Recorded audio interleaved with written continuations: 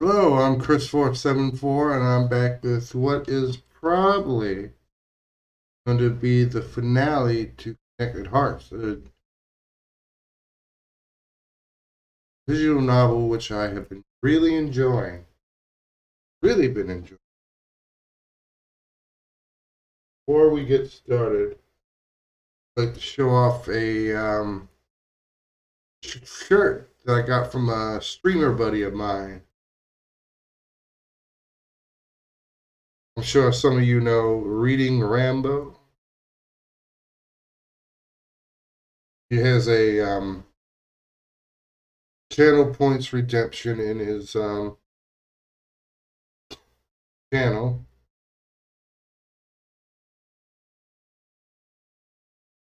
Right now, the channel costs 35,000 channel points. If you redeem it, he will send you a Reading Rambo shirt of whatever size and color you choose. This one is a black 3X one, and it's pretty neat. You got Rambo in the Starfleet uniform, wearing Geordi's visor, holding a book. And the O in Rambo is actually a grenade. And you have bullet holes in the rainbow. Got a good if I can.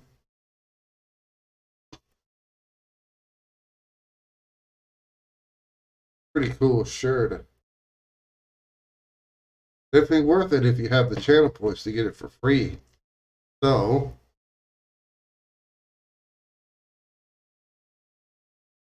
showing that off. Might be on the lamp.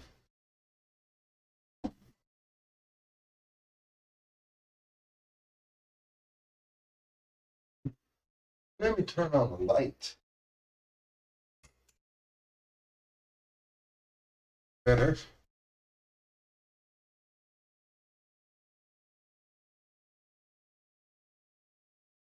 Things running good. I don't need the controller for this. We're going to go ahead.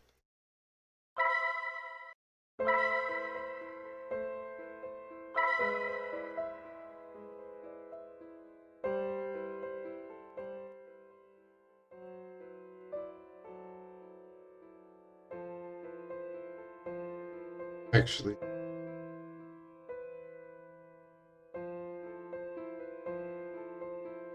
okay.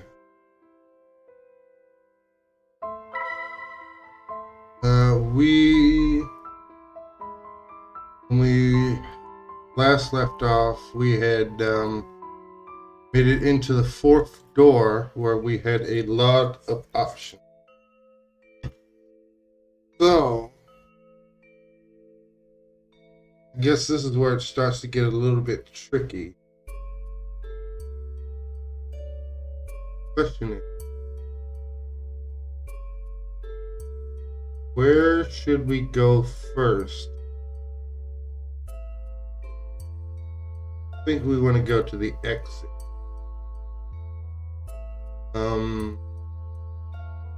Let's try. Let's start at the top and work our way down.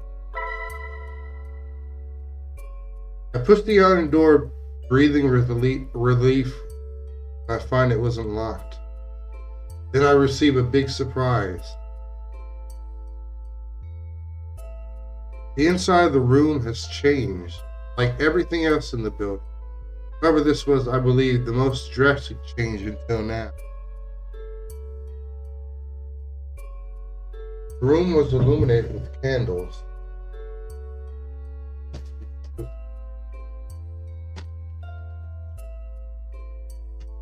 The room was illuminated with candles. Now there are many old paintings hanging on the walls. The chair of the desk is a throne with big jewels and gold decoration. On the floor there is long and red carpet. The desk is much bigger and fancier. At plain sight, it is the combination between the throne room of the castle and an office, something I would never have thought before. I must confess it is even interesting.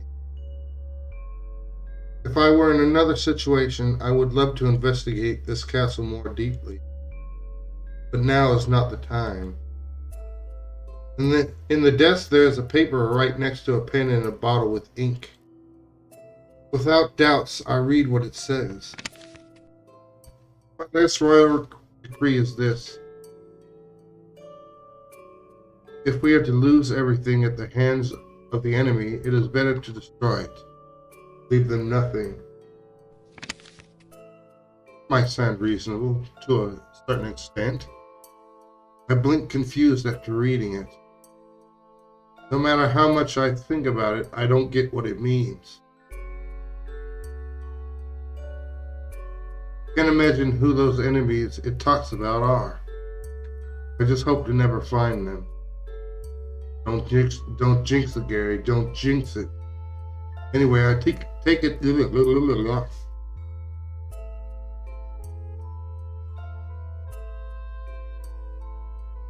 Anyway, I take a deep breath and decide it's better not to think about it. I should keep moving. Where should I go? Oh, that's it.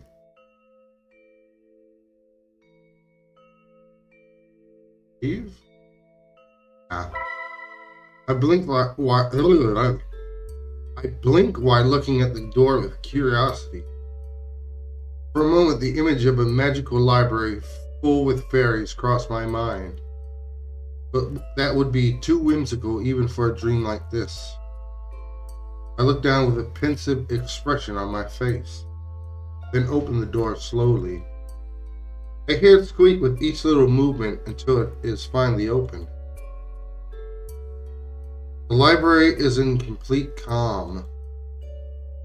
The sunlight enters through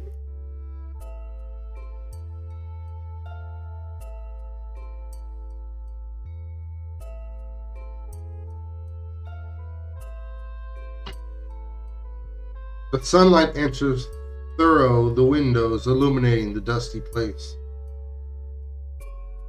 It seems to be abandoned for too long time. I see the grammatical errors continue. I walk in without knowing well what I was looking for. What I can safely assure is that there are many more books than before. Not just that, the maturity of the books has also changed. There aren't just books for children and teenagers, but also some for adults. I say it honestly. I'm talking about books with subjects too complex or boring for a child. I read some of the titles and then sigh. At times like this, I wish I had put more attention to the classes of history of art. But at least I know they are real books. Then I blink and pick one of them up. I'll pick up one. When I open it, I receive a huge surprise. It is blank. I remember noticing that there wasn't a single word in the more than 300 pages. Okay, if it's blank, how are you going to know how many pages there are in it? Because if it's blank, there wouldn't be any page number. It is extremely strange. I guess they are just decoration. After a few seconds, I put the back.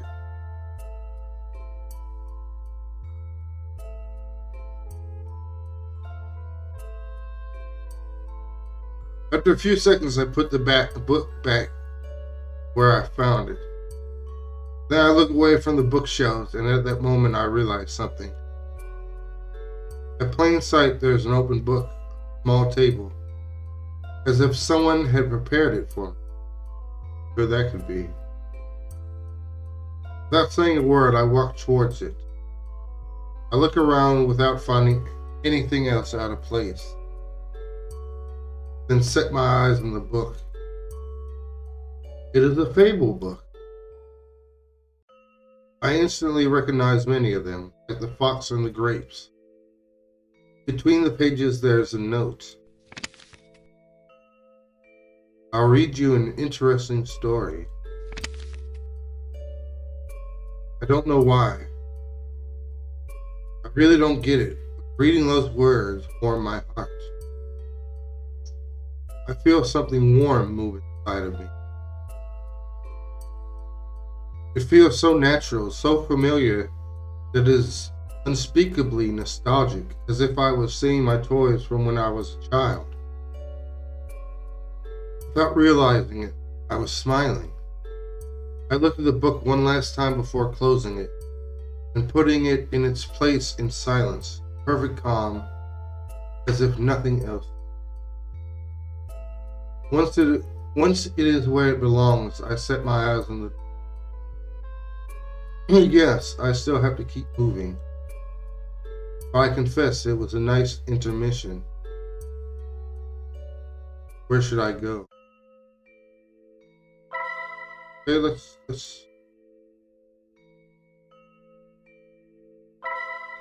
do a quick save just in case.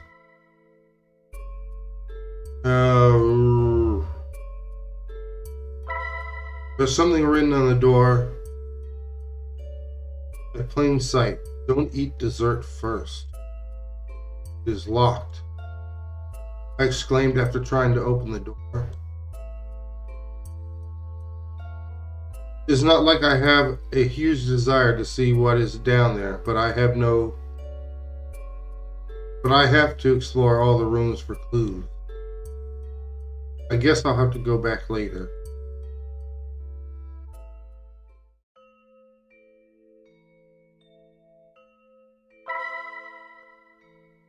I don't know what I could find in the dining room, but I think it's better to explore all the rooms.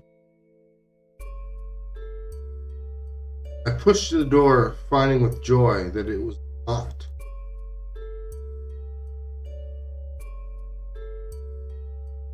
Now there is a big wood table with a red tablecloth, along with beautiful old chairs.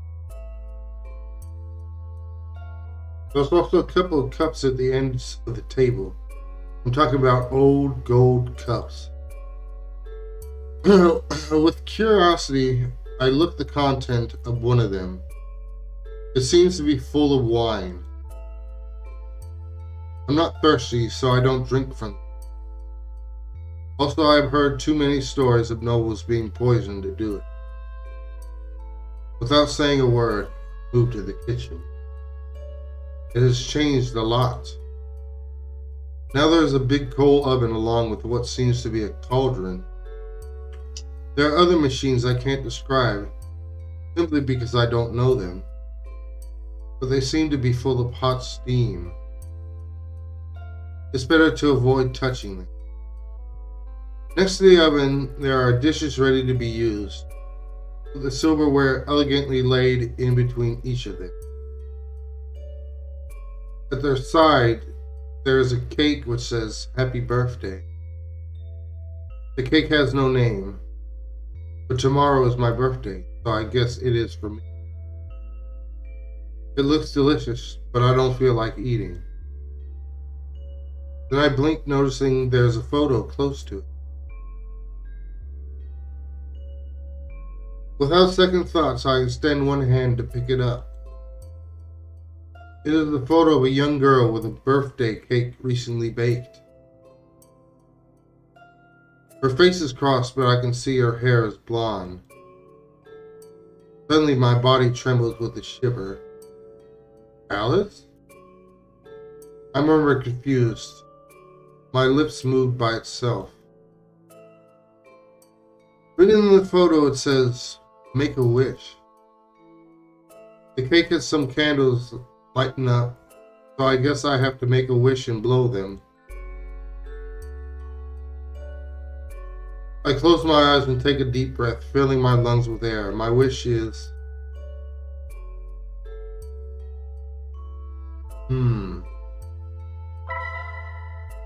Yeah. Ooh, he's gonna save Annie. One of these is going to be wrong. One of these is going to be right.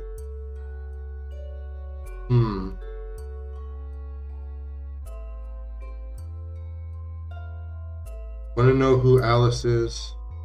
Or I want to... Well, I don't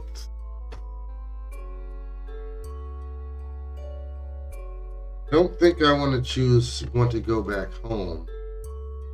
Because that's probably going to be the wrong answer.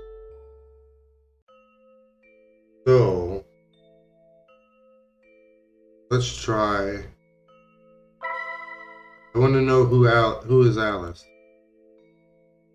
Open my eyes and make a wish.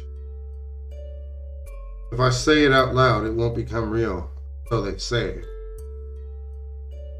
Nothing happens. A few seconds pass without change. Of course, nothing would happen. It is impossible for a dream to become real so easily. Suddenly, I hear a loud noise behind me. So loud, I jump scared. I turn around instantly with my eyes wide open and my heart about to jump out of my chest. However, I find nothing. I remain still for long seconds until I decide it is better to keep moving. Then I take a deep breath to calm myself. It was strange, but it doesn't seem to be anything dangerous. It feels like it was a prank. Where should I go?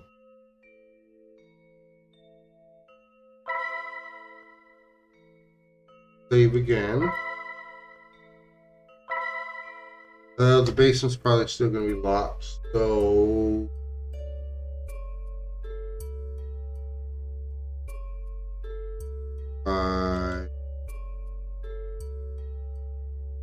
The second floor? I tried going up to the children's bedroom. That's where I entered this world, where everything started. So maybe I could get clue there. Is it closed? I blinked confused while looking at the door. All the doors have been replaced for others made of hard wood and iron. I can forget about knocking them down. Where should I go?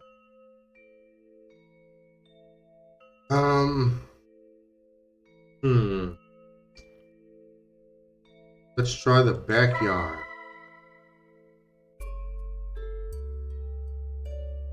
The door to the backyard was locked before, when the orphanage was made of wood and not this strange castle.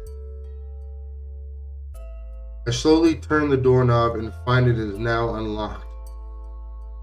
For a moment, my heart jumps excited. I thought I could escape through it.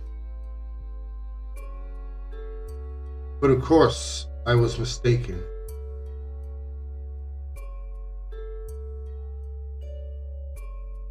At the other side of the door, there is an extremely small room, even smaller than a bathroom, with trees painted on the walls with green color. The drone is very bad. It seems to have been...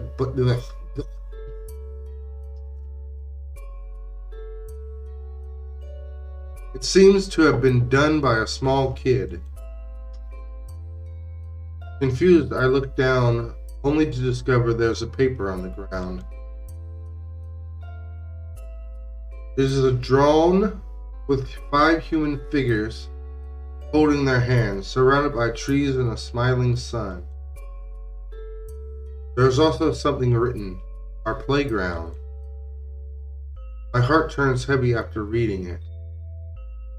Why is reading capitalized?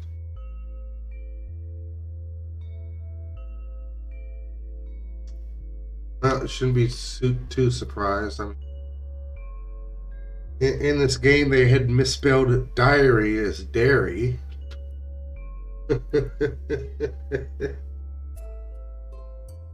I shake my head and take a deep breath. I think it's better to keep going.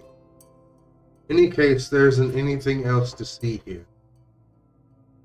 Where should I go? Well, Save again. Try the basement now. There's something written on the door at plain sight. Don't eat dessert first. Locked. I exclaimed after trying to open the door. It's not like I have a huge desire to see what is down there, but I have to explore all the rooms for clues. Guess I'll have to go back later. Well, let's see. To the exit. The most logical thing is to try opening the door that leads to the exit. But it is a wasted effort. With just seeing at it, I can realize something. The door, now made of iron, is blocked with thick chains, and it doesn't look like it will ever move ever again. Where should I go? Well, only place I can. Save again.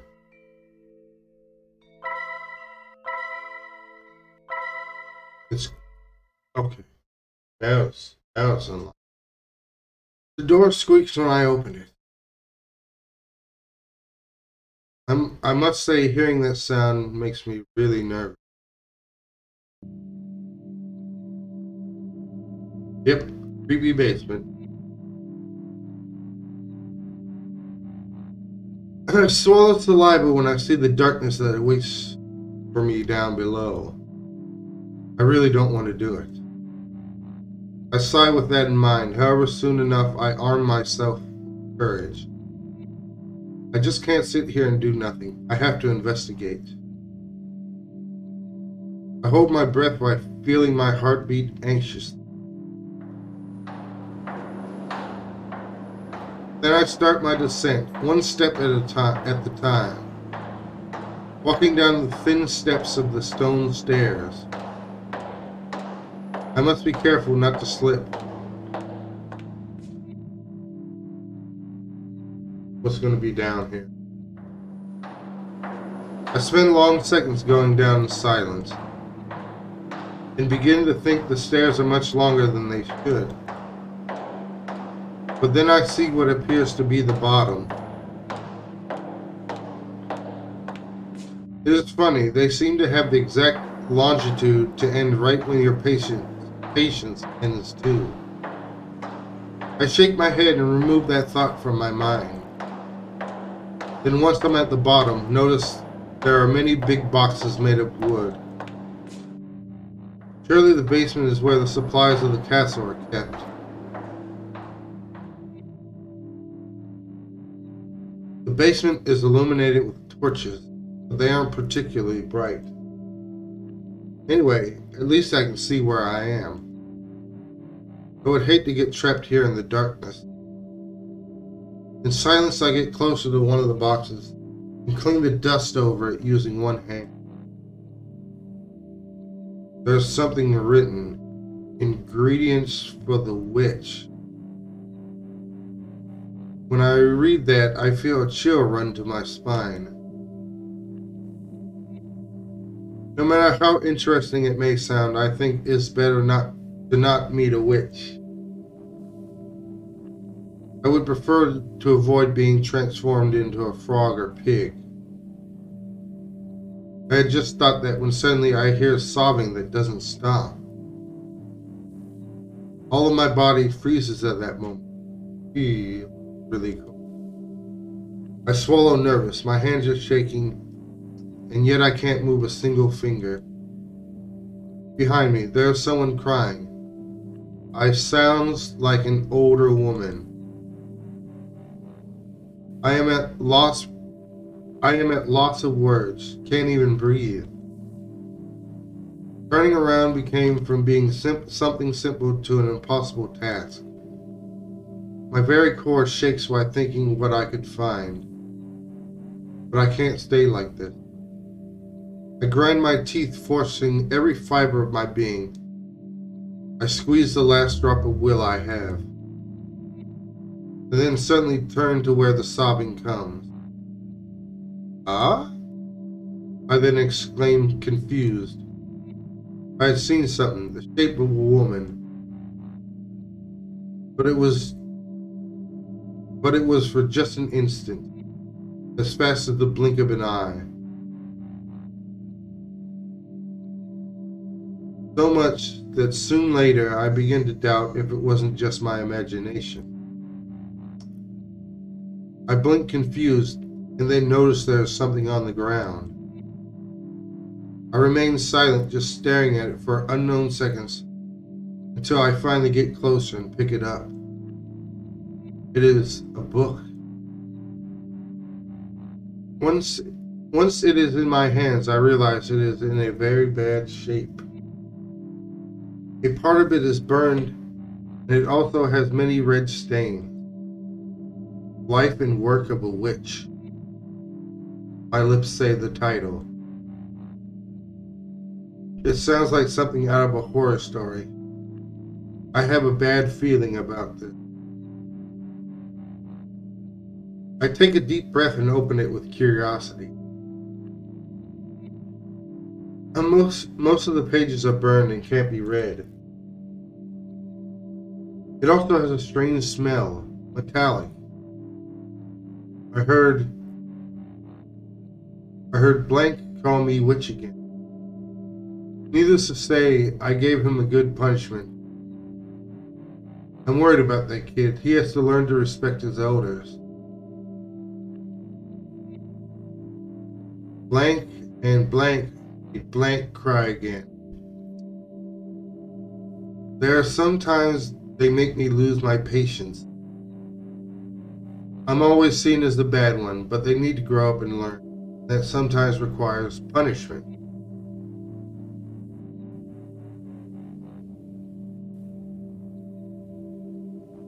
It's been 3 months since the director Hart started acting Strangle.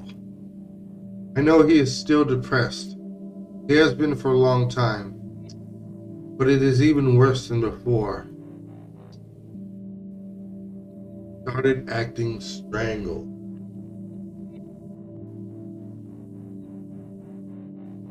I talked with the director about the subject of the blank.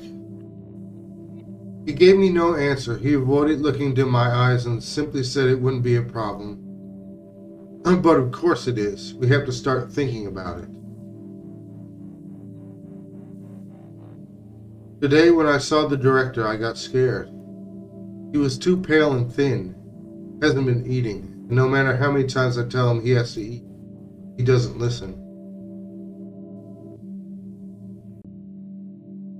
I saw the director go to the basement at night.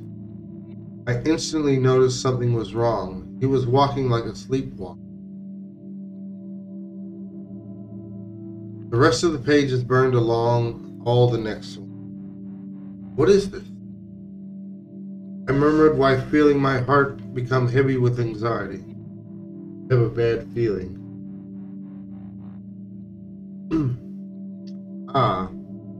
Just that moment, the book warms up so much it felt like a frying pan. I exclaim in pain at the same time I drop it. And then I hear the sound of something burning.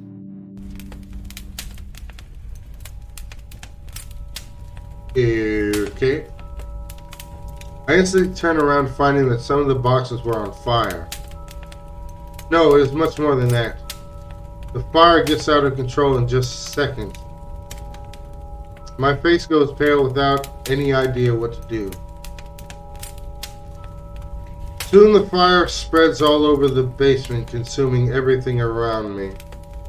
I can hear it roar. The heat is unbearable, and breathing is hard. My own breath burns me. If I don't get out of here, it will consume me too. By pure instinct, I run to the stairs, forgetting about anything else. The way back feels inexplicably long. It doesn't seem shorter even when I'm walking hastily.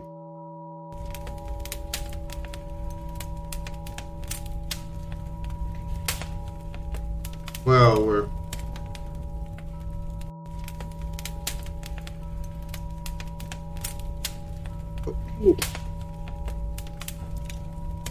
in a really hot situation now. And then when I reach the door, I find out horrified that without explanation, the fire has spread all over the castle. The living room also burns, but not as intensely as the basement. At least I can breathe for now.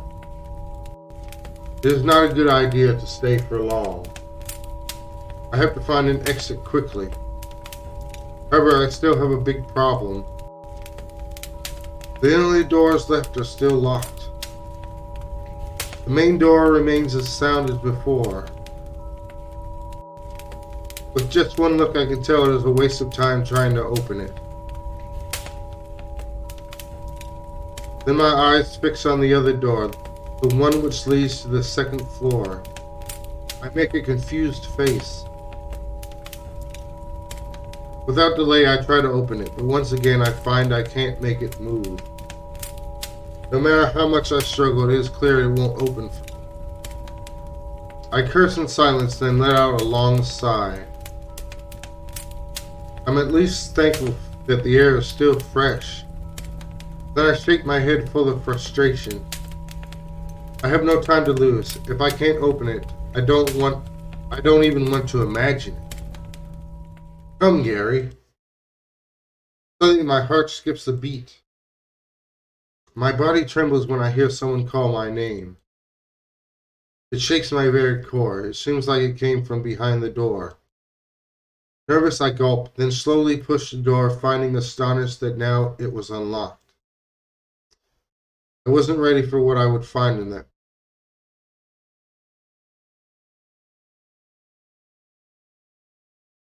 My eyes behold what is on the other side. My mind goes blank, being washed away by the incredulity. All my body turns to stone for a second. What is this? What does it mean? Can't even talk.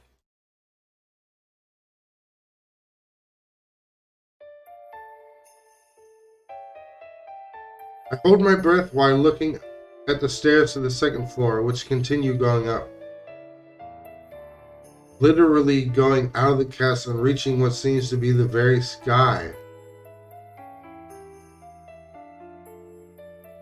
So big is my impression that I even forget about the fire. But of course it wasn't going to let me ignore it. Soon the heat and smoke reminds me of its presence. I look back only to find that the flames have grown. Then I turn my sight to the stairs. There are too many questions on my mind, but I have no choice. Finally, I sigh and start to move up, one step at the time, walking carefully.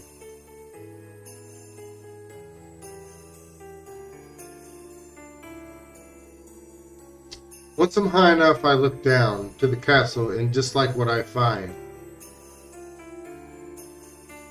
Around the castle there was nothing, just a green forest that extends to the horizon, under a blue sky with barely some clouds. It seems the castle is the only thing that exists in the world. And I look up trying to see just how far the stairs go. They disappear in the sky.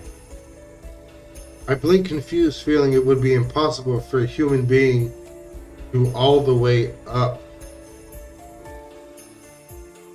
But of course, the existence of such endless magical stairs is possible already. I take a deep breath and then let out a long sigh. I can't say I'm very excited. I would be a long walk, no doubts about it. With each step I make, I get a little closer to my destination. It's just a matter of perseverance. Also, even after the long time that has passed, I never felt tired or hungry. I don't have to worry about that. In nothing, just moving up. I place one foot in front of the other,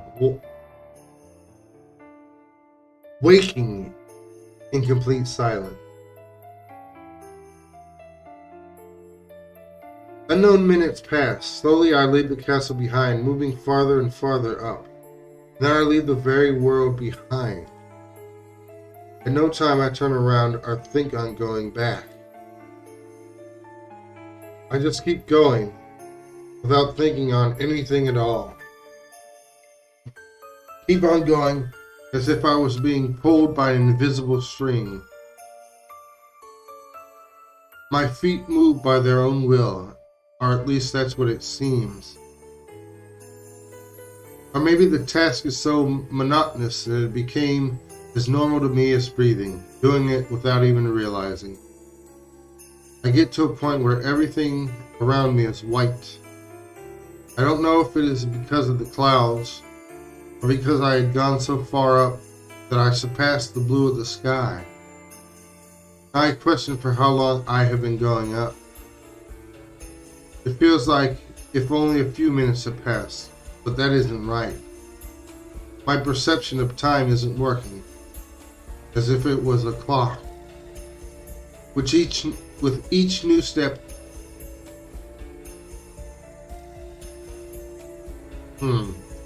With each new step do I forgive about all the others before, in such a way it doesn't feel like I have done more than a few of them, when actually I have walked a countless distance. I could easily have been walking unconscious for days, or even years. I look down while thinking, finding nothing other than an infinite white. Wherever I look, that's the only thing there is to see. Then I shake my head and put away that thought. It doesn't matter, I just have to keep moving, going higher and higher, until I reach the place furthest away, the most valuable thing this world has. My walk continues in complete monotony. It just continues. I have no other words to describe it. For an unknown time, until I suddenly stop. I blink confused when I see a white-colored door in front of me. I didn't see it before because of its color. It is strangely familiar. The door floats in the air without anything to support it.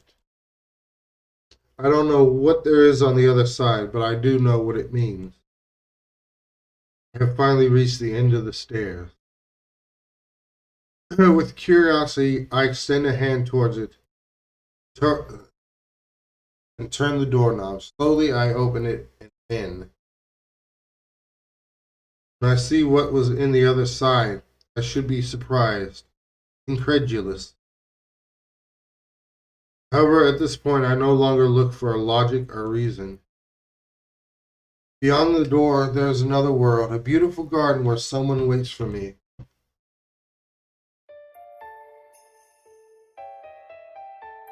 In the garden, there is a small table with 2 chairs. There are 2 teacups and a steamy tea. On one side of the chairs, someone waits elegantly for me, with a small and sweet smile. A girl about my age, with long and golden hair, with beautiful blue eyes. In silence, I walk towards the empty chair and sit. Then I pick up the teacup and take it to my lips. It is delicious. Did you make it?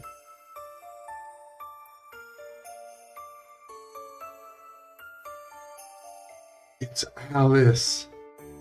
Yes, I have been practicing. It isn't a lie.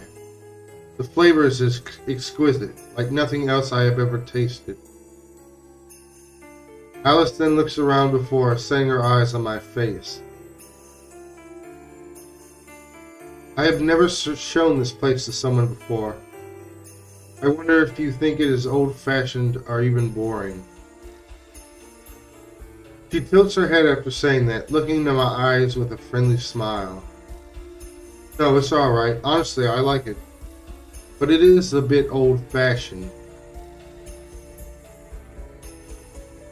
When she hears me, she elegantly laughs, hiding her lips behind one hand.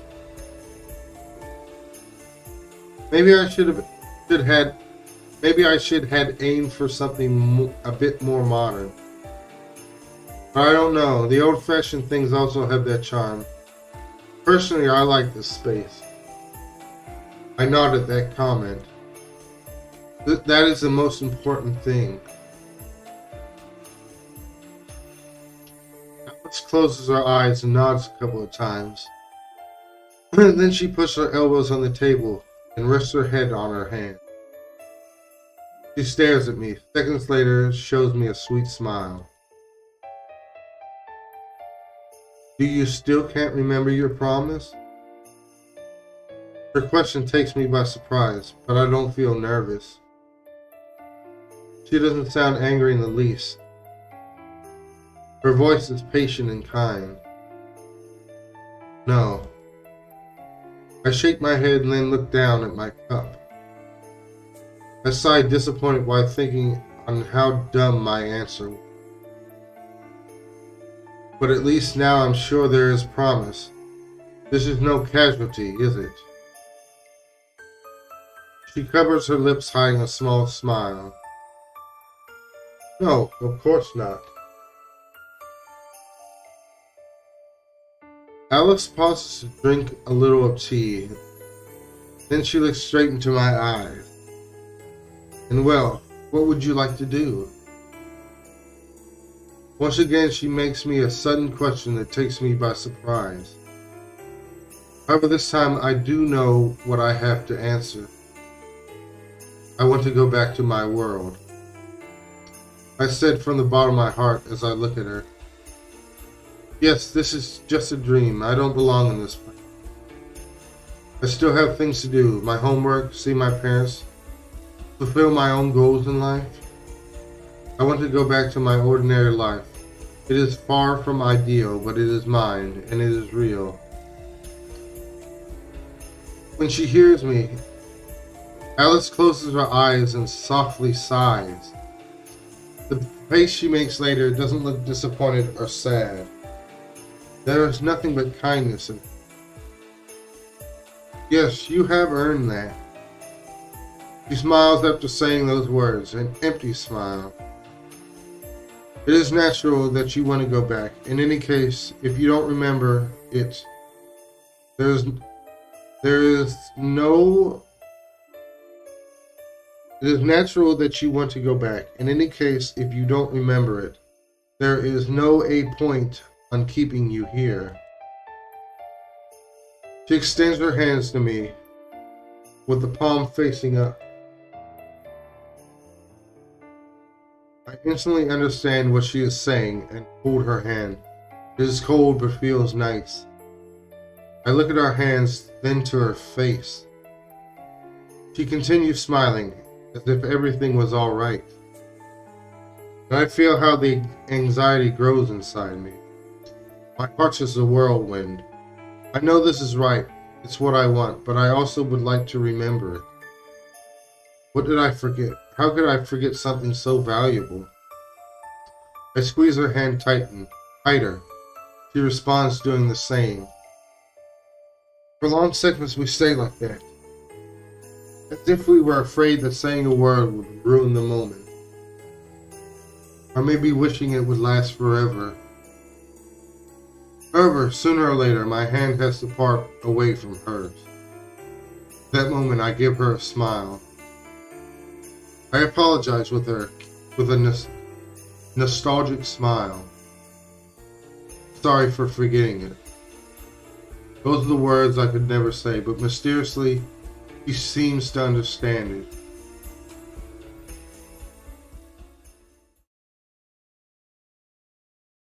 When I close my eyes, suddenly I feel my eyelids very heavy. Then the sounds of the garden go quiet. All the smells disappear later. So I finally know that I have left that place behind. In silence, I drift away in a gentle dream, my own this time. When I open my eyes, I'll be back in my bed, I am sure of that. Well, maybe not, I don't know. I once again hear alarm of the clock like in every morning, hating that sound but knowing it is a necessary evil. I'll go to college for class, and at night I'll spend time surfing the internet. Everything will be back to normal.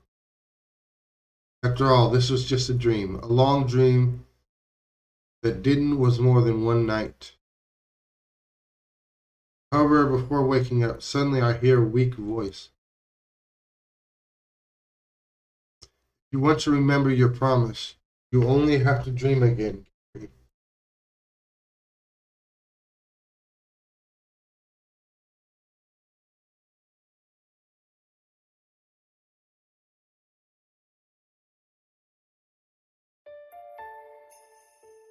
Um,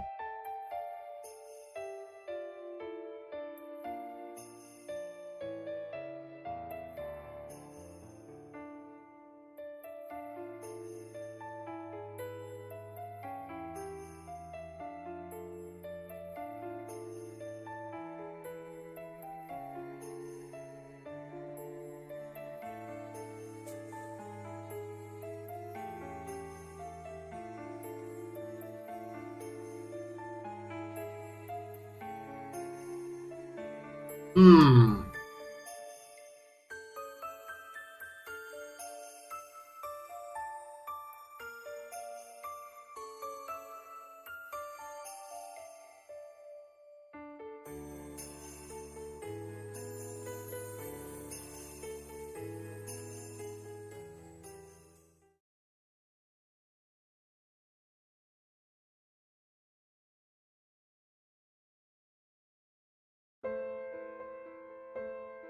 Uh, hmm.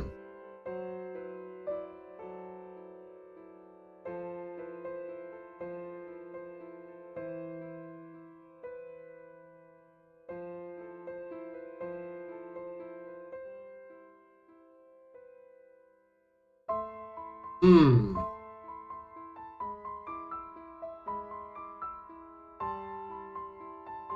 Was that? Hmm. Yeah. Let's see.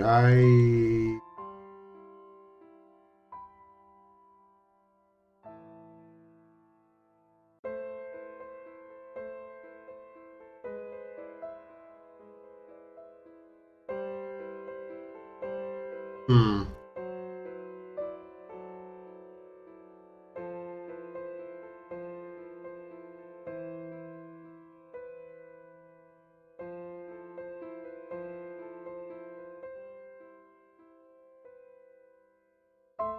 I'm gonna have to go through it again.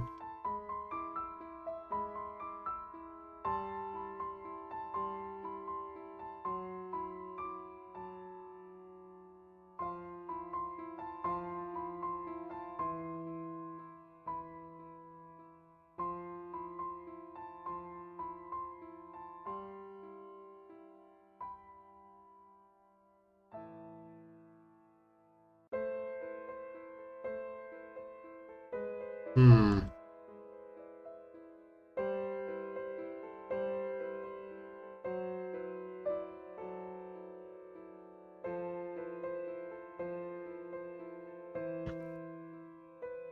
Hmm.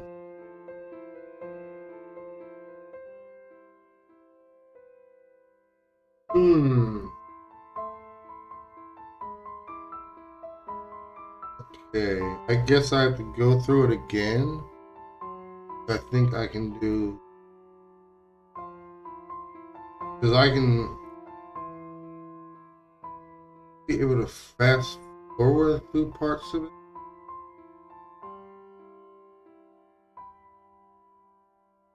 I'll just have to see. I'm gonna take a quick break real quick. I'll be back in a few minutes, and then we'll. There's some other. There's some choices in the game that I didn't make that I want to see the outcome. So give me a few minutes, and we'll kind of restart.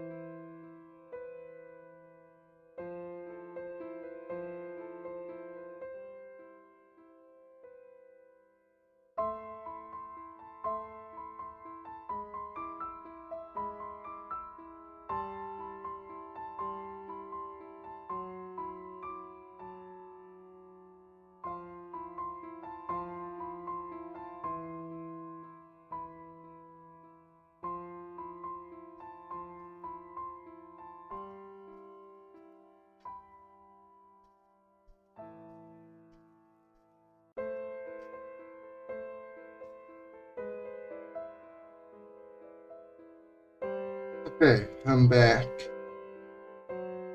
So I guess we have to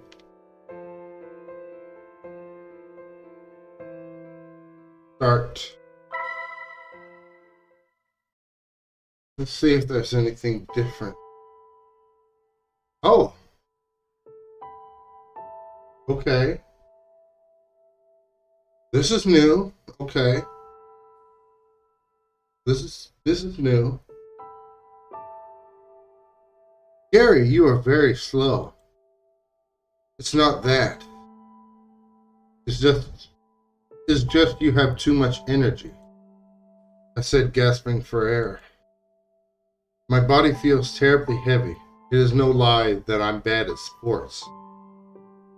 She pretends to be angry after hearing my response, but then she moves closer to me with a sweet smile. You are so slow. I hope when the time comes you won't take too long to come for me. No, I wouldn't even dream about it. I know you would get mad at me. Sure I will. Soon after saying that, I hear her laugh. Gary, there is something I want to give you. A give so you can remember what we promised. You don't trust in me? I already told you I'm not that dumb. She laughs. Naturally, I wasn't serious when saying that. No, it's not that. It's just it gives me confidence. She then takes my hand and puts something in. Instantly, my eyes set in the object. Necklace? Don't you have something more manly? No, and you better use it. Okay, I don't want to even imagine how much you will cry if I don't. She pouts angry. However soon enough smiles again. It belonged to my mother. She said kindly. Just with seeing her eyes, I know it's something very valuable.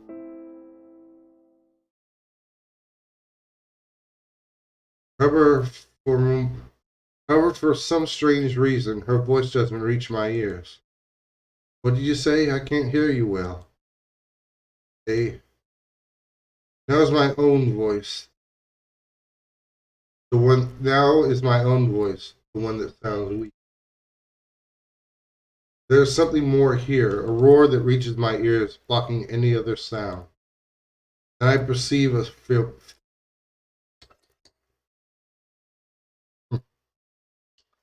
Then I perceive a familiar smell.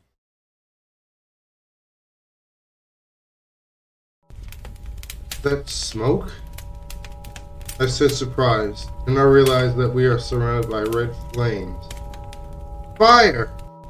Ah!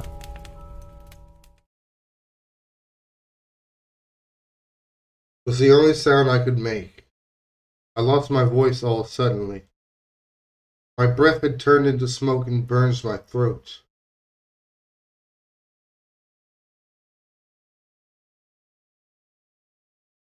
And then everything turned black.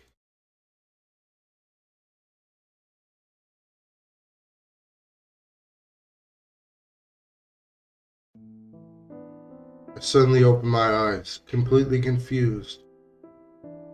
That strange dream forced me to wake up. I guess you could call it a nightmare, but it still didn't feel right. It was different. Rather than a bad dream, I felt like I was watching a movie, with characters, a climax, and an ending.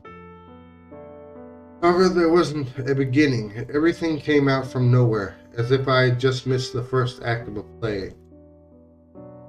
Sadly, just after waking up, I had already forgotten almost all of it.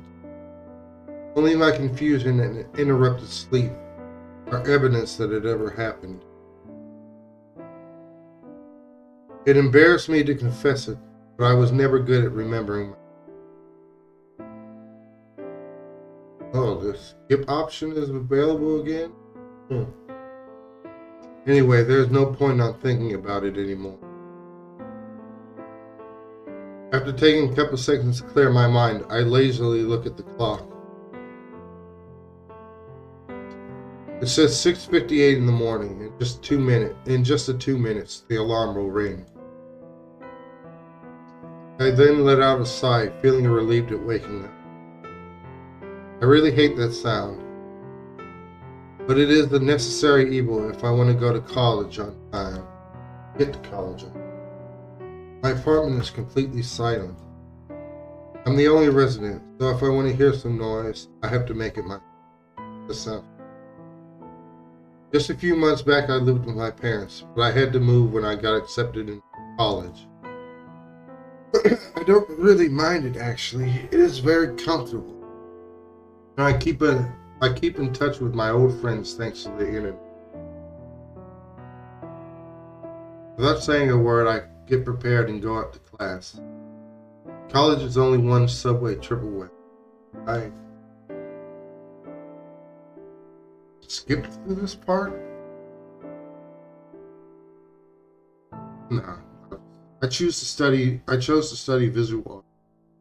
My parents are worried I'll never find a job, but at least I would like to try it, just because I like it. However, I should say that soon after my classes started, I got slightly disappointed. It wasn't exactly what I was expecting. I thought we were going to draw all day and learn about anatomy, different styles of shading, and other fun. But it turns out there are plenty of theoretical classes like expressing our feelings, communication, history of the arts, and others. I don't regret it, but it is like a stain on your dream. Anyway, I try not to think too much about it. Since the beginning, I knew it was going to be difficult, so a little more effort doesn't make much of a difference. Classes feel short today. I hear the teachers talk and take notes like every other time, but I can't stop thinking about it. I think about it while looking at my necklace, shaped like half a heart. I know somebody gave it to me long ago, but I can't remember who. I guess that's why I look at it, because both are lost from my memory.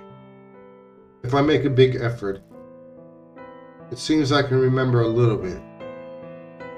But it's like looking at a blurry picture. No matter how much I look at it, or from which angle, in the end I can't make sense out of it. It feels sour, but there is no other choice than to give up on it. By the time I had made out my mind, I had already arrived home. Without paying attention, I opened the door and put down my bag at the. I never expect any visitors. I never expect any visitors, so there is no need to be. Then I turn on the computer and start watching an animated series. It may sound silly, I guess, but I like shows for kids quite a bit. Before I realize it is already late. Lately I feel days are much shorter, but I guess it's my own fault for having so many distractions. I should have dinner and call it a day. Call from his mom. I'm ready to cook something when suddenly I hear the phone ring. That's weird. I can't imagine who would it be at this hour except for those annoying credit card tellers. Good evening. Hello, Mom. I didn't expect you to call. Yes, I'm fine. Don't worry.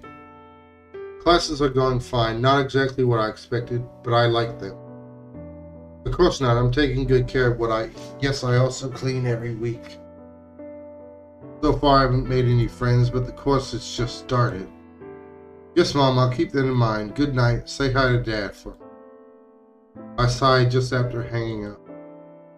I just moved and it seems that they are already missing me. But there was no other choice. This college is just too far from home.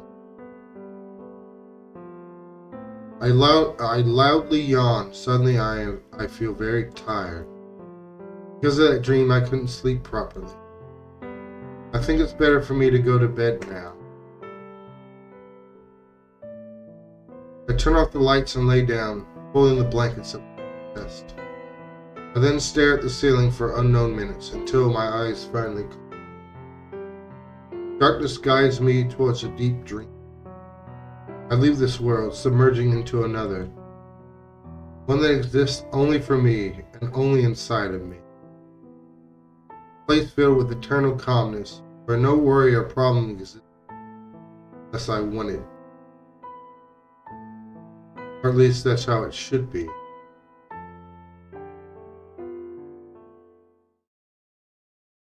Surrounded by an endless light, endless white, in front of me there is a woman showing me her back, someone I had never seen before. Her hair is long and gold. She is unspeakably beautiful, even without seeing her face. I can rather feel it. Just looking at her back makes my heart jump and leaves me breathless. It even seems like the air around her is filled with a mysterious magic.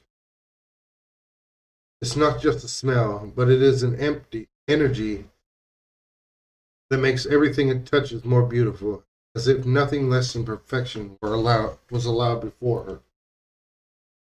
But who could such a person be? Why is she here? Hello? I ask in my confusion. At the same time, I extend a hand towards her, trying to get her attention, but of course she can't see me. Gary? Yes, that's my name. I pause and swallow some saliva. I'm very nervous for no reason. What is yours? The woman is slow to answer, as if she had forgotten her own name. Alice, she finally said with a soft voice. Don't you think it is a pretty name? Well, yes. I feel stupid giving such a short answer, but then I remember there are far more important things. I stare deeply at her, still enchanted by her beauty. Alice? Yes? She answered, still showing her back to me, at me. Why are you here? My heart stops for an instant after I say those words. I don't know the reason, if it was fear or anxiety, but without a doubt, I was expecting something big. Are you a part of my dream? I said after noticing she was taking too long to answer. She was doing it on purpose. I guess I am, or maybe you are part of mine. Her question left me incredulous. What did she mean by that? I'm sorry, I don't get it, I said while taking a step towards her. She shakes her head in denial. It doesn't matter. We are in the same dream. This dream is yours, but also mine. Can't say I fully understood what she meant. But even if we are in the same dream, someone must be the creator of this place, right? In that case, you could say this dream would belong to that person. You forgot it so easily, Gary. You left me waiting all day, and the next day, and then the following one, till I had to come for you. Aren't you ashamed? My heart trembles after hearing those words. Suddenly I feel chills run all over my... What is she talking about? I'm sorry, but I think you are mistaking me for someone else, I said shyly with a weak voice. I feel terribly guilty, but I had never seen her before in my life. She must be confusing me with someone else, that is, considering that this isn't all just a weird dream. No, it is you who is confused. I know perfectly who you are. Actually, I know more about you than you do. Saying that, she suddenly shows me her hand, holding a necklace with the shape of half a heart. It's just like mine. The woman sounds slightly angry. Meanwhile, I couldn't be any more confused. My back feels cold. My hands are shaking.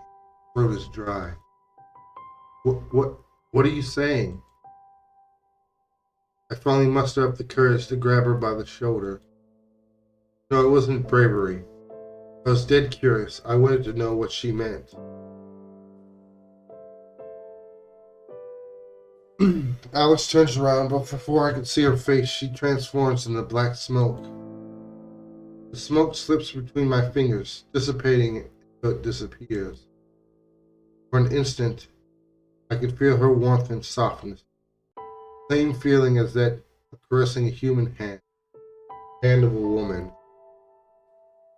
That sensation burns into my fingers, leaving me astonished. My mind is blank. I forget how to even breathe from the surprise. Ooh, what did I forget? To be more interested in knowing who Alice is. But what really fills my mind is that question. Makes no sense. I suddenly groaned for no reason. I felt like my head just got stabbed. It's like if someone was hitting my skull from the inside, hanging my mind upside down until it drops all of my deepest. What did I forget? What could be so important?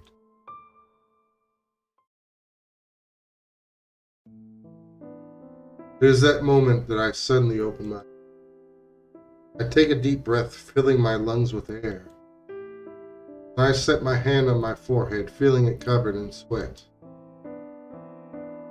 I quickly search for my necklace, finding it right where I left it. Then I look at the clock. It is 2:20 in the morning. There's still plenty of time before the sun. I exhale. I exhale, letting my anxiety go with my. This time I won't be able to sleep again. Sure of that. Well, maybe this is a good opportunity to have dinner. I say to myself, jokingly. I'm not really hungry, but maybe eating something could distract me from the dream.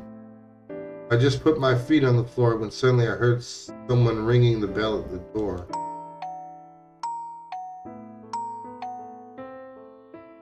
What the heck? I can't imagine who it could be at this hour. I barely get visits in regular hours. I feel a chill run all over my spine. I wait a moment, hoping the visitor would get bored and leave, but after a while, it seems that wasn't going to happen. Finally, I sigh exasperatedly and sign myself to go see who it is. As I walk towards the door, I can't stop thinking that this is too weird. I'm afraid I would be lying to say otherwise, but unless I go and check it, I'll never know what's going on. I swallow my saliva, feeling it bitter when I'm in front of the door. My heart beats so fast that I can feel it in my throat.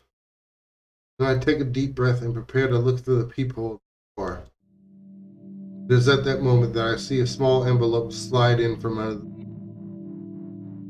I almost jump from the shock when that happens. My eyes and mouth are wide open, showing my incredulity. I quickly open the door, finding nothing but empty air in the surroundings.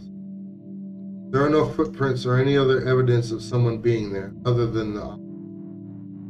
If it wasn't for it, I would think I'm still dreaming. Only this dream, instead of being mysterious and calm, felt more like a horror story. Without second thought, I close the door, making sure to lock it. I don't want any unexpected visitors tonight, ever.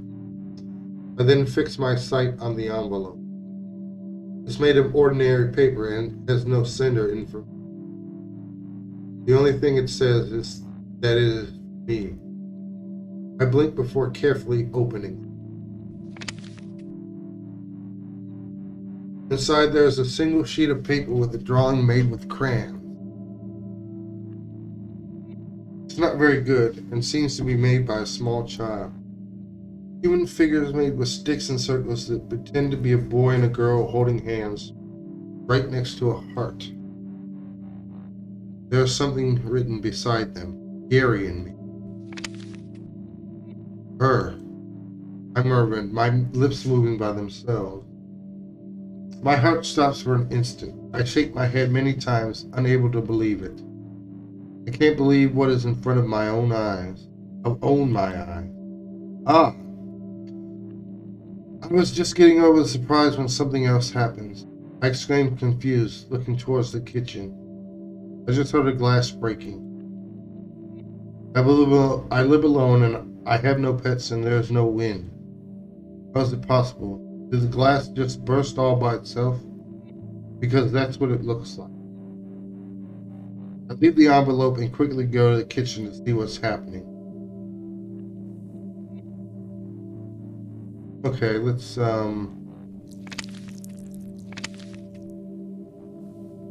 okay. Yeah, let's let's try one option we didn't try this option. I look down and shake my head as I rub my forehead with one hand. I think about it I think about it for a moment before reaching a conclusion. This is wrong. I should ask for help. Yes, that's the best option. So far nothing bad has happened. But I have no guarantee it'll stay like that. Wasting no time, I get out of my apartment, begging the weird apparitions won't follow me. The first thing that comes to my mind is knocking next door. Hello? I said, full of embarrassment as I knock on the door. I have no idea what excuse to use when the neighbor comes out, but it seems it won't be necessary. No matter how many times I knock, there is no answer. I curse my luck thinking he went out at the worst possible time, but it wasn't just him. I knock at the other doors, getting no answer at all. We didn't make this option the last time.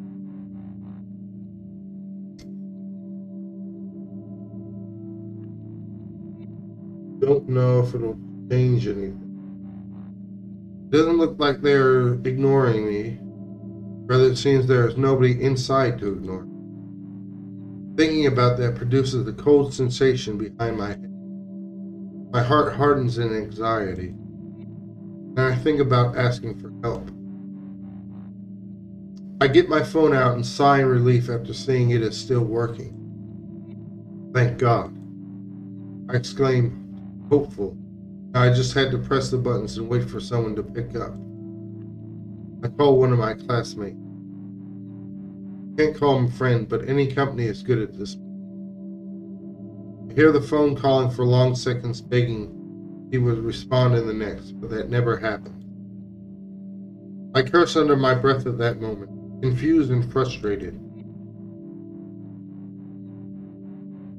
I try with many other numbers, even try to call the police and fire department. Not even one of them responds.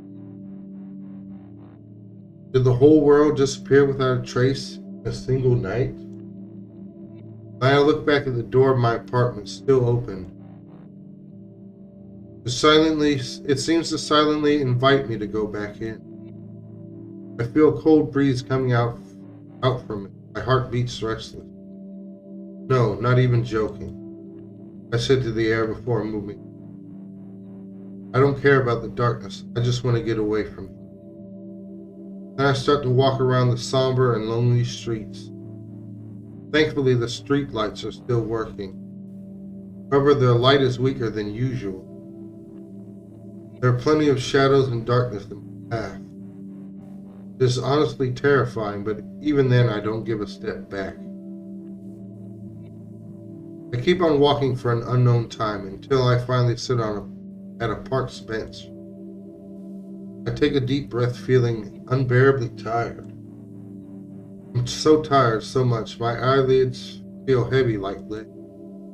Without noticing, I close my eyes and soon later fall into deep.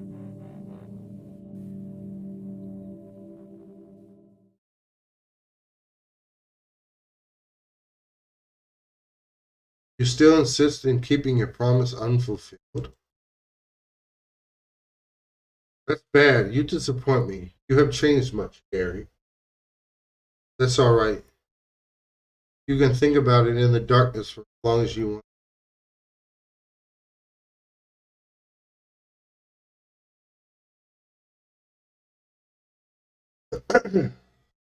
Let's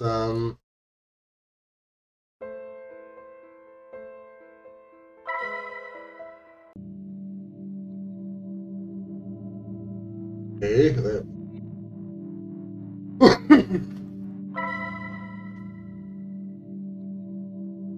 And read this. Let's go inside. So I gotta do this over again. Yes.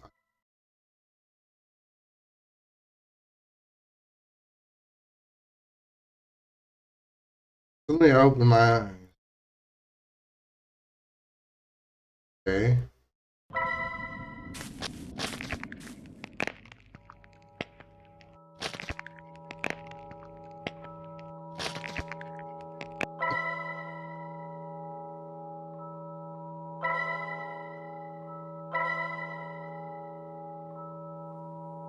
Run.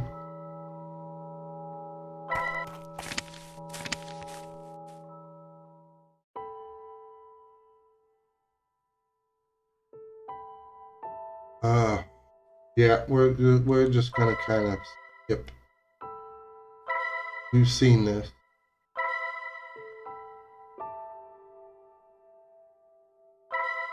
Harry, it's not wrong to be afraid. I said with pure honesty, making later a shy smile. I don't think I picked.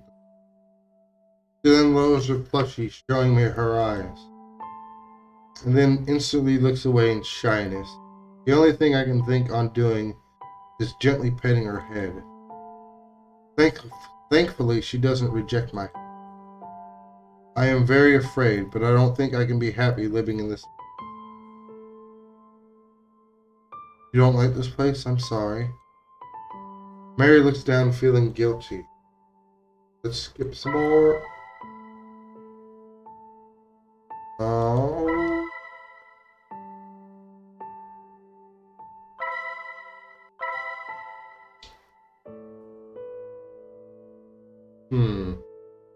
I don't think we chose this one.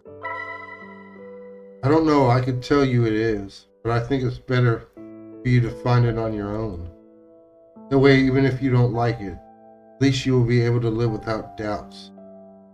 I look down for a moment, thinking on what is awaiting for me if I manage to get out. Not just from the forest, but from the whole dream. Might not be much, but I prefer my home than being here.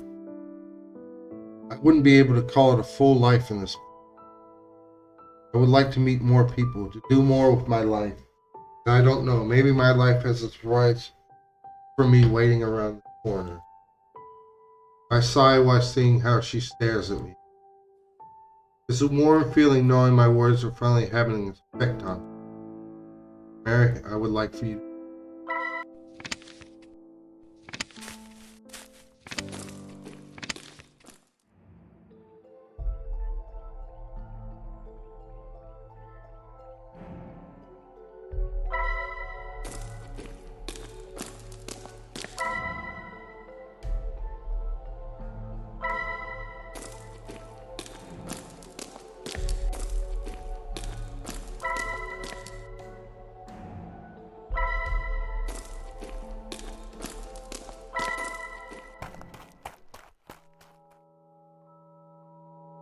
Okay,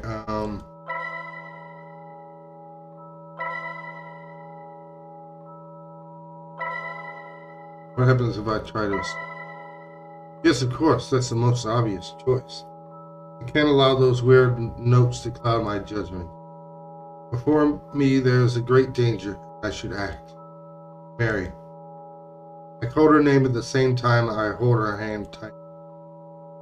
Eh? She exclaims, looking at me with teary eyes. Without saying a single word, I know she is begging me to save her. I only hope I can do. Trash. Drones one of the woods before getting closer with a jump, falling right in front of us. At that moment, acting by pure instinct, I yell with all my strength. At the same time, I grab the board I had carried with me all this time. Ah! I swing it with the intention of hitting its head. I don't think. It's only a reflex pushed by my desires to survive. However, my attack missed. My heart stops when I see the wolf dodge it. It doesn't even pass near it. My yell was completely useless. Then I drop the board. It slips from my fingers when my hands lose all their strength. In an instant, I become so weak as a rag doll. Can barely even stand, incredulous before what would be our end. Gary? Mary murmured with a voice so fearful it felt like crying. Useless. The wolf groaned furious before hearing what sounded like laughter from the others. Hearing that opens a hole in my heart. It sounds so appropriate. Without knowing it, they destroy what little is left of my will. Shatter it as a fragile figure of glass. The only thing left for me, the only thing I can do is turn off the light, leaving everything in complete darkness. It means nothing, of course. It's not going to save us. But at least like this, I won't have to see when they eat us. However, I can still hear them. They are laughing. That's the last thing I can hear before all that surrounds us falls in complete silence. Okay. Now I know what happens when you choose that option.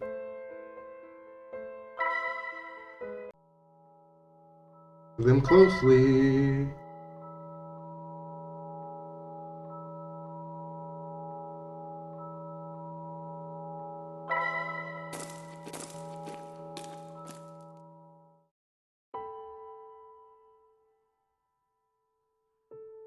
Ooh, this must be me.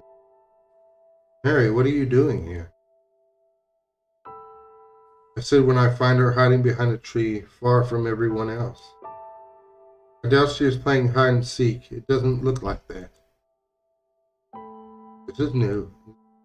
She doesn't answer, avoids looking into my eyes while she hugs her sheep plushie. I sigh, feeling uneasy, and then sit her aside without saying a single word. Mary remains immobile. She ignores me, but doesn't do it to make me that I know. Does someone do something bad to you? She takes a couple of seconds before nodding. You want to tell me who it was? Mary shakes her head in denial. Then I sigh and gently pet her head in silence. What?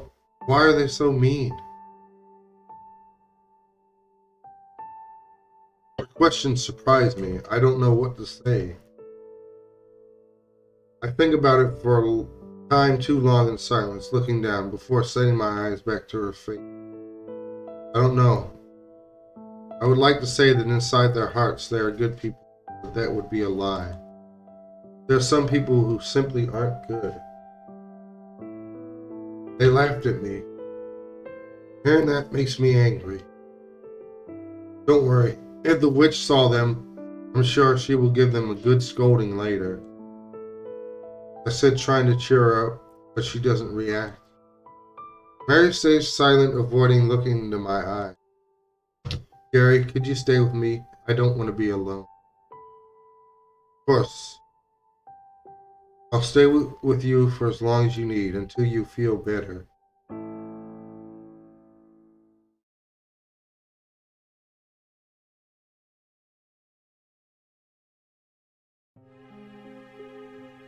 Okay, that was new. Another achievement unlocked. Yes.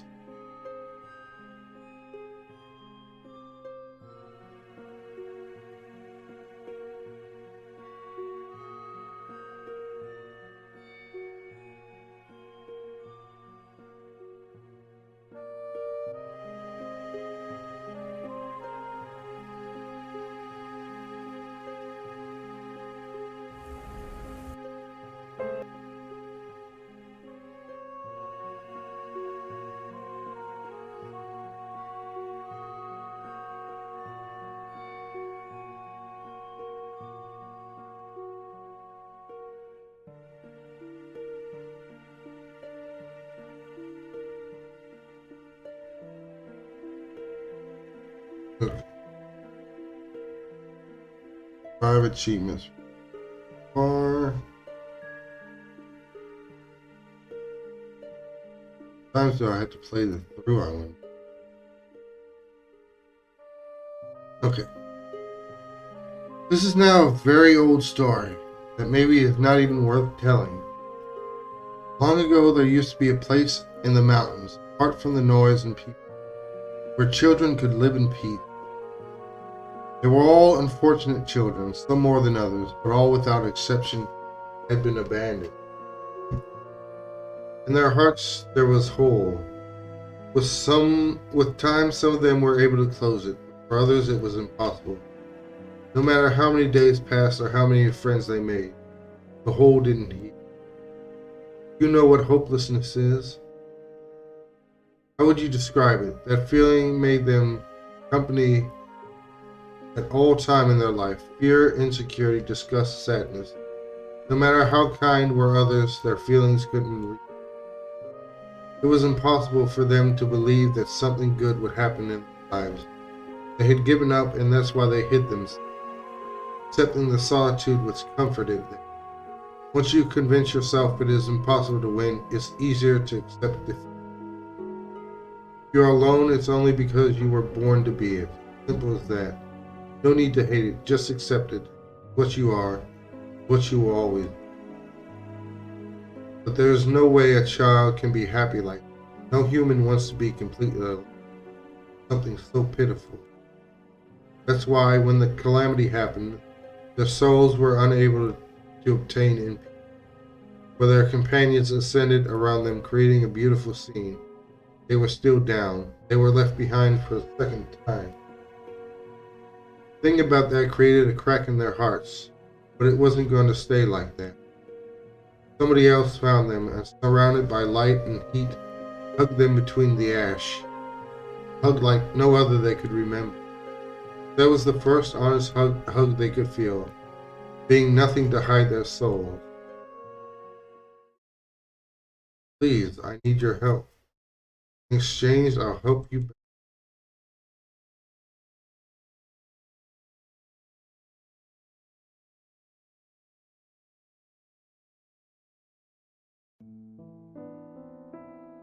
But, yeah,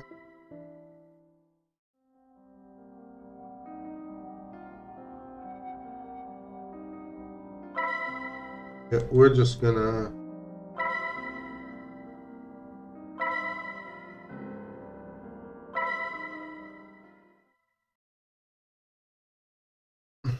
we want to get to the new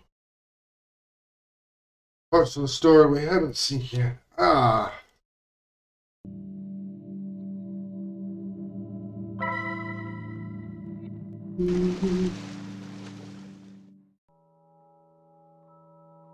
Run it.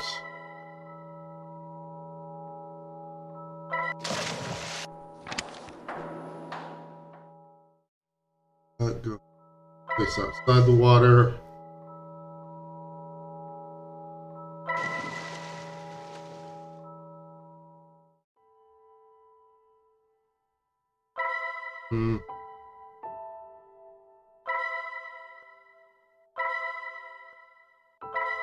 Is there really nothing we can do?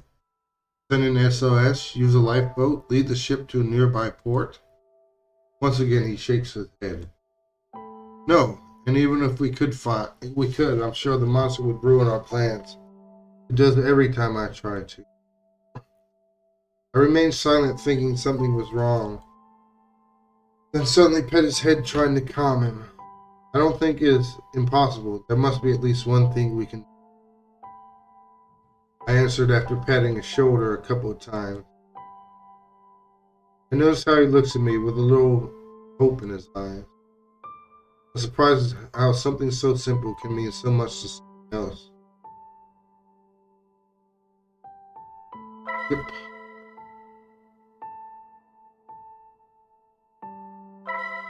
Would you rather stay in this place? I make the question with a firm voice and a sharp look in my eyes. I guess it could be even rude, but sometimes we need to be hard. Sometimes a kick in the butt can makes us move more than gentle words.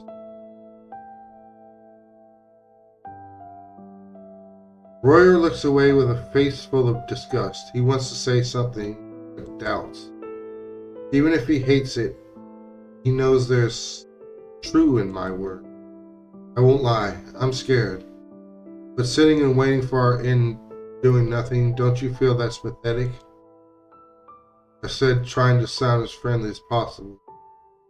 Royer avoids looking at me as he quietly thinks. However, soon his face relaxes, which makes me think he was thinking seriously about it. Sure, he must not like the idea either.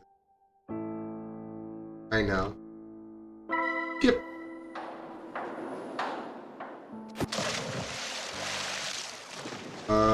Don't fight with it.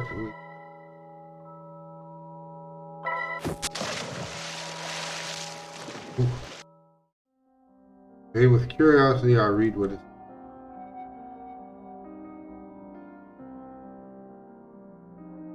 I'm thankful for your help replacing me next week, Peter. The kids can be a little difficult when it is time to eat. If you had children, you would understand, so I'll give you some recommendations. Mary likes all types of food, so don't worry about it. The only problem is that sometimes she is too shy and prefers to eat when there's nobody else around. More story. New story. Let her eat alone as she asks you. She is well behaved and even washes her dishes. Royer likes salty food. You will realize he doesn't like something whenever he asks for a very small portion. And the opposite is valid too. When he likes something, he eats double. It is okay to give him a little more. But be careful, he has no self-control. More than once he got sick from eating too much. Henry, well, he is the most special of all. He likes sweet food and meat, and hates vegetables like any other kid. But the problem is that he has two bad habits. First, he tries to steal food from the kitchen when there's something he likes, and second, he prefers not to eat when it is something he doesn't like. He's even got sick from that. If you see he isn't eating, don't force him because he just hides the food. Just let him do it and the next day make something he likes so he doesn't get sick. Ellen plays a whole lot with her food. But other than that, she is well behaved. Who's Ellen now? Nick has the bad habit of eating with her mouth full and sometimes exchanges portions of food with his friends. If you see him doing that, scold him. He also loves pancakes, by the way. Misa loves bringing her toys to the table. Let her do it. If you scold her, she might start to cry. That girl is very delicate. Oh, we got some new names. Gary is well behaved, but sometimes leaves leftovers. If that happens, just spoon feed him until he finishes eating. Also remember to tell him to wash his hands. He loves painting, and because of that, his hands are always dirty. And finally, Allison. She is the daughter of the director of Hearts, but treat her like any other kid. Allison? You mean...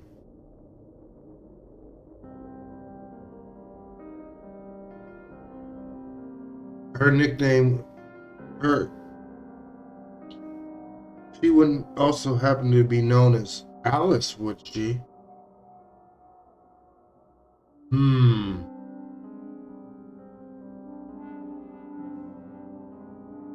The director sometimes will ask you to make food for him. Don't be afraid if that happens. He is a good person, just a bit introverted. Anyway, those are the recommendations. Once again, thank you very much for replacing.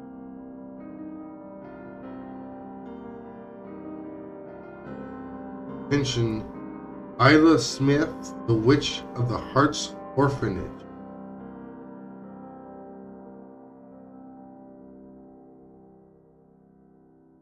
Cool. The message ends there, however, my curiosity was just starting.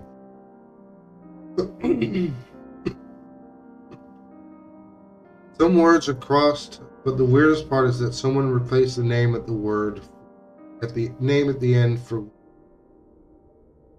Doesn't seem she was literally a witch. At least I don't think so. Also, I recognize two of the names. Those are from the children I met in the weird dream. Does that mean behind the third door there is someone else from that note? No, I was mistaken. There's also a third name I recognize. It should be the most obvious of all. My own name. Gary. I said to the empty air, absolutely confused. Then I snort, reading it again. It sounds just like me, but I don't remember ever being in an orphanage. I don't have many memories of when I was a kid, but I know I lived with my parents. I guess it is just a coincidence. Or maybe it's Alice trying to confuse me. I can't accept as true what happens in this. I don't even know where I am or how to go back. It could easily be Alice toying with my mind. I then close my eyes and sigh frustrated. There's nothing helpful there. All this is a complete waste of time. I have nothing special, or at least nothing that justifies a magical experience like that.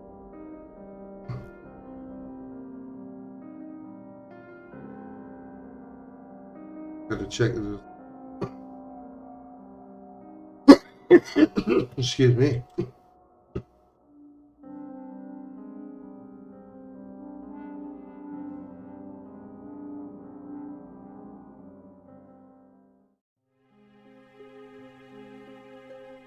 Seen this. You need to die, or rather I should say find a bad end. Become a person capable of. Don't worry, you have my permission to die.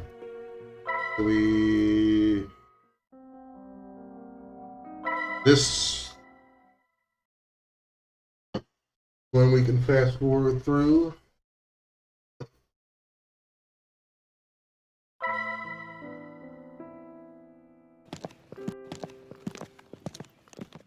Yeah, we want to do that.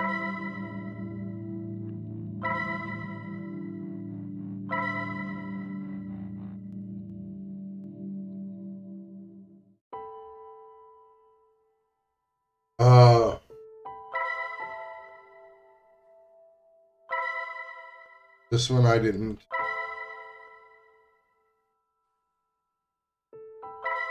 You don't belong to this one. I say silent while looking deeply at her. She doesn't react. No, actually her reaction is simply staying silent. Like a usual playful and joking act. She is seriously doubting. Means I have at.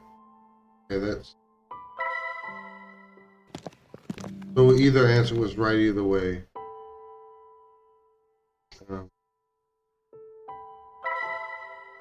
Here. I think the last time I chose this one. What's wrong with you? Do you really think it is okay to throw other people to the dungeon and leave them there? I'm angry, and it is easy to see. There is no compassion in my voice. I'm only trying to protect my kingdom. Henry answered, now sounding nervous. Looks like there actually is some regret in his heart. Protect your kingdom. Do you even know it? My question is strange, but as we talk, the inhabitants are destroying one another. In a frightening way, doing more damage than anything I could ever do. Henry looks into my eyes for a second, then looks away. Seems my words had shaken him. I can't think of anything else to say, so we both go quiet. Time passes almost crawling until finally my lips move to make other questions.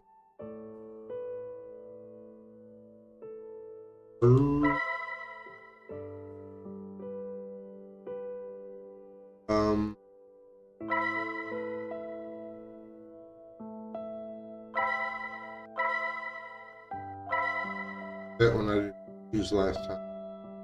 Everyone smiles. Everyone listens to you and obey you. Nobody ever contradicts you or talks behind your back. But do you know what? This is all a farce. None of these puppets have a heart. They are only toys. And you yourself must know it. Otherwise, you wouldn't be feeling alone. After saying that, I look around at the castle, before setting my eyes on his, seeing the incredulity on his face. It is true, I guess you could call this world perfect, but that's only because it isn't. It has no flaws because there is nothing here. False happiness, false friends, false people. They exist only in your imagination. You are right in thinking real people are full of defects. They makes us angry many times. They disappoint us. They makes us cry and many more things. But what they give us is real. They are there. You can hear their voices, feel their warmth, share your idea. That is much more than anything all of your puppets together could ever do. I confess I didn't plan to speak so much, but once I started, everything flowed out naturally. Now I see Henry with his eyes open wide with incredulity. Soon he looks down and covers his face with both hands. He looks about to cry, but manages. Maybe I was too harsh on him, but it was necessary. Sometimes a kick in the rear can push you farther than sweet words. Okay, we can.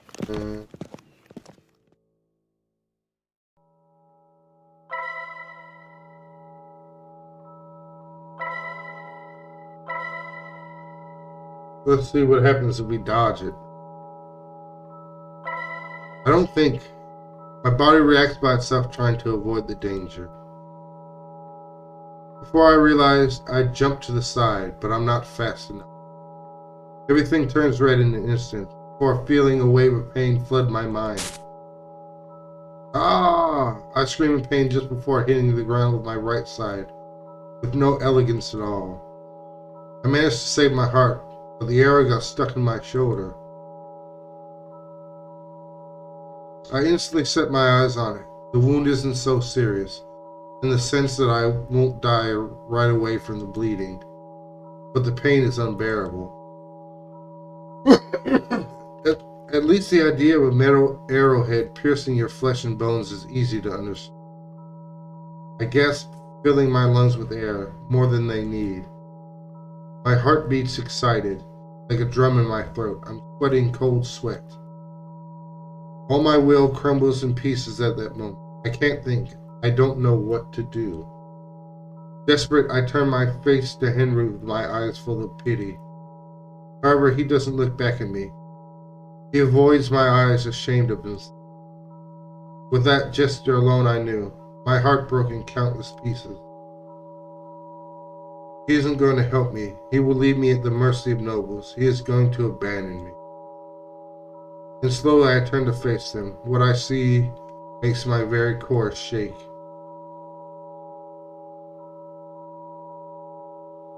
Every one of them has a crossbow at hand, with a shiny red bolt made of silver ready to shoot.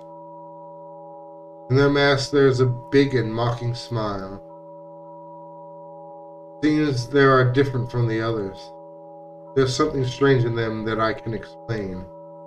But in any case, that doesn't matter anymore. I know that in just a couple of seconds, curiosity won't bother me anymore. Then I hear how at the same time all the crossbows shoot. Everything becomes red, an intense red that all I can see and feel. However, this time there is no pain. Once the red is gone, all that follows is darkness.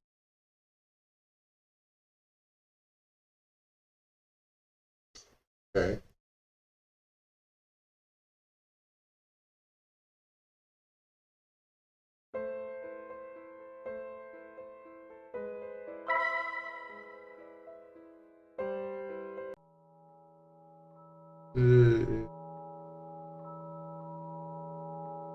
Get another.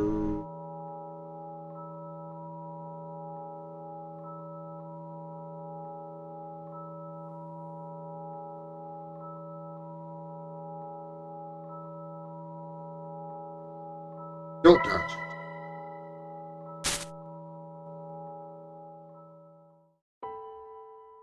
Three?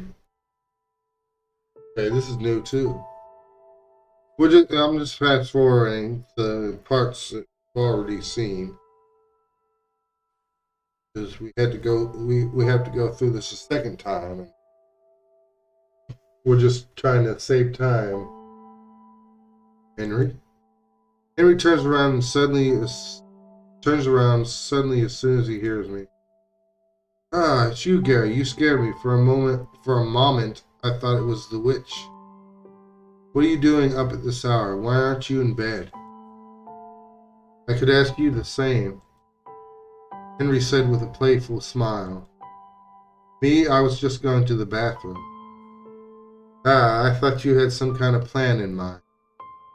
No, nothing like that. I said at the same time I shake my head in denial. I blink with curiosity. Are you plotting something? Yes, well, no.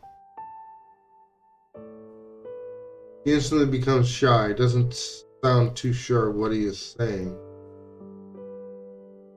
Actually, I just couldn't sleep. What's going on? What's on your mind? Soon after hearing that, Henry looks down, pensive. Except I think he is avoiding my eyes. He takes a while before responding. You know, I wish things were different. What do you mean? You don't like how things are now? No, I didn't mean that. It's just I would like it more if they were different.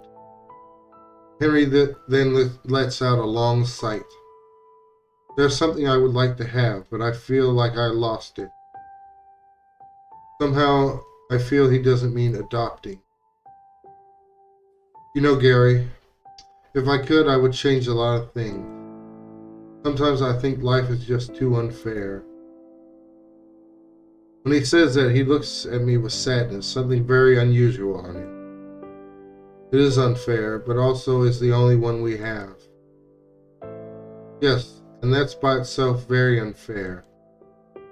We both laughed after that. It was so silly, but at the same time so honest. I don't know, I feel like I'm too tired to think about that. I yawn after saying that, not even bothering to cover my mouth. I'm sorry. I'll do my business and then go back to bed. Okay, no problem. Thank you for talking with me about this.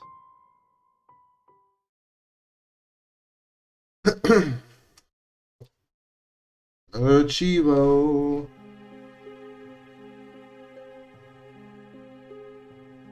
The four of them fell into a deep dream, each one entering their own world. I think I read this one too.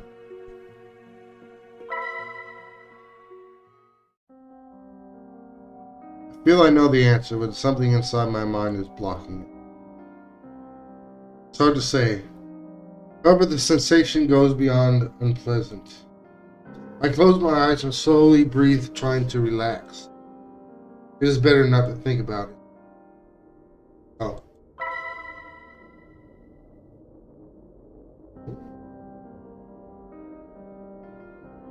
St. Peter City, soon. I read quietly. It was advertising for the construction of a new residential zone. Curiously, the date of inauguration is in the past, more than 7 years back, so by now it should be over. I get lost in my thoughts as I look at the advertising. I don't understand what it is doing here. Anyway, it is not of my interest. Wasting no more time, I stand up.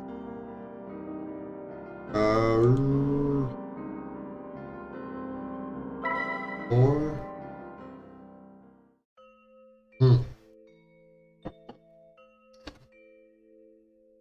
Okay, I'm going to take another quick break. And we are going to maybe finish it. Maybe what is supposed to be the true ending, because that's why I'm fast forwarding, so I can get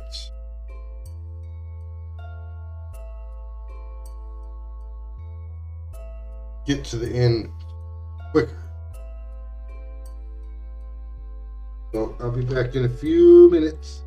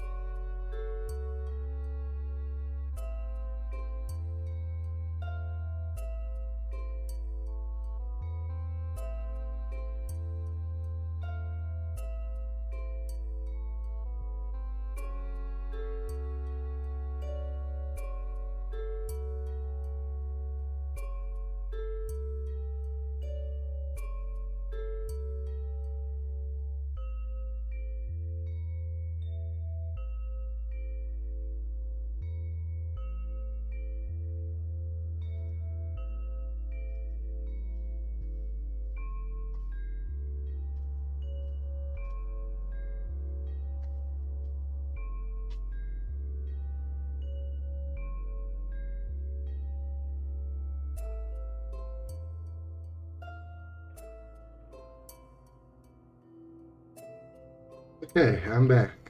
So, let's do it in the same order. Let's save real quick.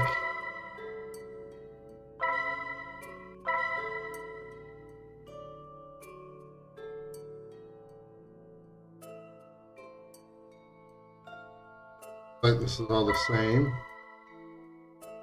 Okay, this is a little different. In the desk there are two papers right next to a pen and bottle with ink. Without delay, I read the first one. Butane gas is an organic compound commonly used since it is a colorless and odorless gas. On its elaboration, odorants, generally mercaptan, are added to give it a noticeable bad smell. That allows it to be detected in case of a leak. Since it is highly volatile, it can cause an explosion. It appears to be from a science book. However, it is written in a style different from a normal book, Gothic or ancient, as if somebody had copied it by hand. I think in silence, why would this be here? It is not precisely what someone would read to pass the time. Without an answer, soon my attention sets on the other paper. Unlike the first, this one is written very elegantly. My last royal decree is this: if we are to lose everything at the hands of the enemy, it is better to destroy it, leave them nothing. I blink confused after reading it. I don't understand what it means. I can't imagine who those enemies it talks about are. However, reading it made me nervous. I feel nausea from the anxiety. I swallow saliva, finding the flavor bitter, then take a deep breath and decide it's better not to think about it. Go. Library. I blink while looking at the door with curiosity. For a moment, the image of a magical library full with fairies crossed my mind. That would be too whimsical even for a dream like this. I looked down with a pensive expression on my face. Open it. Let's see. Okay, there's nothing new there. Just don't eat dessert first. Locked.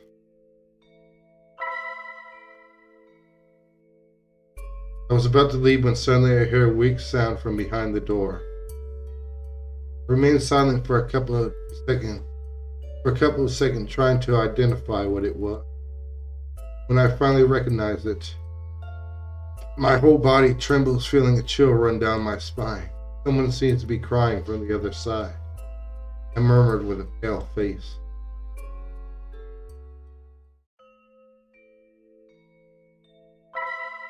I don't know what I could find in the dining room, but I think it's better to explore all the rooms.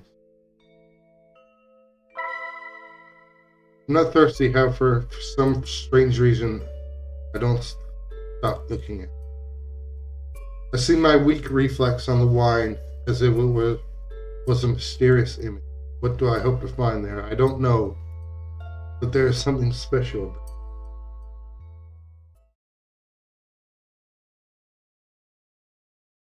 Ooh.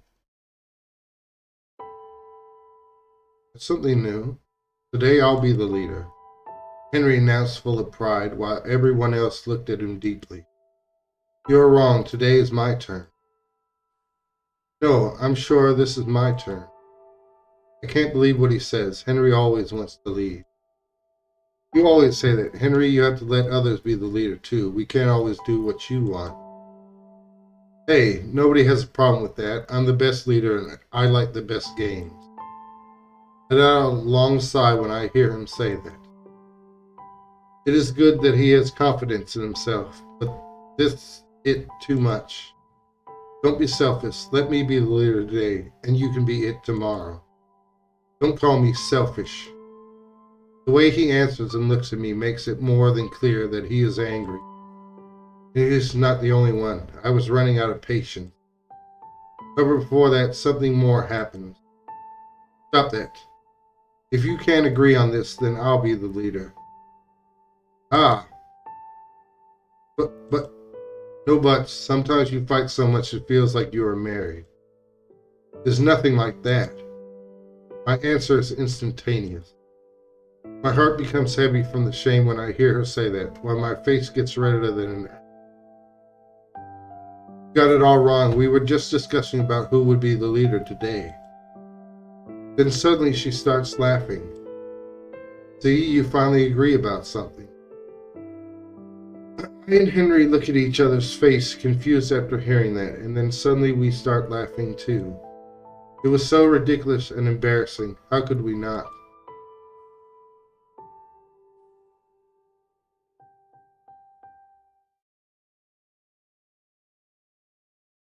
I take a hand on my head and rub my forehead after coming back to my senses. What was that? I murmured, confused. But that's a question that needs no answer. I know very well what I've seen and who were there. Then suddenly I realized something. Not alone. At the other side of the table, next to the other gold cup, there was someone sitting. My eyes instantly set on that person. It is a child. At first, I can't recognize it since he is hiding his face with his hands, with his elbows on the table. However, after looking carefully, I realized who that was. Henry? I asked, surprised, before walking slowly towards him. What are you doing here? I said once I was at his side. However, he doesn't respond. I blink, confused, looking at him in silence. For a second, I even doubt if it wasn't an illusion, but it is no mistake. He is there, right in front of my eye. Henry? I call his name again, louder, but the result is the same. He doesn't move nor says a word. I think in touching his shoulder to call his attention. But before doing it, I changed my mind. I started to feel afraid. I swallowed saliva, looking at him for a few seconds more before deciding it was better to ignore him. Then I set my eyes on the door to the kitchen. I moved closer and carefully tried to open it. It's closed. I murmured after realizing it wasn't going to move. I sighed, discouraged, feeling confused. I'm sorry. Then suddenly I turn back when I hear Henry speak. Henry, did you say something? I asked at the same time I get closer. Once again, the only sound that comes from him is silence. However, I was sure he said something. I stared at him for long seconds and then realized something else. I can't see his face, but I hear him sobbing, almost imperceptible, holding himself, but is there. Henry, are you crying? My voice is full of honest worry. This time I don't doubt I'm putting a hand on his shoulder. I want him to know I was there. Cold, but without a doubt it doesn't feel like a ghost. Sorry, he repeated with shaky voice. I can't understand a thing. I don't know why he apologizes, but I can't stand to see him like that. What's wrong, Henry? What did you do? He takes a long time to answer, but I don't trust him. I simply await patiently for what he has to say. I did something terrible. The words surprise me. However, hearing him sob makes my heart heavy. It is really unbearable. What is it? What happened? I did something terrible. Sorry, it's all my fault. What did you do, man? What did you do? He doesn't have the bravery to confess his crime.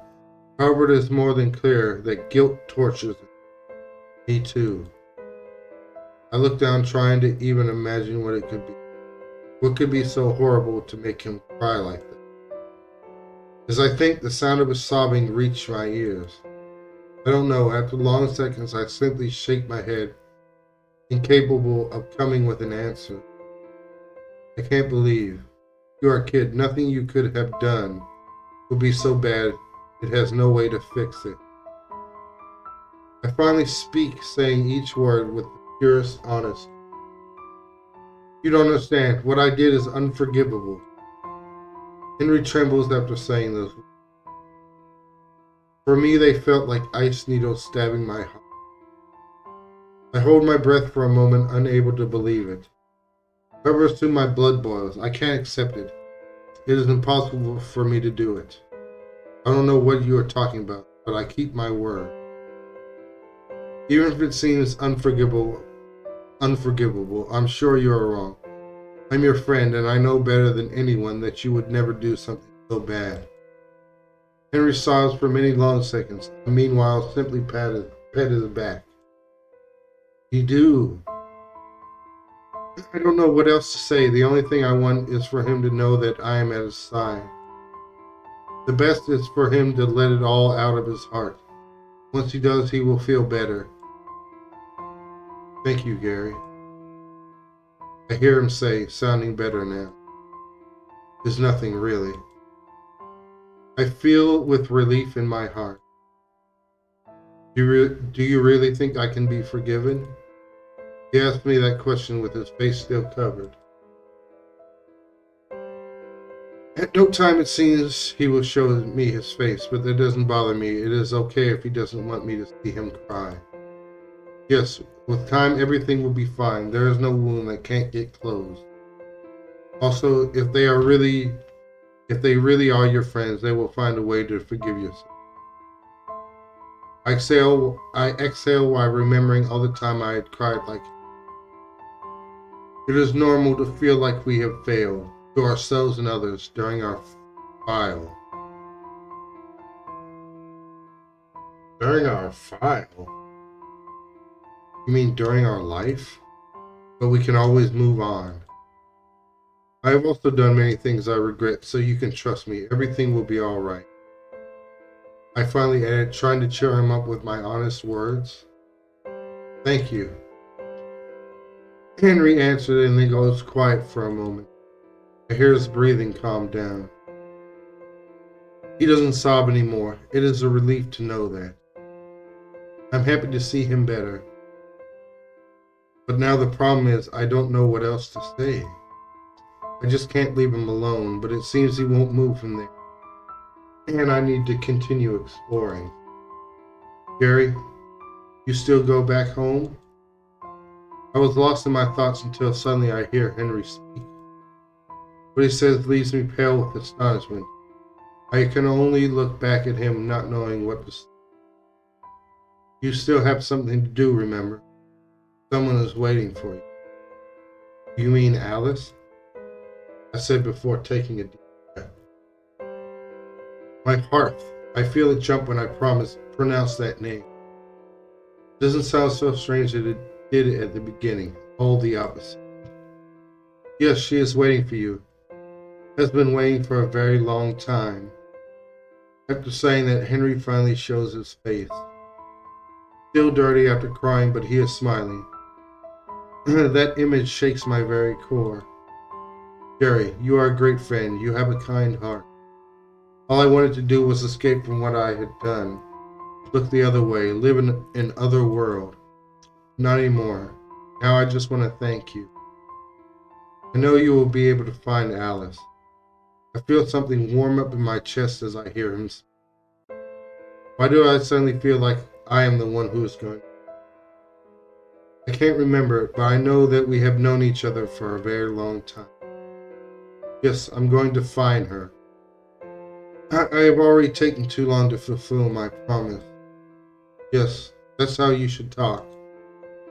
Henry answered, overflowing with energy. He then gives me a friendly pat on the shoulder. I will go ahead. Don't make her wait any longer, or she will get mad at you.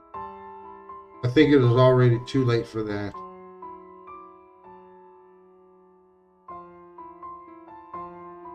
I answered with a smile just before I see him disappear in the air.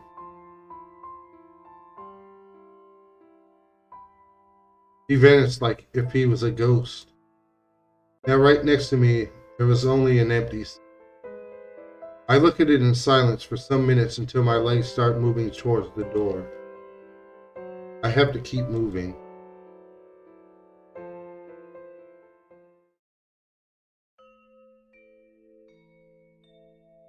Okay. Let's Let's save again.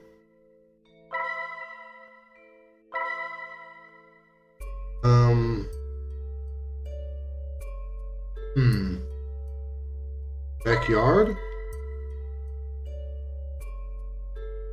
The door to the backyard was locked before, but when the orphanage was made of wood and not this strange castle. I slowly turn the doorknob and find it is now unlocked. My heart beats excited at the expectative of what I would find there. I hear the sound of rain around me. It is very dumb to go out to get wet, but I forgot something outside.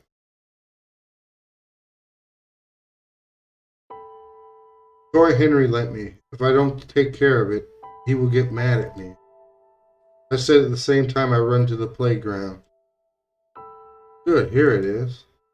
I said my lips at the same time I pick it up. When it started to rain, we all ran for cover, and I forgot it in the sandbox. I sigh in relief, then think about going back. That is when I realize something. I am not alone. There is another person outside, sitting under a tree to hide from the rain. I feel confused. I don't doubt in going towards her. Mary, what are you doing outside? I ask at the same time I stare at her. Eh? She exclaimed, confused. Seems I had scared her. Mary looks away, red and embarrassed, and soon later looks into my eyes. It's nothing. You should be with the others. Her voice lacked strength. It seemed she was forcing herself to say that. I could tell you the same, but I pause and look at the way back. The rain is really intense, and going back means, without doubt, getting soaking wet. I think it's better to wait for the rain to pass, I said, turning my face back to her eyes. Then I blinked while looking at her deeply. She looks at me with curiosity. She doesn't look mad. Without explanation, she seems to enjoy this place. Mary, why are you here? I just wanted to be alone. She answered with a calm voice. Even then, I don't like those words. Suddenly, many ideas crossed my mind.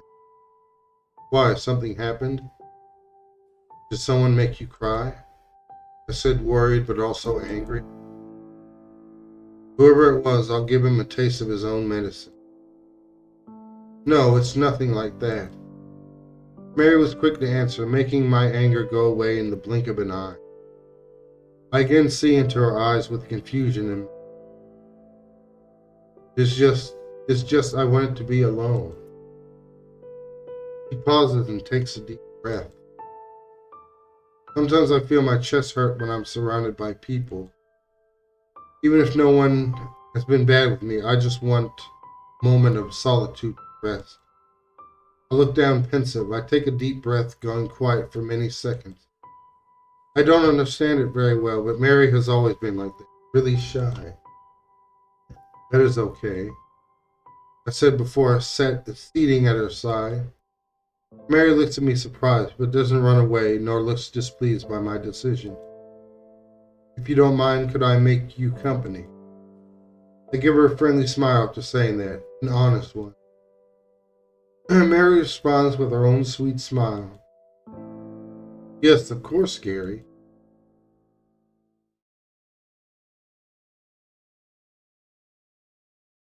Suddenly I feel something warm in my heart. A big sensation of satisfaction fills my chest. What I saw was a memory of long ago. I close my eyes and sigh, letting my emotions settle down. When I open them again, I find something that I thought impossible. Before my eyes, sitting in a swing, is Mary, hugging her sheep plushie. I feel a chill from the surprise. Mary? I called for her. At the same time, I walked, getting closer. Huh? Mary, are you all right?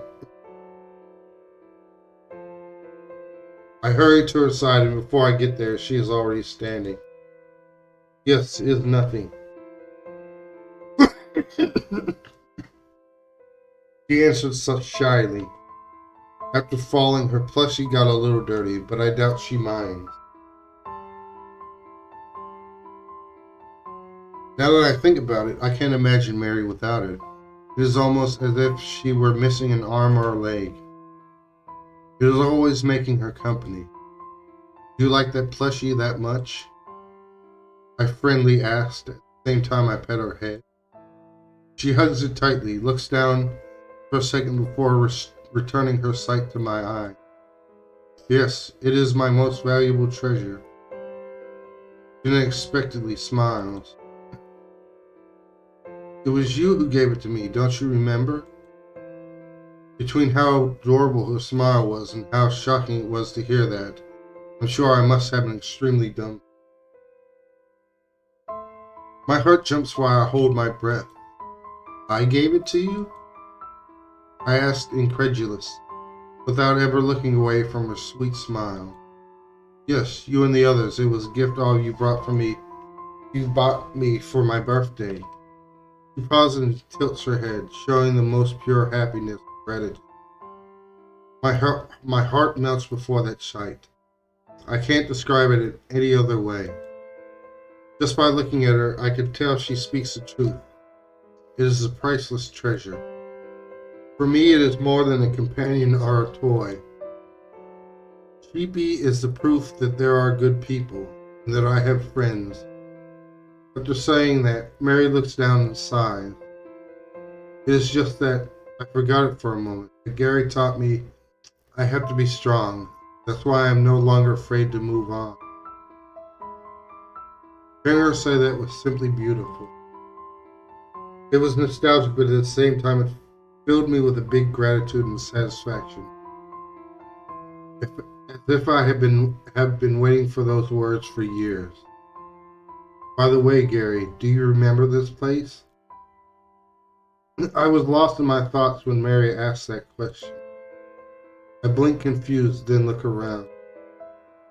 I can't say I remember much, just a little. Here's where we used to play the five together, I said with a friendly smile. I try to remember, but my memory is blurry. Then strangely I see Mary shake her head in denial. No, it's not that. Did you really forget, Gary? I swallow when I hear her say that. My heart turns to stone with shame. I'm sorry, I don't know what you are talking about. Even though I remember a little, there is plenty of things missing from memory. Mary closes her eyes and looks down. She looks a bit depressed. Long time ago, in this very place, you did something very special. I stay quiet. I'm thinking, what could it be? Truth is only one thing comes to my mind. It has to be that. What else could it be? Do you mean the promise, Mary? I look deeply at her while my heart beats excited. However, Mary doesn't say a word for long seconds. If you really want to know, you should ask her. When she finally speaks, her answer leaves me astonished. Mary giggles, surely the dumb face I must have. And then unexpectedly, she disappears.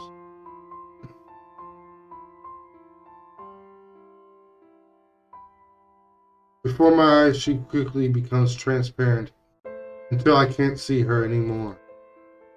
I stay looking at the empty air where she was before for an unknown time. Then take a deep breath, filling my lungs with air and my heart with resolve. Yes, I have to find her. I murmured, talking with myself.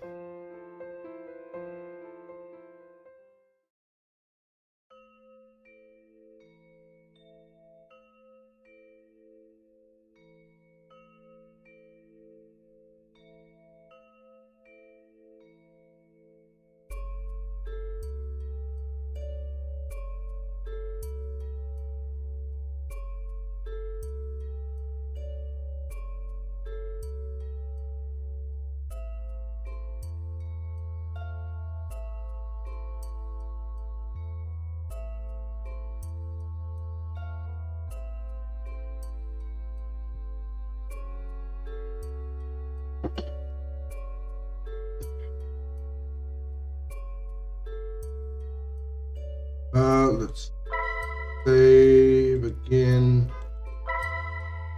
And do the second floor. I tried going up to the children's bedroom. That's where I entered this. Where everything started, so maybe I could get clues there.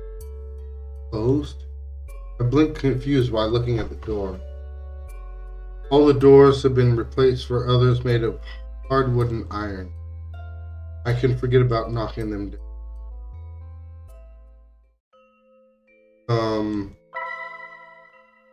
The most logical thing is to try opening the door that leads to the exit. But it is a wasted effort.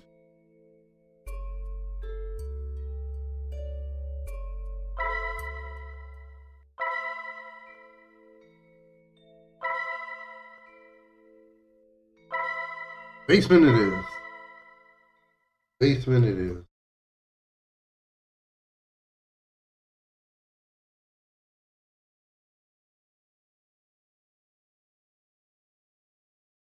The door squeaks when I open it.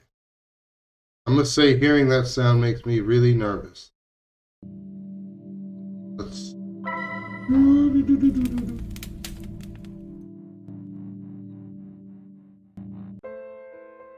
Okie dokie.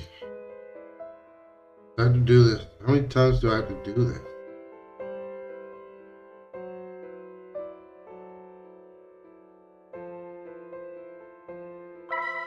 Let's see.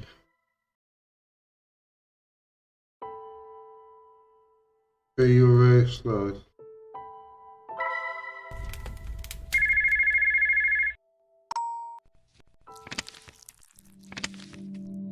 Okay.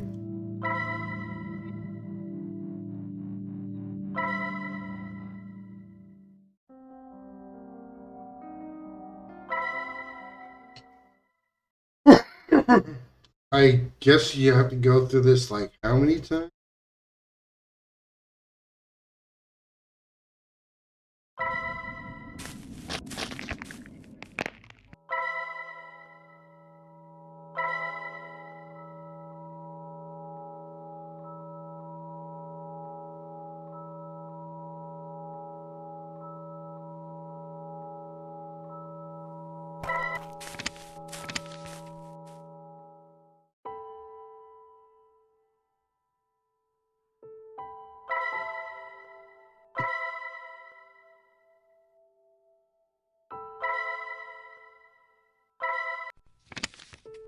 Okay, I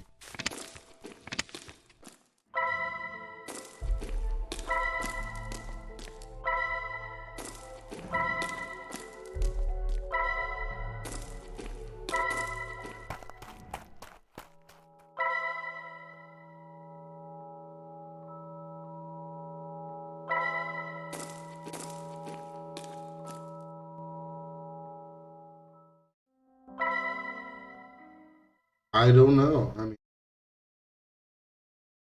I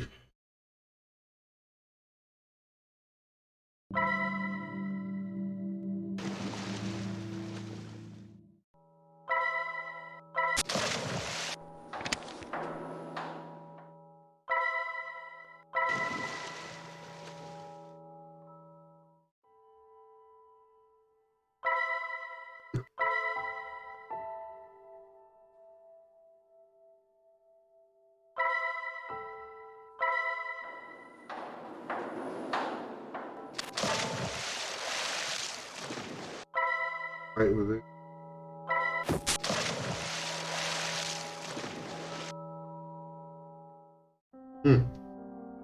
I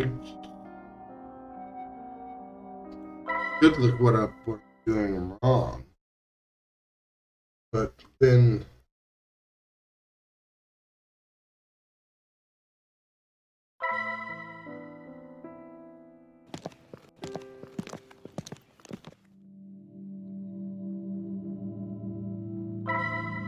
that would mean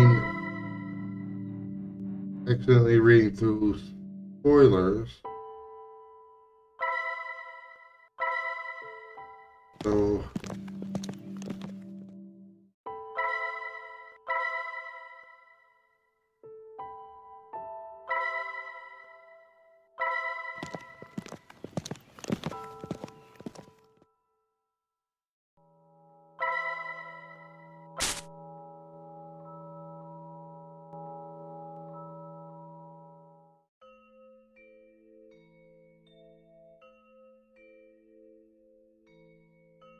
Oh, hey, King. Doing pretty good. I'm trying to get the true ending on in this game.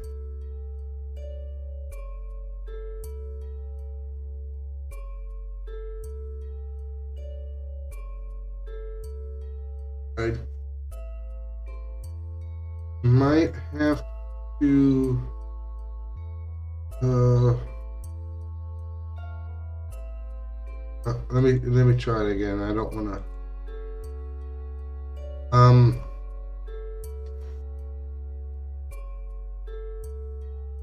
Well, with the first play, there's you have to play it at least. I've played through it at least. This would be the third time.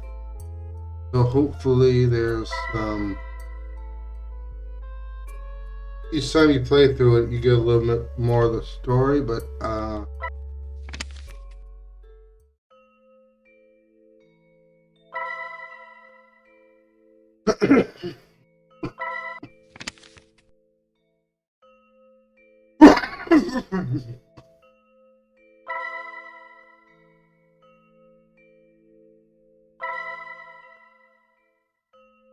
yeah, yep.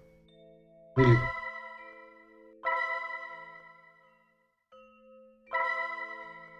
me see.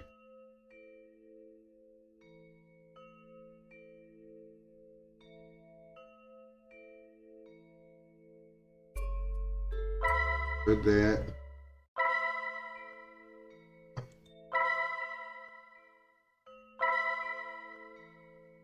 Thing.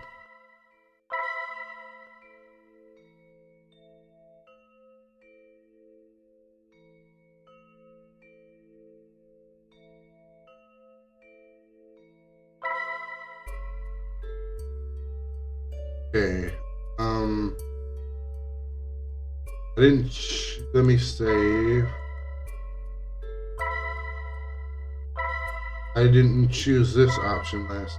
I want to go back home. Open my eyes and make a wish. If I say that,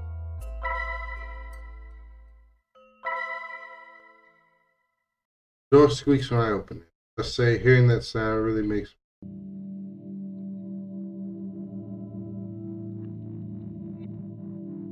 Skip and see.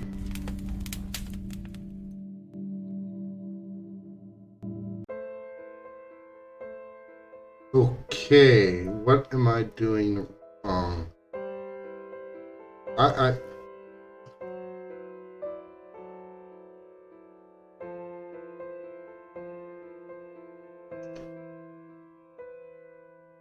have to.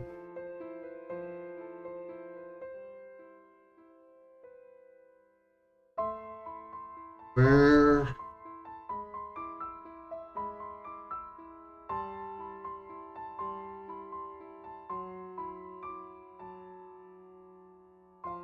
That's 3 times I've been through it.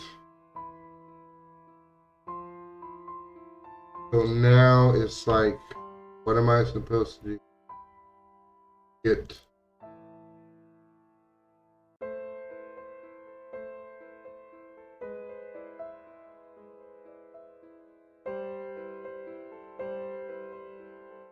Let me see.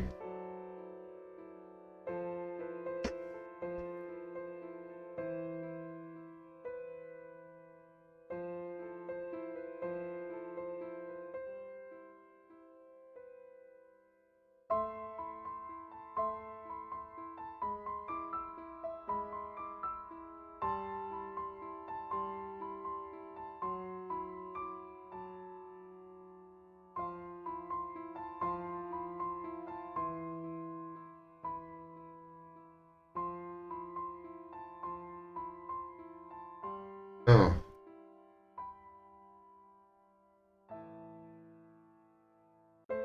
Okay. Let me.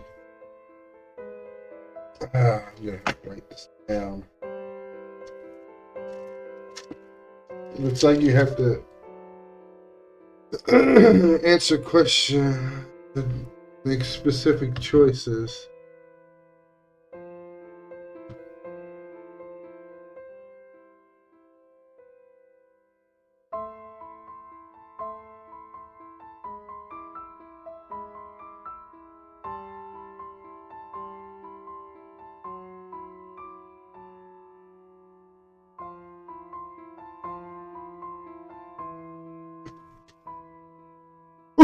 Okay. Okay. Okay.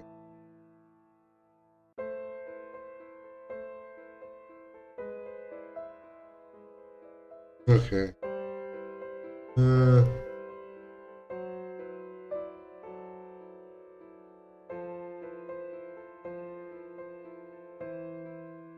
Well.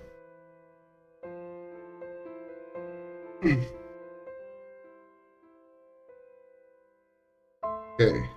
So this. Get another pen. Looks like you have to make very specific choices. Otherwise, I'm going to be doing this over and over again.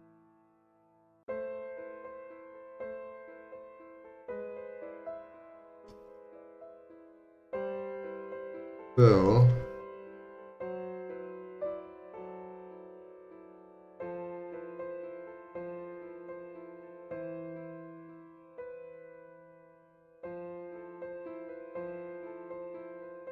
once we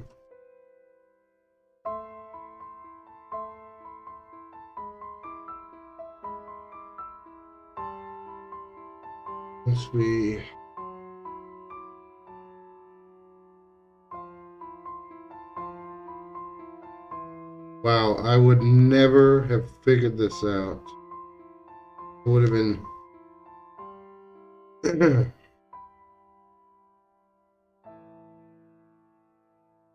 I've been doing this who knows how many times.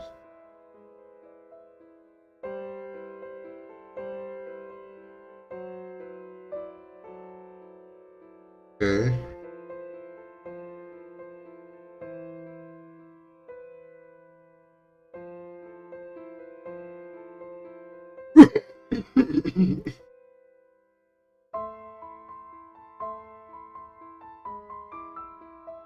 So this is going to be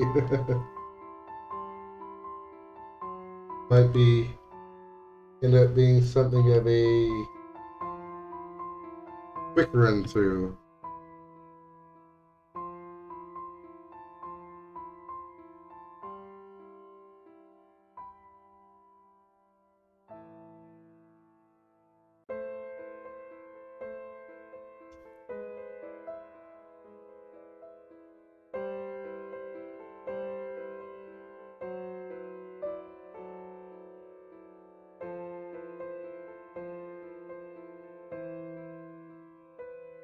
So it seems a couple of the choices you make,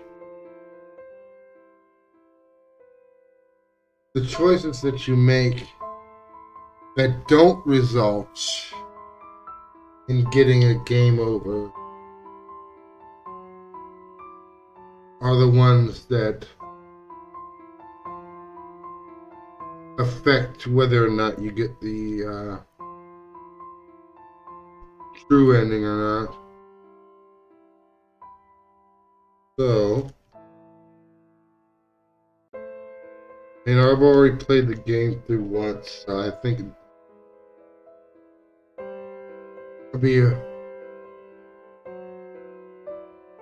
it'll be fine.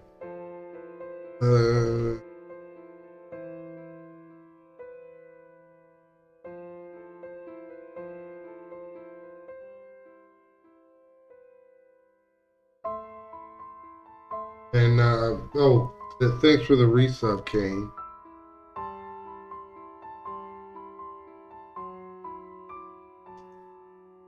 There's some choices there's some choices you reach that if you make the wrong one.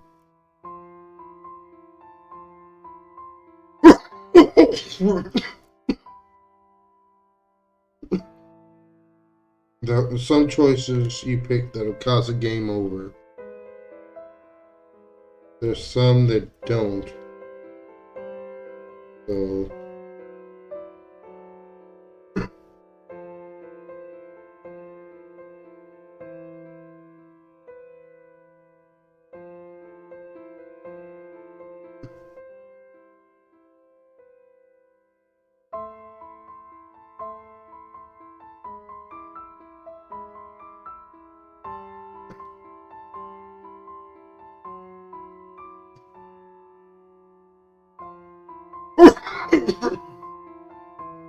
So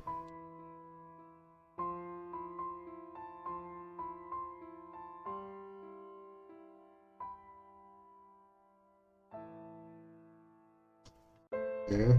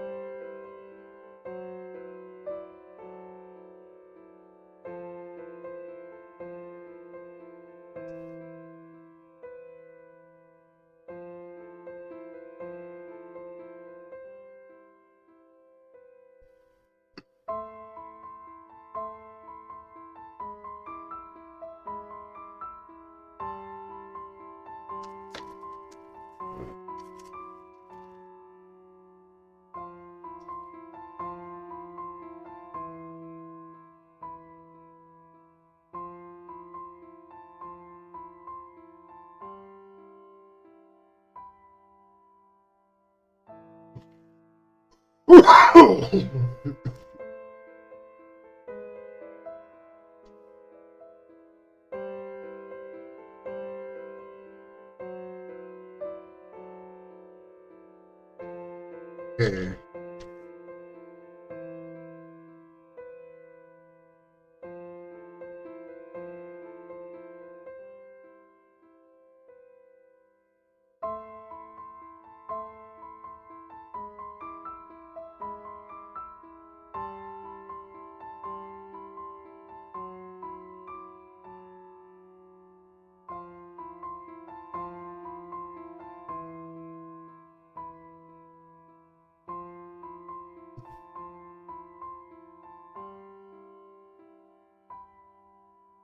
Okay.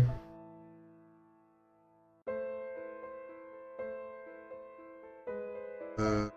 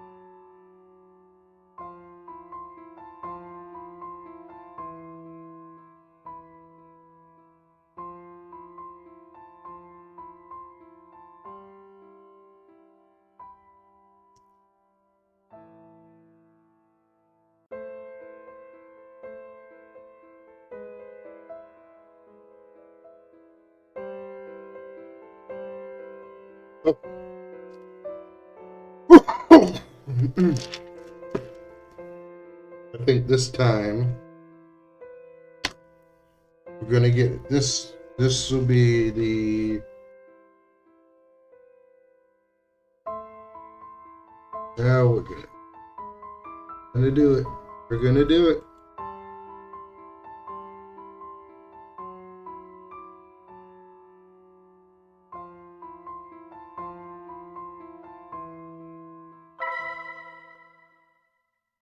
So I guess you could, call it a speed run. Yep.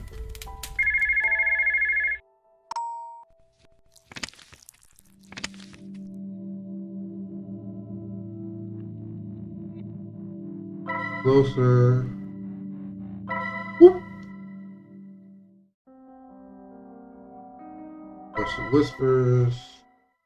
Yep. I guess you could say this is a speed run. Well, maybe.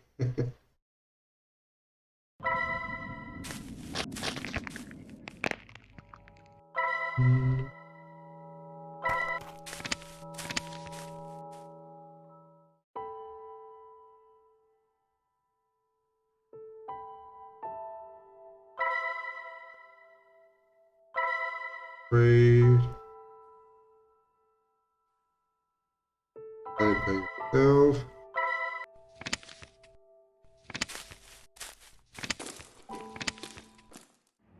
Right. Right.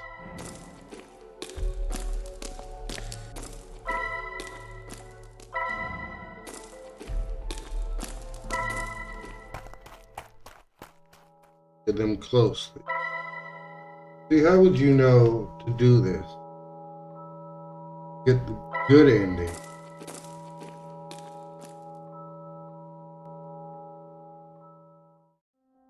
To the deeps. Unless you actually... But luckily, the little guide on Steam doesn't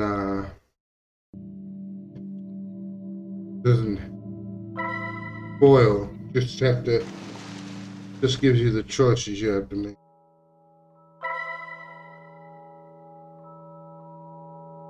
Hey, Mr. Fish Guy. Place outside the water.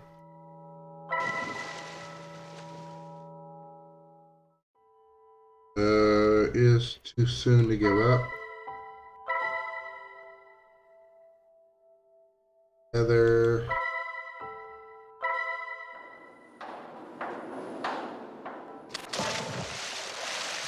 Don't fight with it. Don't fight with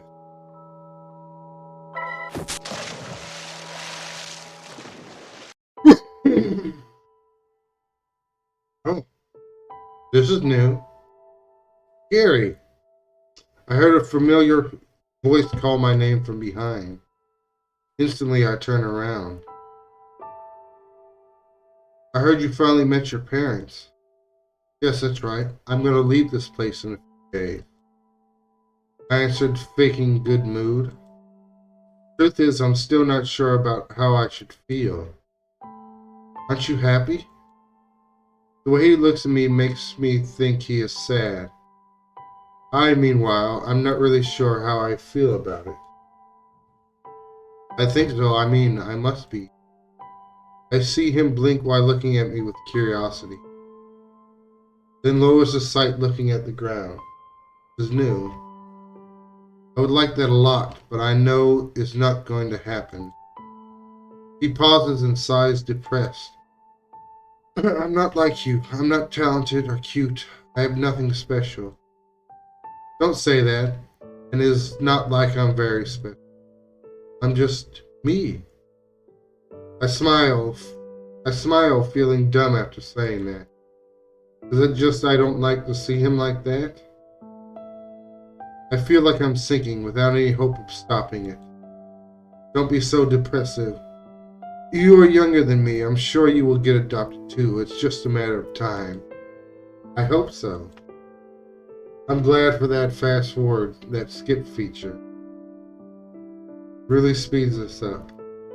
After saying that, Royer sighs, always with his eyes down. Just play with the others, and when you least expect it, it will happen. That's how it is. That's how it. That's how is.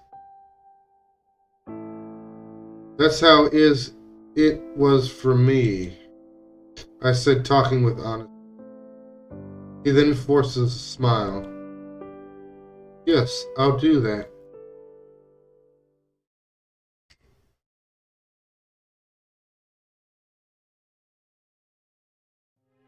Scene 2.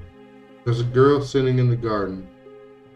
Okay, we read that. Kingdom of the Sun. Oh, I see.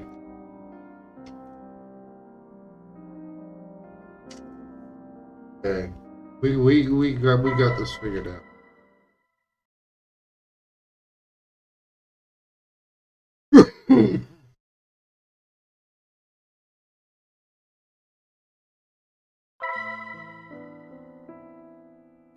We had it mostly right. We just didn't.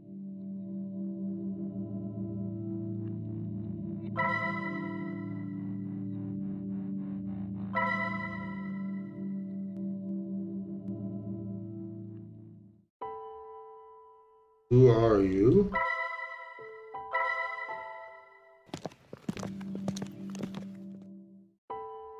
What is wrong?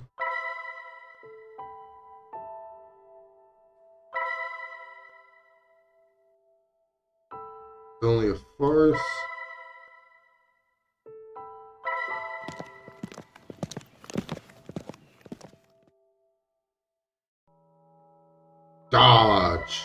Don't dodge.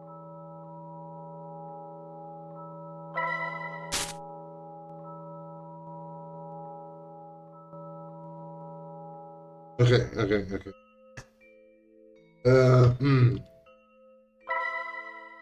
Director's office. Library.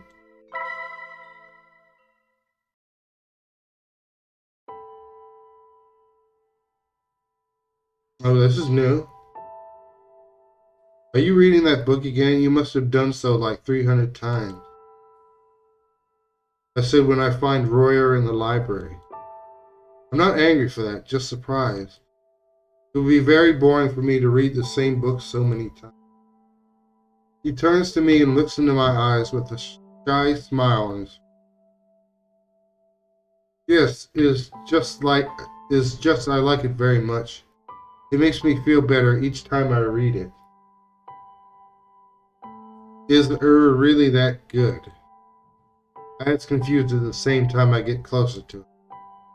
It has a good message, even if it seems like there's no hope. You can always have a good ending. The way he talks and looks at me tells me a lot about how valuable it is for him. It fills his heart.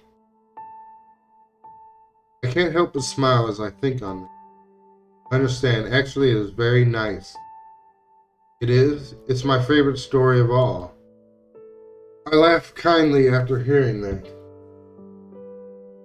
But of course, I don't think you could read it so often otherwise. When he hears me, Royer covers the lower half of his face with the book, blushing embarrassed. I said it is something good. It is good to know you like it so much. That talks about the kind of person you are. And what kind of person am I? Don't ask me something so hard all suddenly. After saying that, I laughed embarrassed and then changed the subject.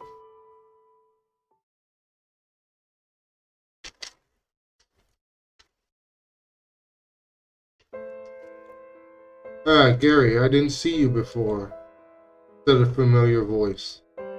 Royer looks at me with a kind expression on his face, while I, incredulous, rubbed my eyes for a couple of seconds. I just wanted to make sure it wasn't a dream. Royer, what are you doing here? I asked, perplexed, my hands shake from the confusion. I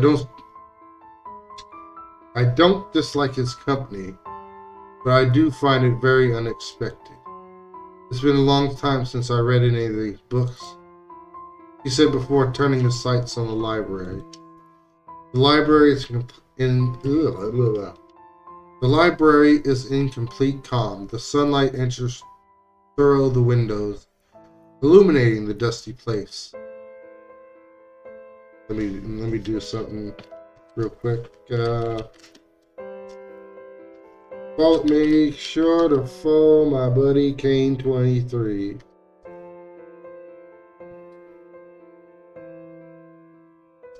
Cool guy. He was last seen playing some Mario hacks. Be sure to check him out and give him a follow. Nice guy.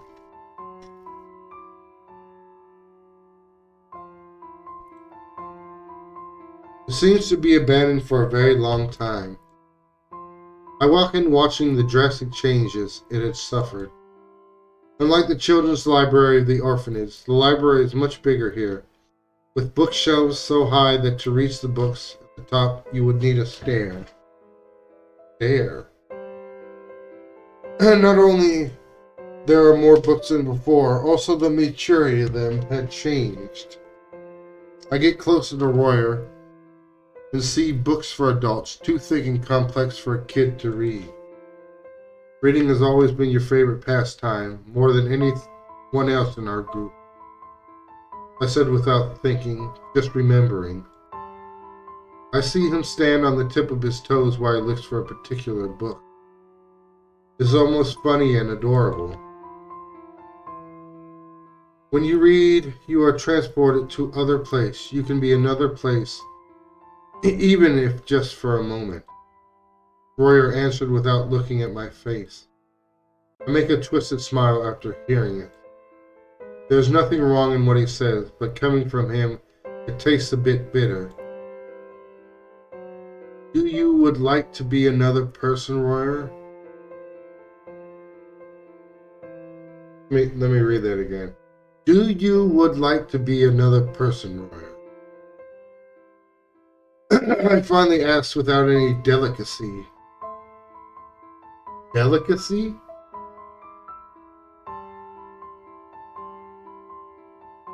He stops his effort for a second and turns to me. Blinks confused, looking into my eyes before returning the sight to the bookshelf. I have always felt hopeless. You already knew that, right, Gary? Yes. I said at the same time I nod. Royer then lets out a long sigh and then once again turns to face me. I envy the strength of the characters from the books, their bravery, their capacity to find a happy ending. Royer extends his hand, trying to reach a book. He can barely touch it with the tips of his fingers. He jumps to get closer, but can't reach it. Without saying a word, I extend my hand and take it for him, handing it over soon later. With a gentle look, he accepts it. Thank you, Royer said as he hugs his favorite book of all, The Ugly Duckling. He then blinks and suddenly gives me a sweet smile. That I wasn't prepared for. My heart instantly fills with a warm and kind sensation. I always desired to be like the character of this book. To find out when I least expected that there was something beautiful waiting for me. Royer sighs, letting all the anxiety inside his heart go with his breath. He looks away pensive for a second before looking back to my. But I think it wasn't needed. Looking back, there was always something beautiful around me. I thought that our friendship was fragile, that it wouldn't last more than a few years, and that as soon as we parted away, we would forget about each other. Royer then puts a hand on my shoulder. With a gesture, he tells me he wants to hug me, but is embarrassed. Even then, I can feel the warmth of his presence and smile. Those are words said with an unspeakable love. Thank you very much for helping me, Gary. I'm really happy you did. I couldn't ask for anything more than that. I don't feel any more like drifting away to an uncertain future. Now I feel powerful enough to keep on going. I hold my breath as I admire him, with a peaceful smile on my face and eyes shining with love. I simply have no words. Anything I say would just ruin the moment. I will go on, but you still have something to do. Don't leave before finishing it, said Royer, surprising me. I simply nod, my lips weakly move to pronounce a single word.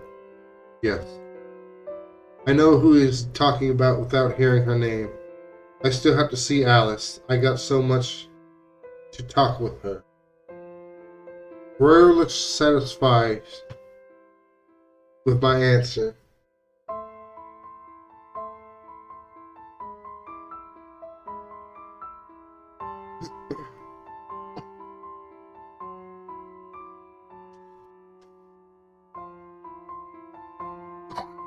Slowly, his image grows weaker, until it disappears before my eyes, as if he was a leaf pushed away by the wind. In a second, he ceased to exist. What remains, however, is the warmness in my chest. I put one hand on my heart, feeling it. Then, without realizing, my lips move. There is no way I could have forgotten about you. I just needed a push.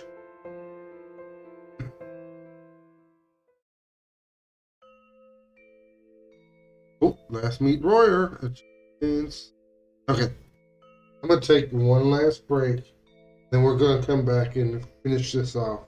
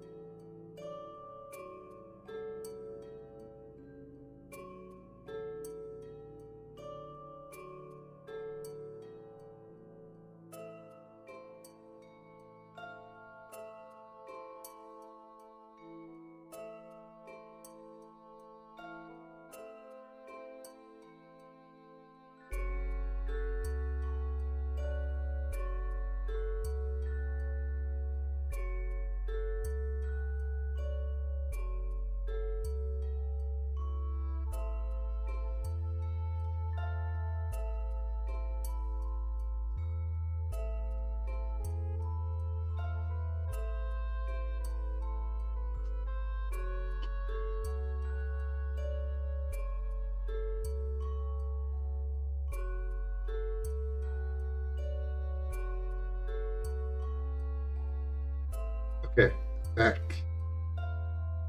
So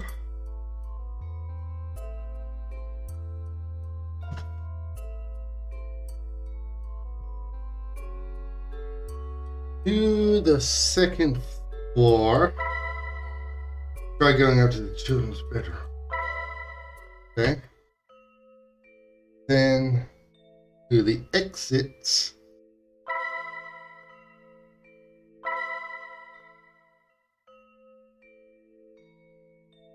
Uh-oh.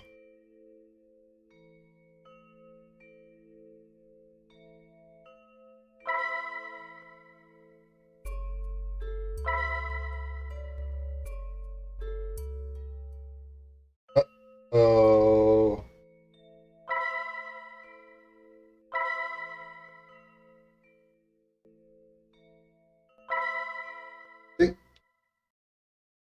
Oh, maybe not. Door squeaks and I open. I must say, hearing that sound makes me really nervous. I swallow when I see the darkness that waits for me down below. I really don't want to do it. I sigh with that in mind. However, soon enough, I arm myself with courage. I just can't sit here and do nothing. I have to investigate. I hold my breath while feeling my heartbeat anxious. Then I start my descent one step at a time, walking down the thin steps of the stone stairs. I must be careful not to slip. Well, there's no skip. The skip button is disabled right now, so I must have been thought I did something out of order. I begin to think that the stairs are much longer than they should be. Then I see what appears to the bottom, illuminated by a faint light. It is funny, they seem to have the exact longitude to end right when your patience ends too. I shake my head and remove that thought from my mind. Once I reach the bottom, I can barely see what is around me. The only light came from an oil lamp resting on top of a wooden box. Anyway, at least I can see where I am. I would hate to get trapped here in the darkness. With curiosity, I observe what else there is in the basement. There are many big boxes made of wood and also furniture covered with sheets to protect them from the dust. Sure that the basement is where the supplies of the castle are kept. In silence, I get close to one of the boxes and clean the dust over it using one hand. There's something written, "Ingredients for the witch." When I read that, I feel a chill run to my spine. The scolding witch, I murmured before I even realized. My lips moved by themselves at the same time a memory crossed my mind. I instantly take a hand to my head and look down, trying to remember. Yes, I knew that person. I just thought that when suddenly I hear sobbing that doesn't stop. All of my body freezes at that moment. I feel really cold. I swallow nervous. My hands are shaking, yet I can't move a single finger. Behind me, there's someone crying. Sounds like an older man, but he is crying disconsolate like a child. I'm at a loss of words, can't even breathe. Turning around became from being something simple to an impossible. My very core shakes while thinking what I could find. But I can't stay like this. I grind my teeth, forcing every fiber of my being. I squeeze the last drop of will I have. And then suddenly turn to where the sobbing comes. Huh? I then exclaimed, confused. I had seen something, the shape of a man. But it was just for an instant, as fast as the blink of an eye. So much that soon later I begin to doubt if it wasn't just my imagination. I blink confused and then notice there's something on the ground. I remain silent, just staring at it for unknown seconds, until I finally get close and pick it up. It is a book. Once it is in my hands, I realize it is in very bad shape. A part of it is burned, and it also has many red stains. The story of a king who lost his... My lips say the title. It sounds like something out of a horror story. I have a bad feeling about it. I take a deep breath and open it with curiosity. Most of the pages are stained with red and can't be read. It also has a strange smell, metallic. Our daughter's so beautiful. I wish you were here to see her. She plays with the other kids, mixes it with them perfectly, without having anyone tell her she understands how fragile they are. She reminds me of you so much. I really miss you. Tonight makes it 5 years since I lost you. When you left me, a part of me disappeared too. Nothing seems the same anymore. The days pass without joy and nights are long. I make everything I can to take care of our daughter. But every time I see her, I can't help but think of you. And that makes a hole appear in my heart. I'm too weak. I began to avoid her, ignore her. I didn't realize when the look on the children's eyes changed. Before they used to see me as a friend, like a kind father they could trust. Now they see me the same way they see the housekeeper. I wonder if they gave me a nickname just like hers. Ogre, I guess?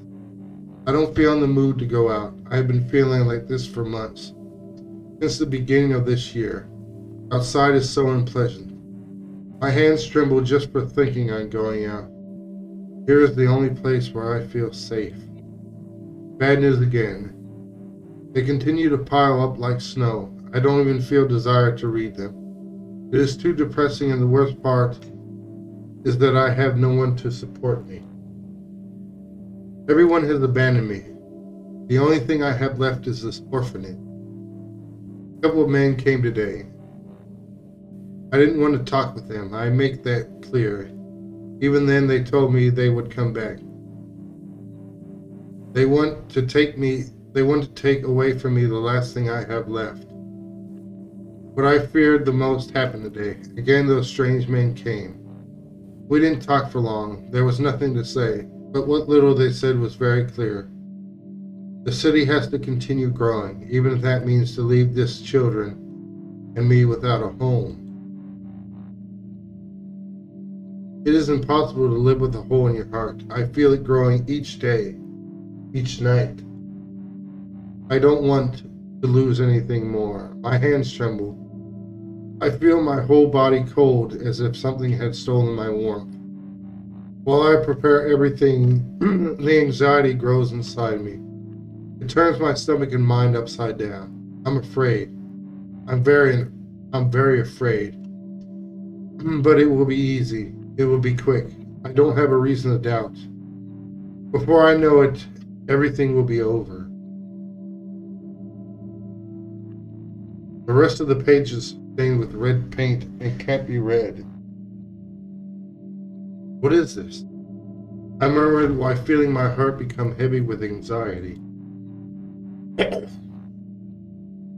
No, I was wrong. It wasn't red paint. Of course not. It is something much more sinister. It's blood. I said, getting at loss of breath after pronouncing the last word. Suddenly I feel a chill run all over my back. Ah!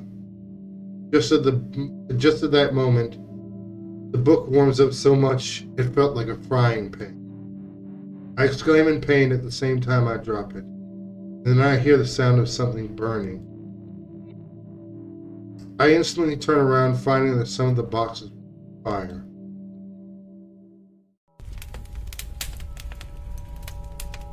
No, it's much more than that. The fire gets out of control in just seconds. My face goes pale without any idea what to do. Soon the fire spreads all over the basement, consuming everything around. I can hear it roar. The heat is unbearable, and breathing is hard. My own breath burns me. If I don't get out of here, it will consume me too. By pure instinct, I run to the stairs, forgetting about anything else. The way back feels inexplicably long. Doesn't seem shorter even when I'm walking hastily. And then when I reach the door, I find out horrified that, without explanation, the fire has spread all over the castle. The living room also burns, but not as intensely as the basement. At least I can breathe, for now. It's not a good idea to stay for long. I have to find an exit quickly. However, I still have a big problem. The only doors left are still locked. The main door remains as sound as before. With just one look, I can tell it is a waste of time trying to open it, or not. Open my eyes wide with a face full of incredulity by looking at the entrance door fully open. Come, Gary. Suddenly my heart skips a beat. My body trembles when I hear someone call my name. It shakes my very core. It seems like it came from beyond the door.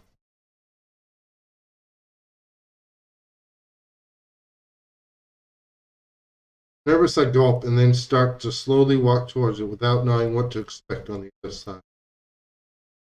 Strangely, the only thing I see is a white light, as if the sunlight was so intense it didn't let me perceive anything else. I continue getting closer. I don't think it's the exit. At least, I think it is so simple. I'm at just one step from crossing the door when I think on that. But this isn't the time to doubt. Here I come.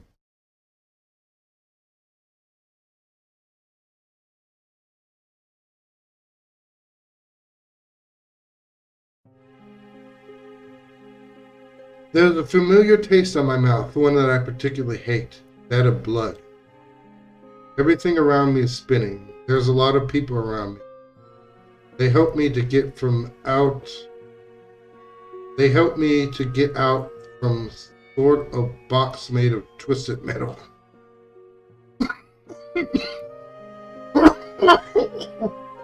Excuse me.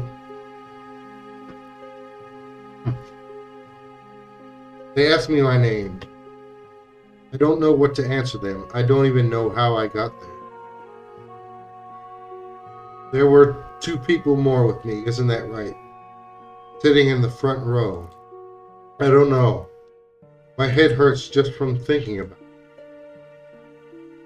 Without knowing why, I am sent to a house on the mountains. A person helps me carry my bags until I am in front of my new home. There I am welcomed by a man with a bit of overweight and an older woman. I don't know them, but they seem nice with me. The days pass and I remain as lonely as when I arrived. I just don't know how to get closer to them. I don't know what to say. I can barely even remember my own name. One day in the backyard, I see a couple of kids bully a little girl. I can't hear what they say, but just seeing that puts me in a bad mood. I don't think. Before I realize it, I was already defending her. The kids get angry at me, tell me things I find unpleasant, but not one of them has any effect on me. Then other 3 people come and scare away the 2 kids.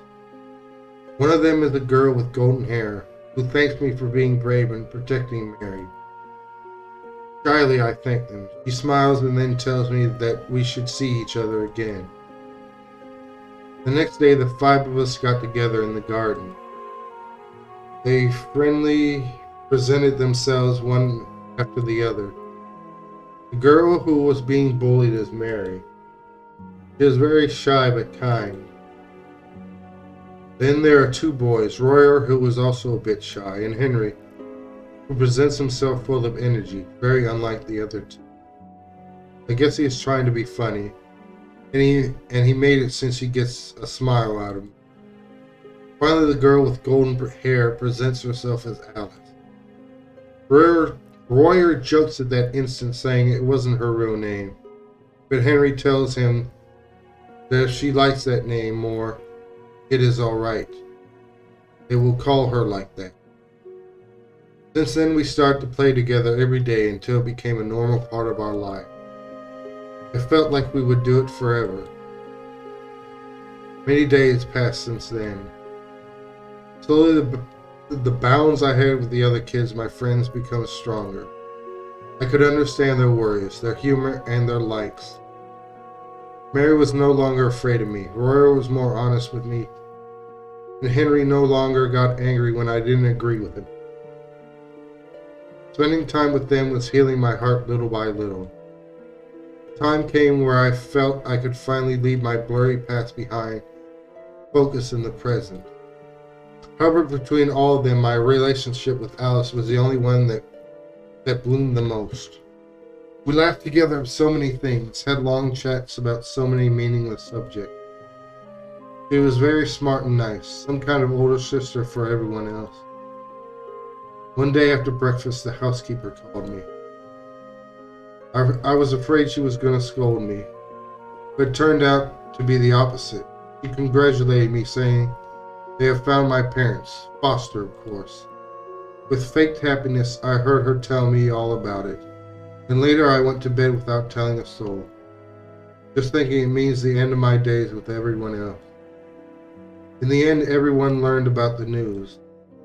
Mary, Royer, and Henry, each one of them congratulate me in their own way, hiding a clear feeling of sadness. Alice congratulated me with a radiant smile. However, I knew there was something more behind it. A few days later, in the middle of the night, she spoke to me. She asked me to go to the garden where we made a promise. She even gave me something valuable so I wouldn't forget it.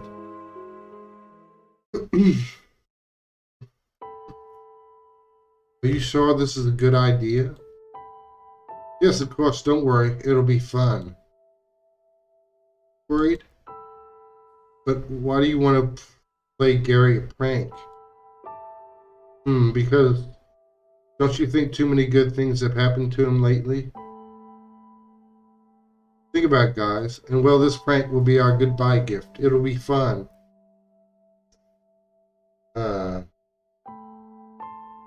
Yes, I think you are right. I'll hide the firecrackers. When Gary comes in, we will light them and give him a good scare. Ooh. You have one scary smile. Well, I'm sorry, but I'm excited. Mary, did you leave the note for Gary? Yes, it shouldn't take long before he finds it. Perfect. Royer, give me the match. Oh, I see where this is. Here, you have them. Good, now let's hide. Don't make a noise. I think I hear someone coming. Good, everything is ready. What are you doing? I'm very angry at you. This isn't how you should treat a friend. Alice?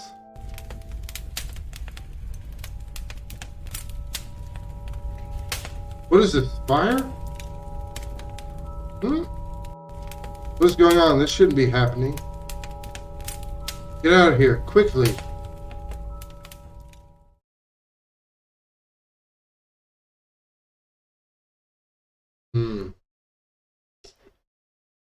Slowly I open my eyes and then find out I'm in a big and beautiful garden.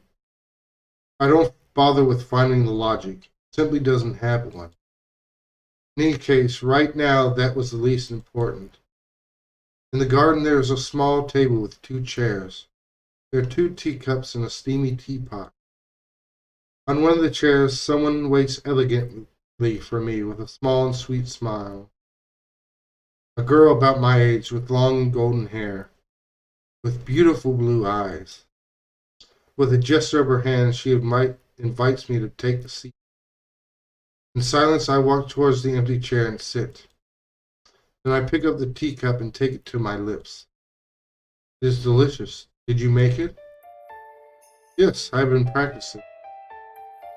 It isn't a lie. The flavor is exquisite, like nothing else I have ever tasted.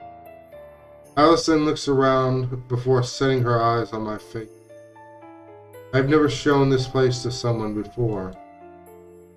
I wonder if you think it is old-fashioned or even boring.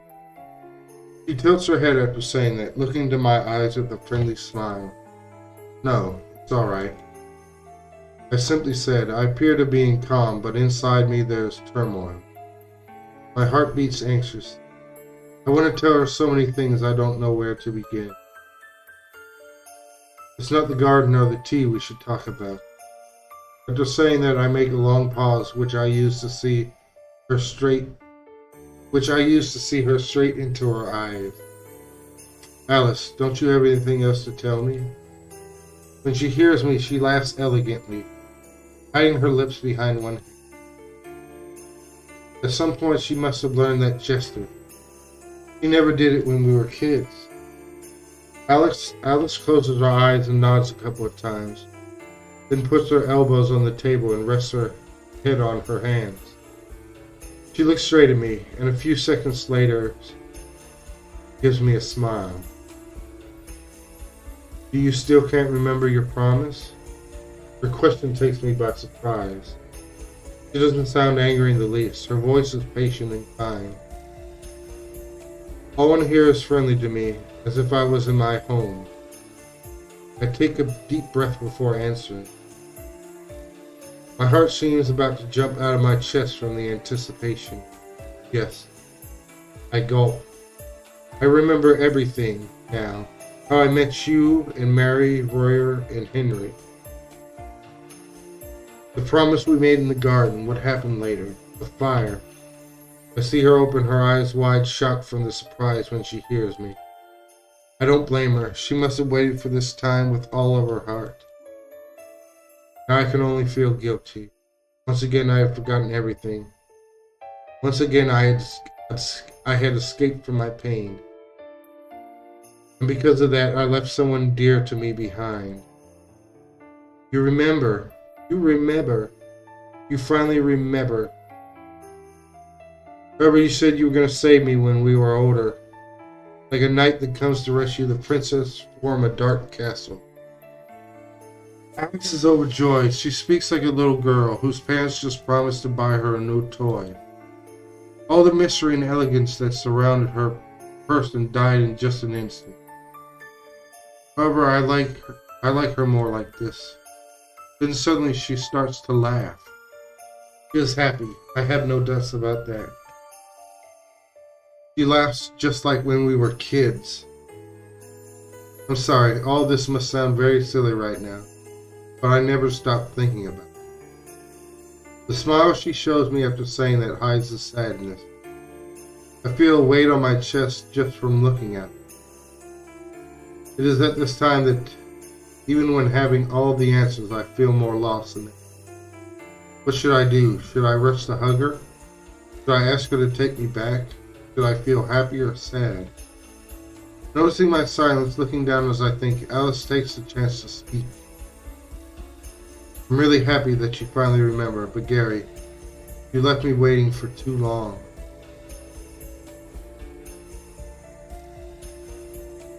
The promise was that we would see each other once you were 18 years old, but since you never came, I had to go for you. It isn't proper from a gentleman to keep a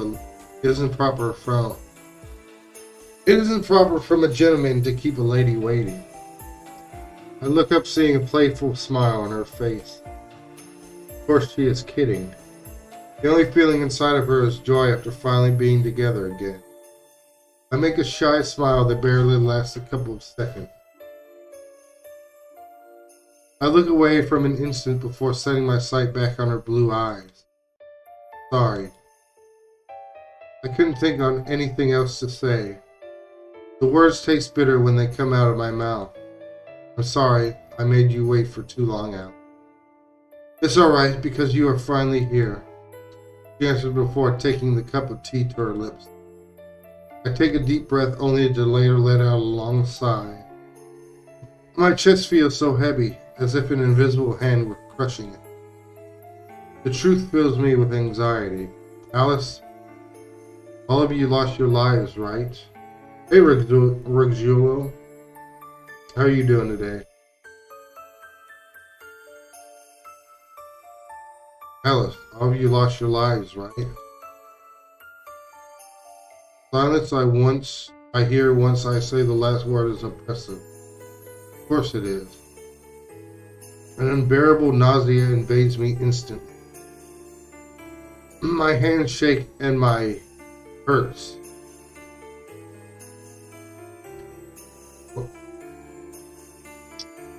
My hands shake and my hurts. What hurts?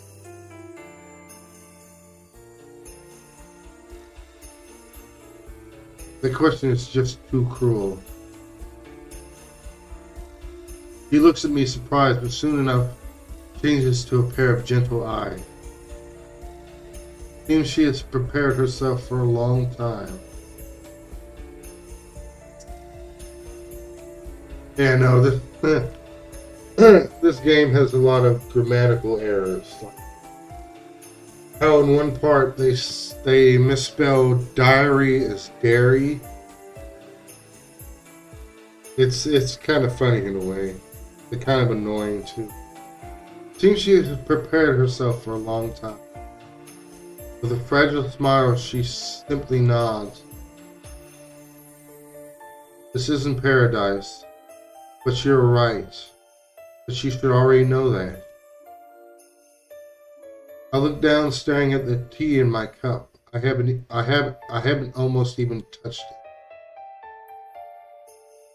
This isn't paradise. Where are we? What were those worlds I visited? I said after gathering enough courage to look into her eye. Alice stares at me with a smile. Everything seems so simple. I wonder how many times she had thought about what I would say at this moment. The worlds you visited were created by them, by Mary, Royer, and Henry, with a little of my help. The forest, the ship, and the kingdom of the sun. We joined our souls to make it possible.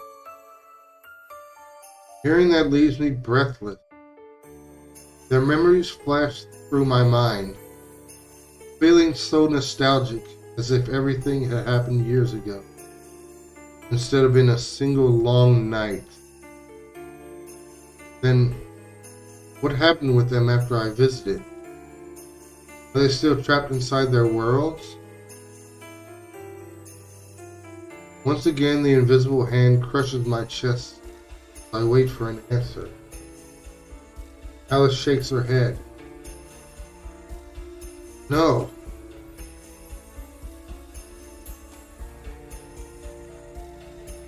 Wow. No.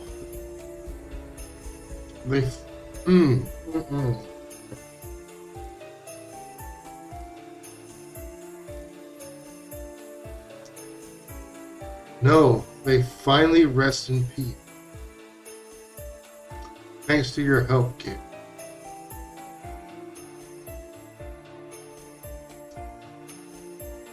Yeah, this really is starting to hit me in the feels. It seems she doesn't know how to react. So she simply smiles grateful. A small and sweet smile, full with a sense of relief and appreciation, warms my heart. There was a great feeling of pain and guilt in them, but they were always innocent. The real culprit was my father. The director? Yes, Alice said with sadness. In any case, what matters is that they finally could heal their hearts. Their fears, guilt, and pain vanished. We should be happy for them. Alice smiles tenderly.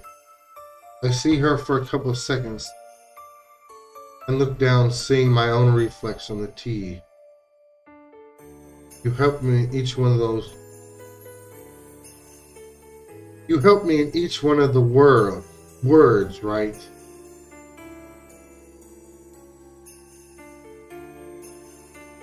Not words, worlds. They really should have done more spell checking for this game. I mean, it was free on Steam, so You helped me in each one of the worlds, right? Far too many times it seemed like things were too convenient for me. Truth is, I wouldn't have been able to make it on my own. I remember the notes in the forest. Yeah, that's... Like I said, they misspelled diary at least a few times as dairy. I remember the notes in the forest. How convenient were the objects in the ship and the strange masked doll. Ah, okay, I knew it was her. I had a feeling she was a strange masked doll. Yes, that is right, she said, full of pride before sipping tea. I think it was only fair to give you a little of help. Besides, it is more fun like that, to convert the experience in an adventure instead of just a strange or frightful dream. I look up to her eyes. The blue in them makes me calm, as if I was watching the sky. No, I'm just lying to myself. As long as I see into her eyes, I feel calm. But as soon as I take my sight apart from them, I crumble in pieces. It's just the calm before the storm. Noticing my indecision and silence, Alice smiles again. And well, now that the prince is at the end of the road, what does he wishes to do? Hearing that takes me by surprise. My very soul trembles from the nervous. My body feels weak and cold, as if someone had stolen all the strength from me. All this time I had a goal in mind. What does he wish? Yes, there's a lot of grammatical errors. Then why am I doubting? The reality is much more complex than it should be. It is more than waking up from a dream. This adventure was a unique opportunity. Seeing them meant more for me than I would have ever imagined. Like a fool, it isn't until now that I realize that. Okay. I'm going for the, what's considered the true ending, so let's see. I need to save.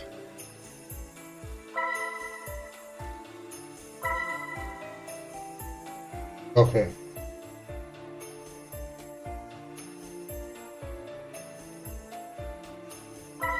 I want to stay with Alice. Before I knew it, my lips moved saying what I was thinking. Alice looks at me with her eyes wide open, incredulous to what she had just heard. I myself am very surprised, but it isn't a lie. Why do I have to go back? All this time I have been thinking that I have to do it, but I never questioned the idea.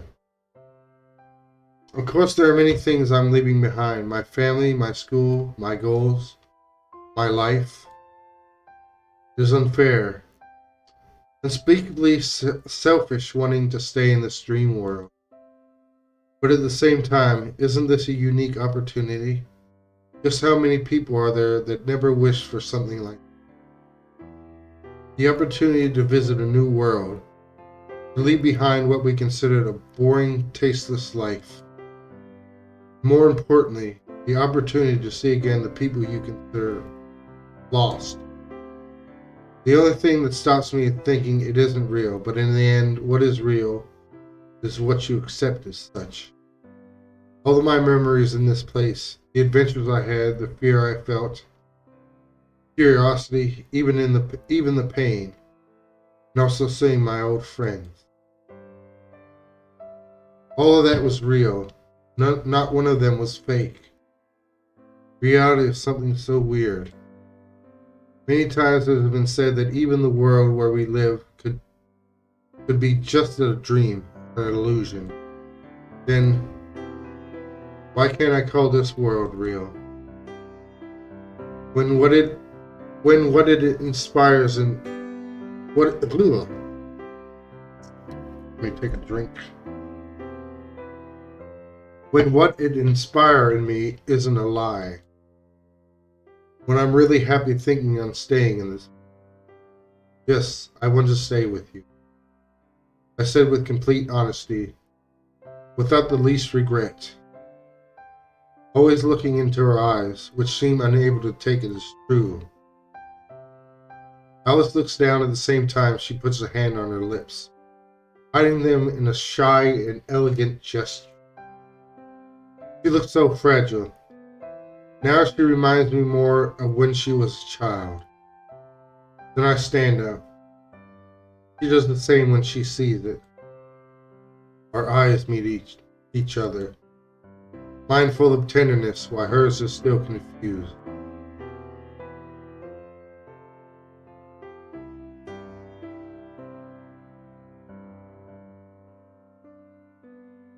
Only looks at her nose sitting on the table. What?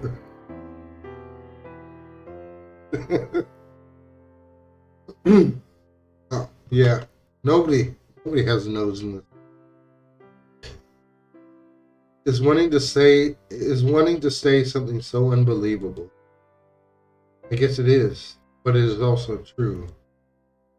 Aren't you happy with my decision? No, it's nothing like that. She looks down with her eyes full of guilt. Seems she wants to say more, but something is stopping her. No need. I understand it. She never imagined this out. She feels it's being too selfish. And truth is, I feel like that too. Are you really okay with this? Would you leave behind all you have for me? She said with shaky voice. She needed every fiber of being just to say those words. She feels guilty for staying with me, but at the same time I know she wants it. Her heart must be about to split in two from the doubt. However, her mind knows perfectly what it desires. I kindly smile and then extend one hand to her, saying with a gesture that I wanted to hold her hand. Alice doubts for an instant. She looks at my hand, then at my face, wondering if she should do it. Then shyly extends her hand until it reaches. I instantly gently squeeze her hand. It is cold but also soft. I lose myself for a moment in that sensation, simply enjoying having her so close. Then look back into her eyes. More than anything else, what I see in them is happiness. I want to be with you, Alice. I feel we have many things to talk about. There's so much I want to tell you and hear from you. The two of us, since we were kids, we haven't changed at all. That I can know without anyone telling me. I'm sure we will keep having many adventures. We will keep having long discussions about subjects without importance, just because it is fun. Alice is crying. She cries because she is happy. This is one unexpected ending, the one nobody ever thought it could happen. And yet here it is before our own eyes. I hold her hand tighter before moving closer and embrace her. It is a welcoming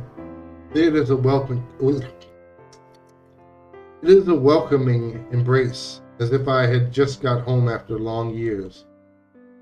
I have a whole new world to explore. Suddenly my future seems so bright. I finally fulfilled my promise. That's the only thing that matters.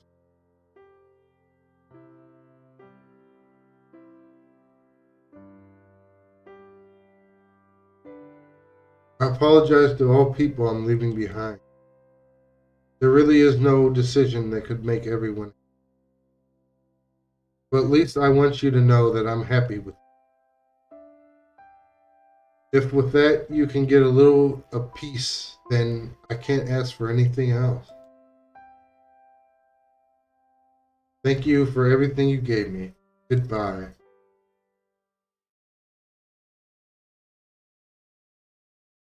That's another ending, but we still have one more ending to go.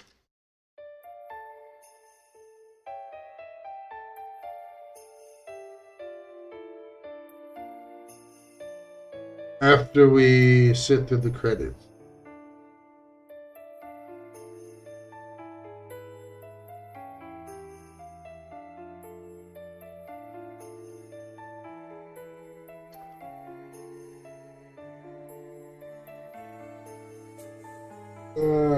Yep. Once the credits finish, I'll have to reload, then choose the other option. A million monkeys typing.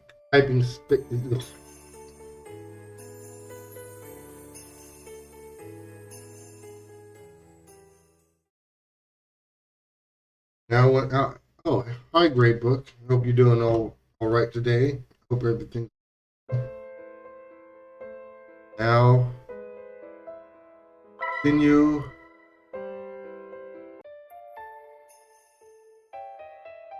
This will give us what it says is the true ending. I think it is time for me to wake up.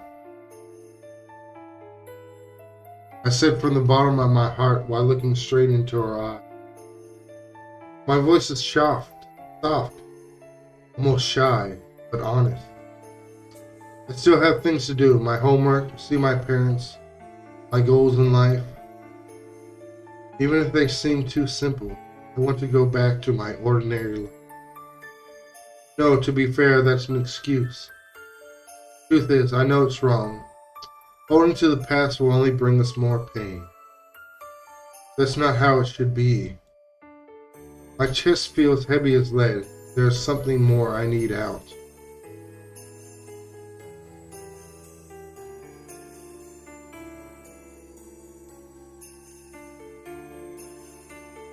You're enjoying this beautifully written game with its beautiful, though it's got a lot of grammatical errors at some points. Like how sometimes they misspell diary as dairy, which is kind of funny.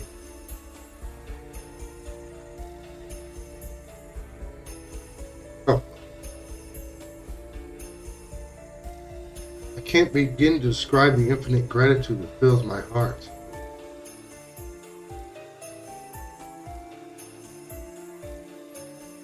Rugzulo writes in his thinking cheese. I recovered something treasured.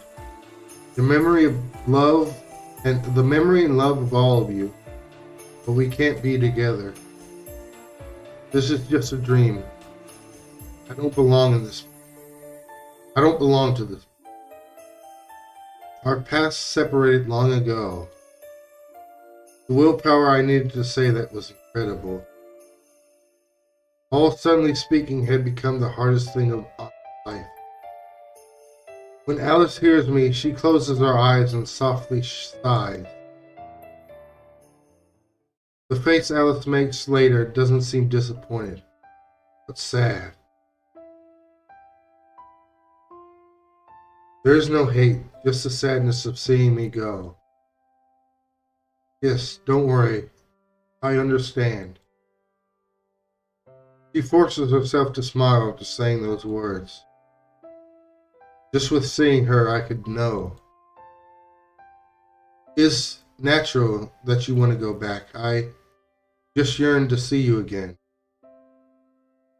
One more time, one last time. With that, I would take your promise as fulfilled. She extends her hand to me with the palm up. I instantly understand what she is trying to say and gently hold her hand. It is cold, but it is nice. It is soft. I feel bad knowing that I would have to let go of it.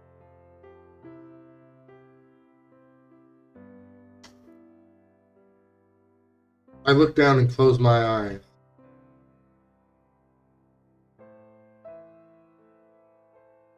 I hold my tears. My heart is falling apart.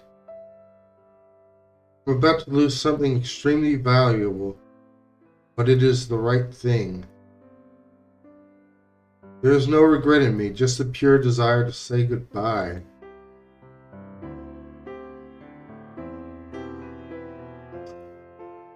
I hold her hand a bit tighter, and she responds doing the same. For long seconds we stay like that, without saying a word, as if we feared it would ruin the moment. Or maybe wishing it would last forever. It is then that suddenly I realize something. All this time I had kept my eyes closed, the world around me was transforming.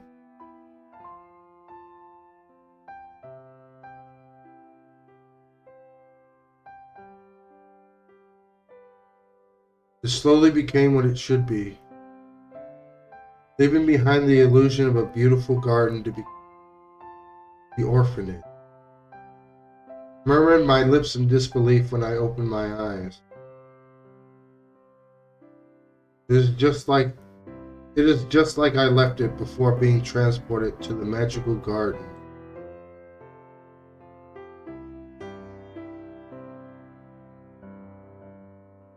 With my eyes open wide, I observed the fire covering the whole place. The destruction of the orphanage is inevitable. However, there is something strange with me. I don't feel fear at all. Fire doesn't even seem to be hot.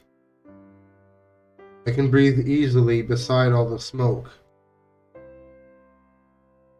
It feels like there's a great distance between me and the flames. It is a little nostalgic thinking about it. Of course, it can't hurt me because I survived this. This is the point in our lives where we got separated. We got separated. But that's not the only thing different. My voice too had changed. I looked down, finding with surprise that my body is smaller. I am once again a kid. Alice? I called her name confused.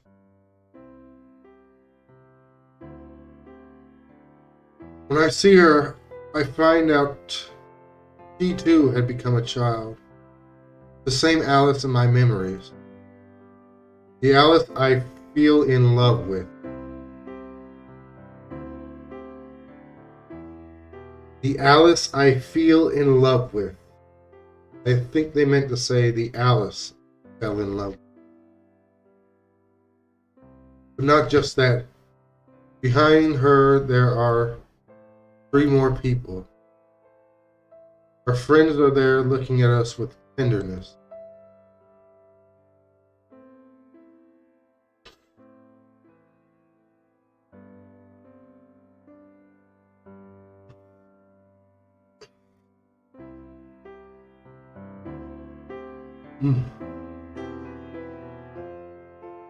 Time magically went back to give me the chance to say goodbye. The change I could never have.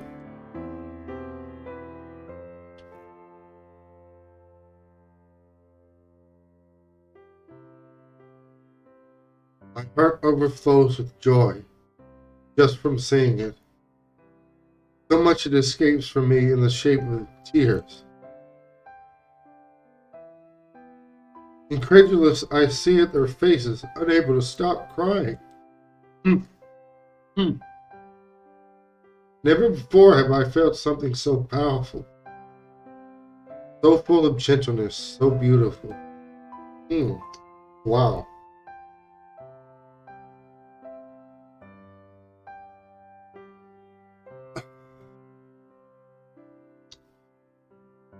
Mary smiles while she hugs her plushes, always.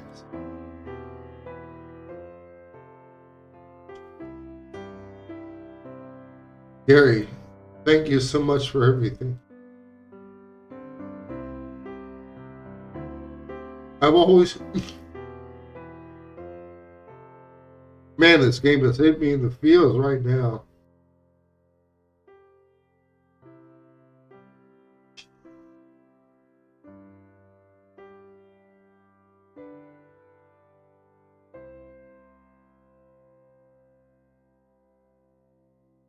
I have always been afraid of other people. Thought they were wolves that only wanted to eat me.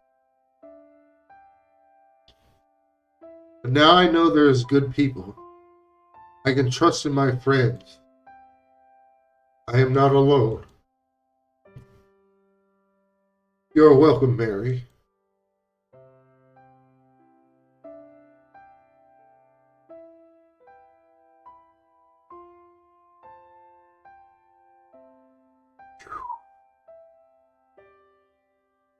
Royer also has a shy smile, but in it I see a strong will.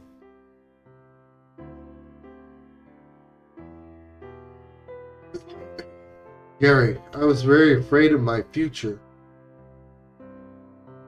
I thought things could only get worse.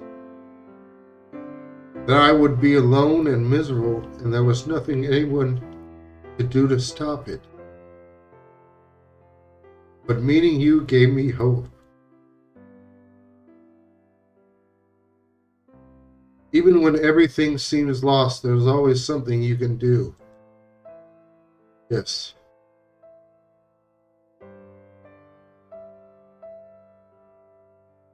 Yes. We have to be strong.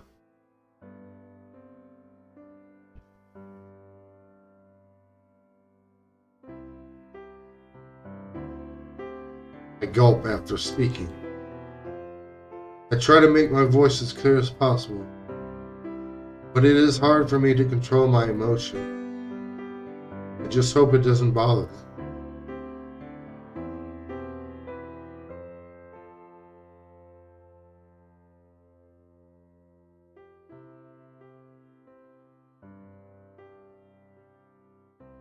Finally, Henry looks at me with a humble smile, very different than the arrogance of a king. In it, I only find the gratitude of a friend. Gary. He pauses after saying my name. Before he speaks, I think I know what he wants to say.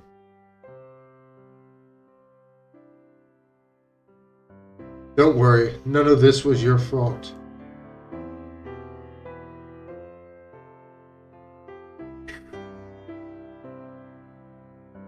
I have no resentment for what happened in the kingdom of the sun.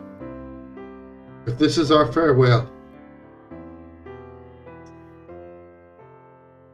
I want it to be as it should, like friends. He opens his eyes surprised after hearing me, and then smiles. Yes, you're right.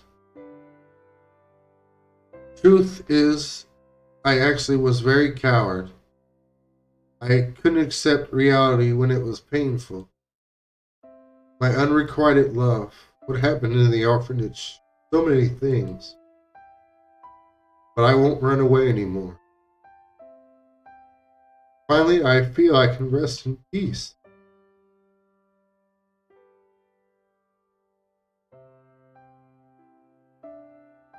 I only ask you one thing. Please don't forget us. You are the only living person that knows about us in the world. I'm really glad to hear that. And of course I will. I could never forget about this night. I said from the bottom of my heart.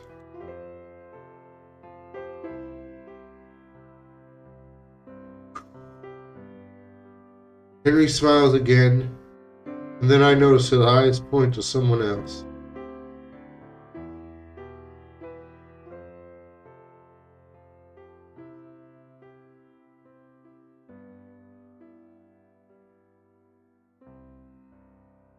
They all look at her.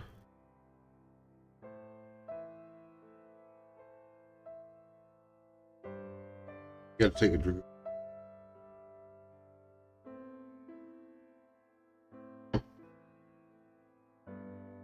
Of course, the last person.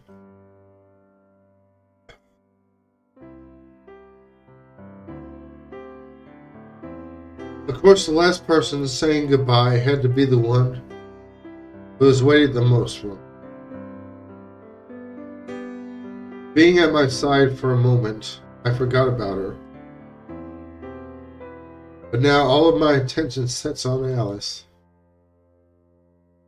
She tilts her head, then takes my hand. Our eyes meet each other.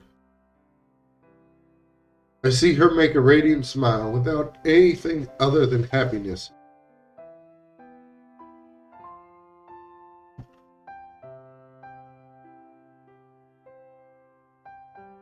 I wanted for us to have an adventure together, like in fairy tale.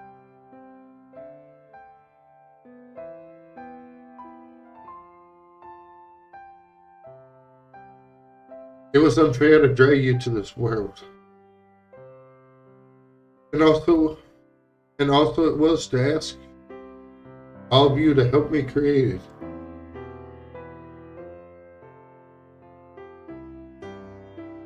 But to be able to live this moment is for me more than I could ever ask. Thank you. From the bottom of my heart. And you.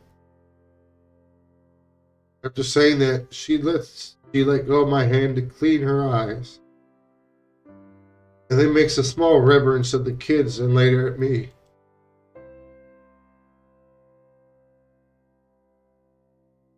She doesn't have to apologize. On the contrary, it is me who only has gratitude for her. There's no more need to hold you here.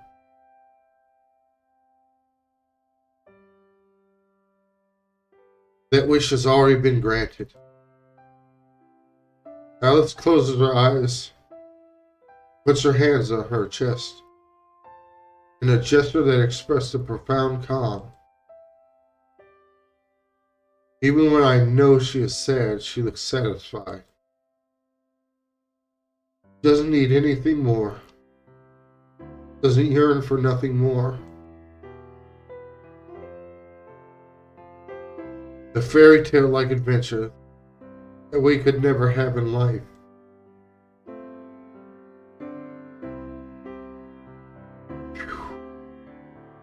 At that moment, I hear her cheerfully laugh.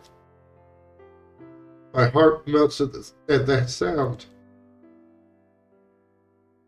Gary, look at me. He calls my name tenderly. Slowly, I set my sight on her blue eyes. She looks back at me for unknown seconds. Then, without saying a single word, she surrounds me with her arms in a gentle embrace, pouring in it everything she felt for me. Something that I will never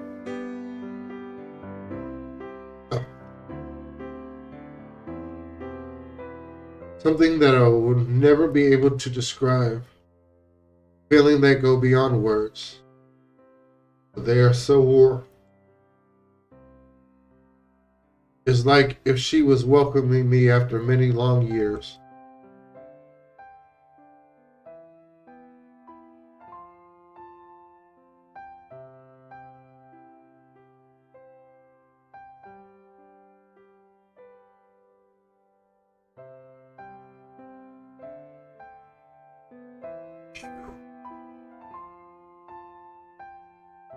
Oh.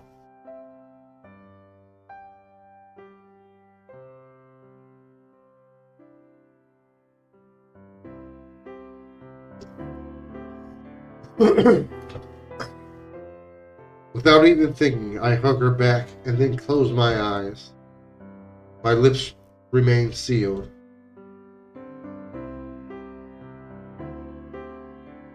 I don't need to talk. No word could ever equal such a simple yet pure gesture. Just being together. Feeling the presence and warmth of another person is just something irreplaceable.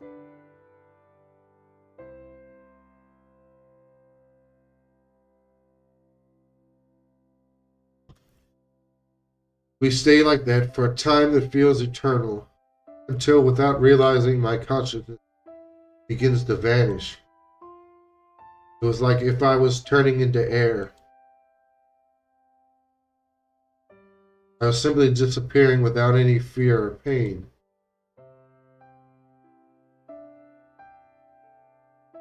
It's all the opposite. Disappearing felt very comforting. Or maybe I should call it going back. I guess that's the ideal ending for this tale.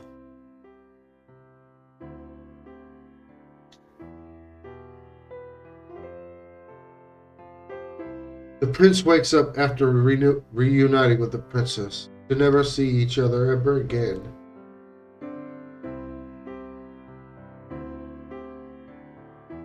When I open my eyes, I'll be in my bed, I'm sure of it.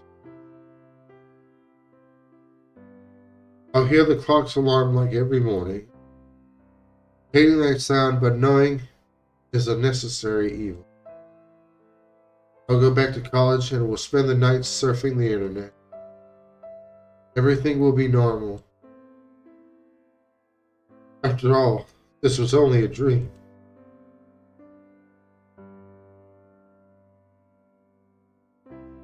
A long dream that lasted no more than a single night.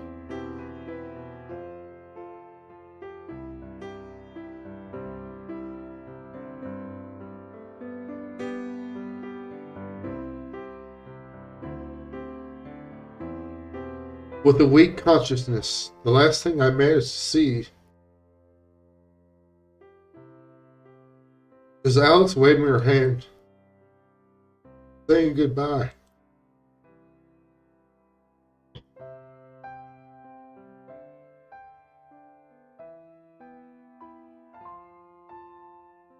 Her lips say something, but I can't hear it.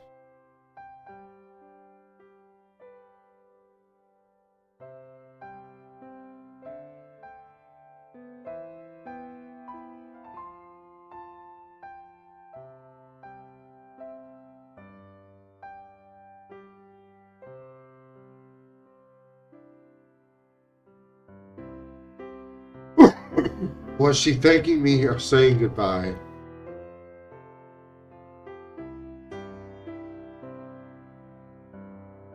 Or maybe saying that she loved me?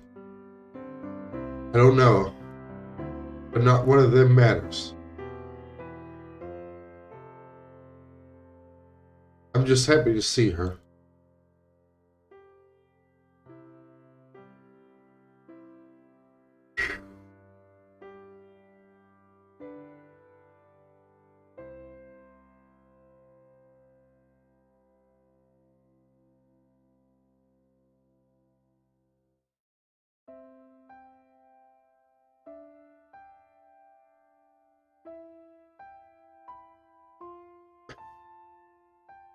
Need another drink of water.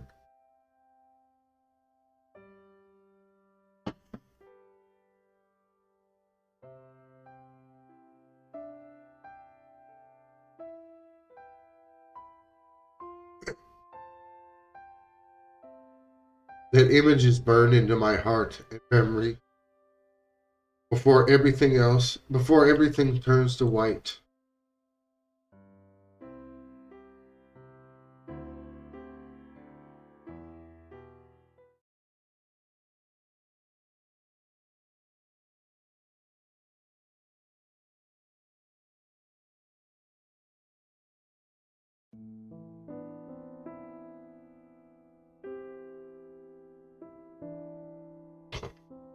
I suddenly open my eyes. My apartment is in complete silence. After taking a few seconds to clear my mind, I look at the clock lazily. It's 6:59 of the morning. In just a minute, the alarm was going to sound. Without second thoughts, I turn off the alarm and then stay immobile. Suddenly, I feel a hole in my heart while uselessly looking at the hour on the clock. I hear it. I'm conscious. Somebody is calling, but I don't feel in the mood to answer. So I let it ring for long seconds, till I realized whoever it was wasn't going to hang up. I sighed annoyed, then finally stand up. I walk towards the phone and answer the call. Hello, Mom. Yes, sorry, I was sleeping. Thank you. I had forgotten it was my birthday. No, I'm okay. It's just I'm still sleepy. Yes, thank you very much again. I hope I can see you soon. Have a nice day. Bye. I look down and rub my forehead once I hang up. Yes, that's right. Today is my birthday. I had completely forgotten about it. But I think by now it doesn't matter anymore. No gift anyone could give me could ever surprise me after what happened. Or at least, that is what I was thinking. However, I was very wrong. I find a note next to the phone. I blinked confused while looking at it incredulous. I haven't put it there. Sure of that. When I read what it says, a new wave of tears spring from my eyes.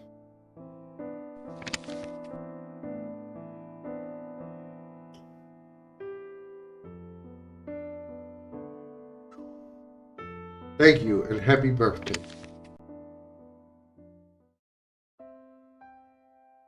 The writing is familiar to me. Alice had written it for me.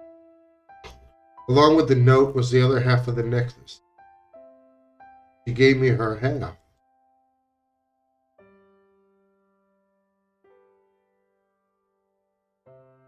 Now I had the complete piece, and I couldn't be any more grateful. This way I wouldn't be able to lie to myself saying it was just a strange dream. Now I can only think in my thing to do. Something that at this moment lacks any importance. But even when it's meaningless, I want to do it. It will be my goodbye. Gathering all my will, my lips moved just enough to whisper, I'm sorry for being so late.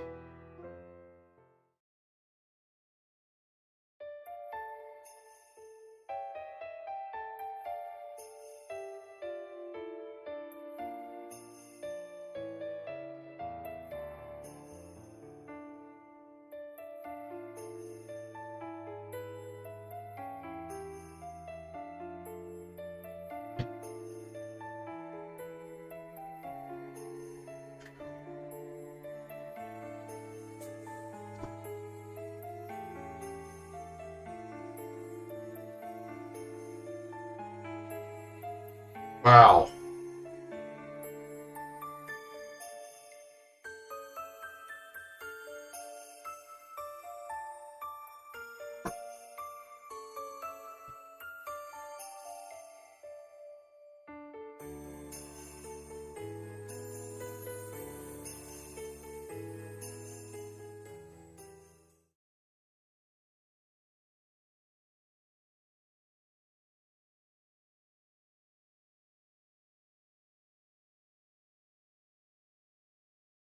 Huh? What's this?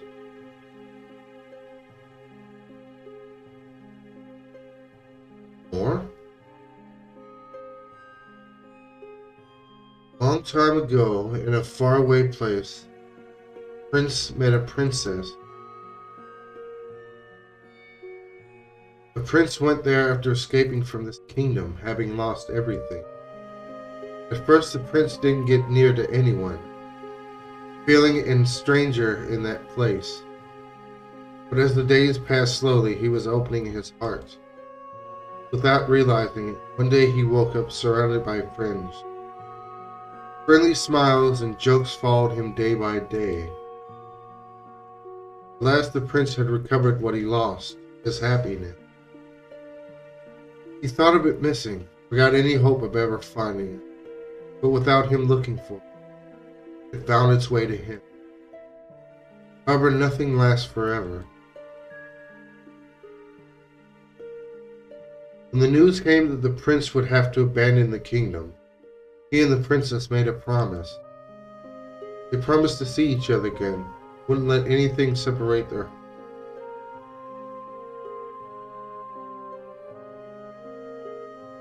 Now finally, after a long way, the promise has been fulfilled.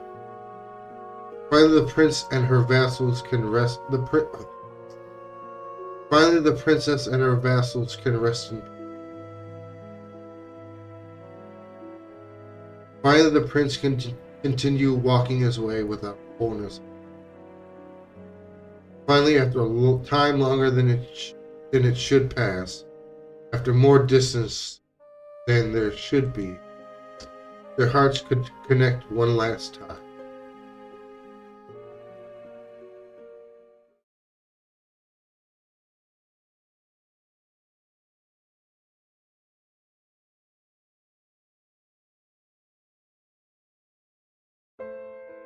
Get all the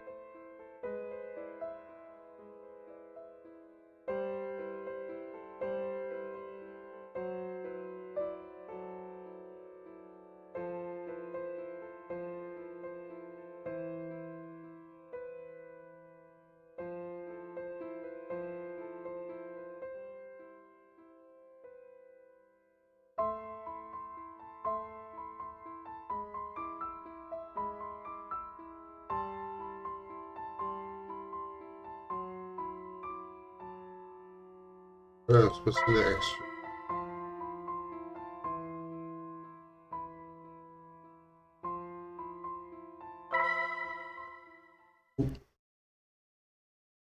What I do?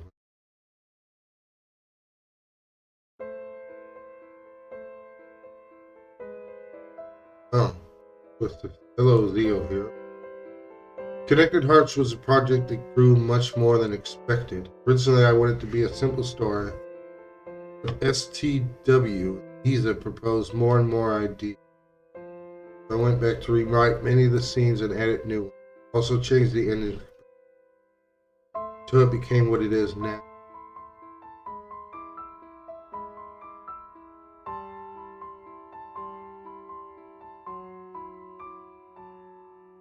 Oh, these are just.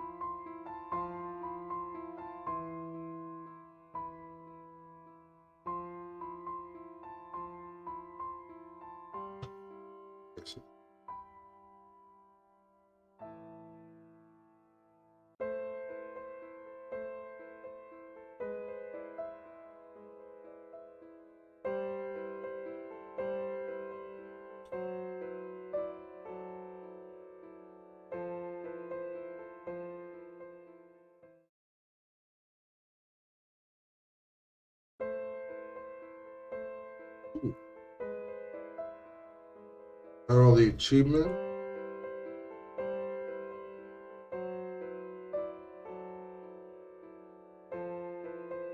Oh, nice! I got unlocked all the achievements for it. Wow.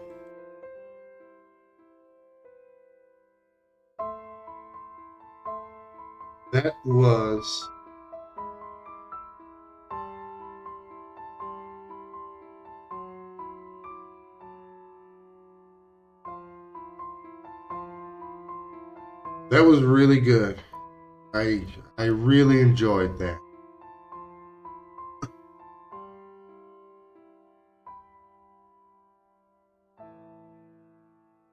It in the lad that true ending really kind of sucker punched me in the gut punched me.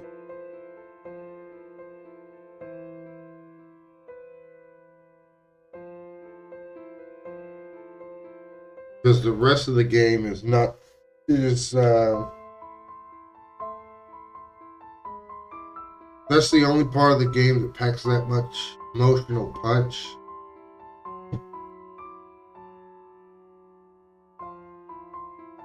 I gotta say, I think that's one of the first times a game's ever game has really actually hit me in the feels.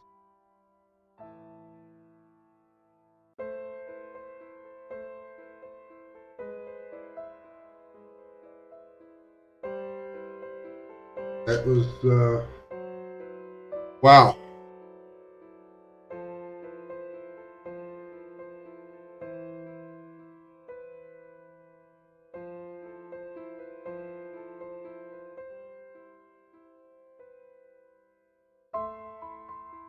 I just I just really enjoyed that ending. More emotional than I expected it to be. I didn't know it would move me that much.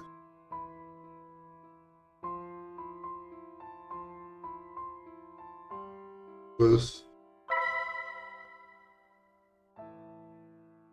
that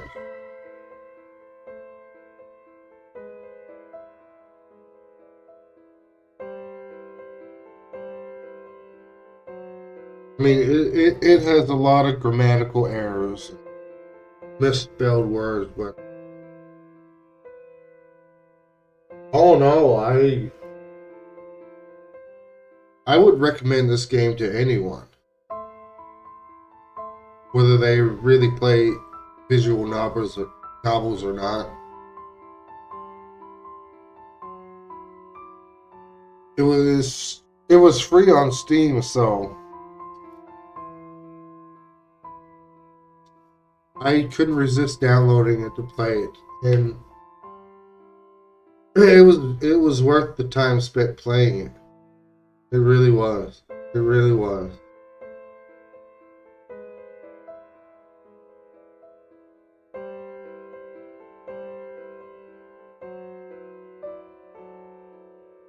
So good.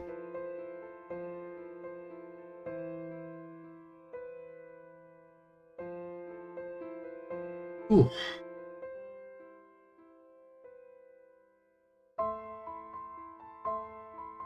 Well, that's I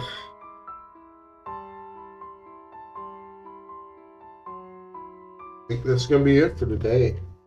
Yeah. Had to play it through. I had to go through it a couple times because there's you have to make specific choices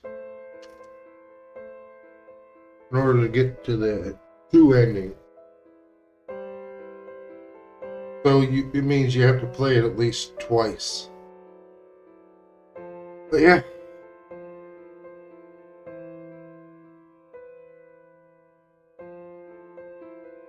Oh yeah, it was. When you can game again, you see about playing it. Yeah, it's definitely worth playing. It's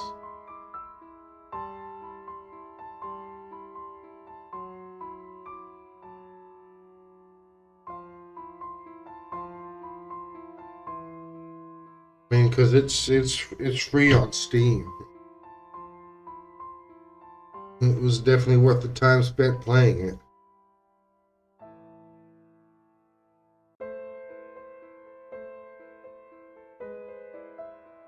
But that's pretty much all there is to Connected Hearts. I'm gonna have to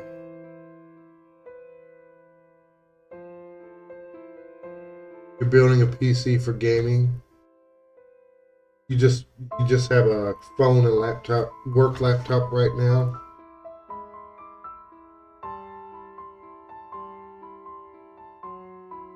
That's cool. That's cool. Building a gaming PC.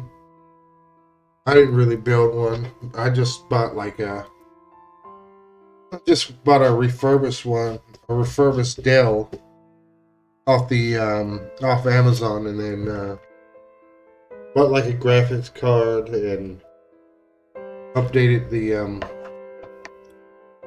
CPU for it. You got a friend sending you a bunch of stuff? That's cool.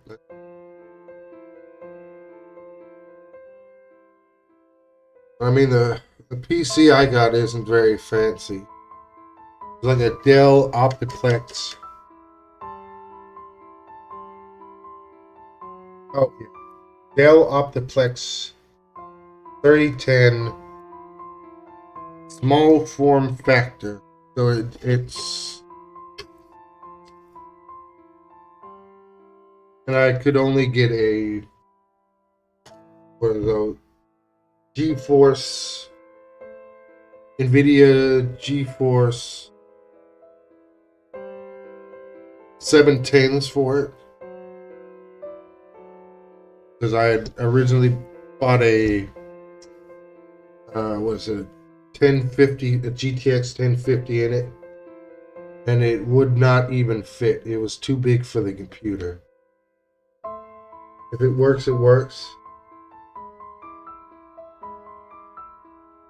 If it works, it works. I promise I'm not one of those people who judges. I barely know what a computer is. Well, I'm no expert on computers either. I mean, I know how they make it. Oh well. I know how to use one, but let's see.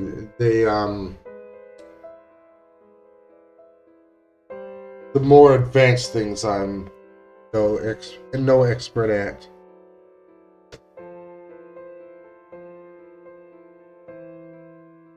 I know how to turn it on. I know how to surf the internet and stuff like that.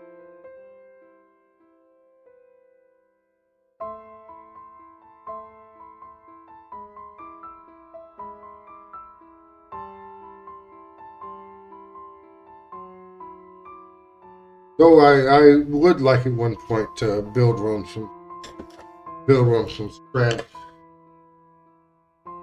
because this one, I mean, it does good for what I need it to do, but it can't run the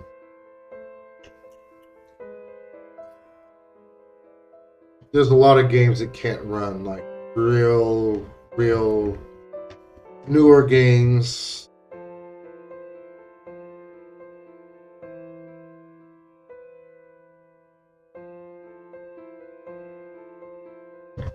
When your friend starts talking about the nitty gritty, your eyes glaze over a little. You're excited to build one, so you figure it's a good way. Yeah, it's a good way to learn.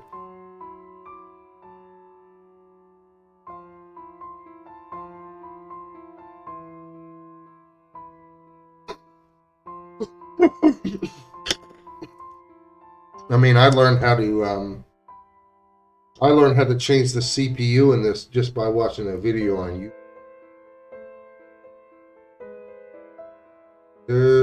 There are a lot of videos to help.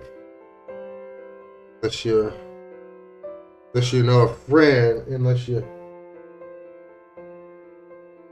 I mean, what was I saying? I lost my train of thought.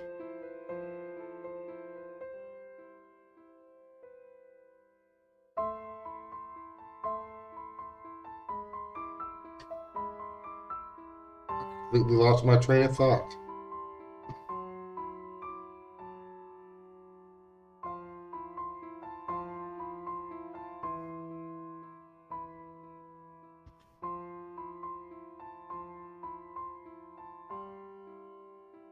But yeah, building a computer, it would be.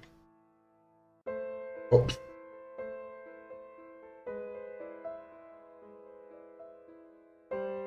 Yeah, but building a computer is always a good learning experience.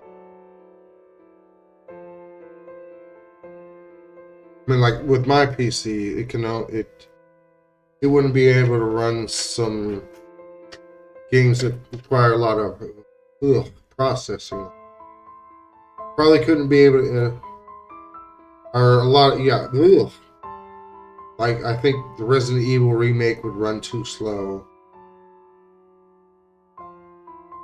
So I downloaded the Resident Evil 3 remake demo, and it was sluggish. So I pretty much call it a bottom of the line graphics card. So I do have a an Intel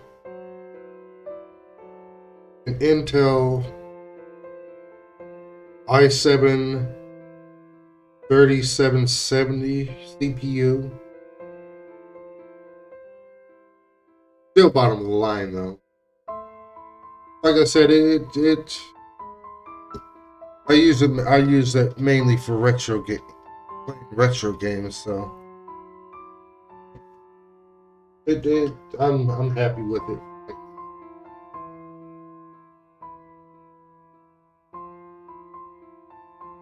Oh yeah, we're done with this game. So um, just a reminder to everyone that tomorrow, March 13th, will mark 1 year that I've been streaming. Since, or as some people call it, 1 year streamiversary.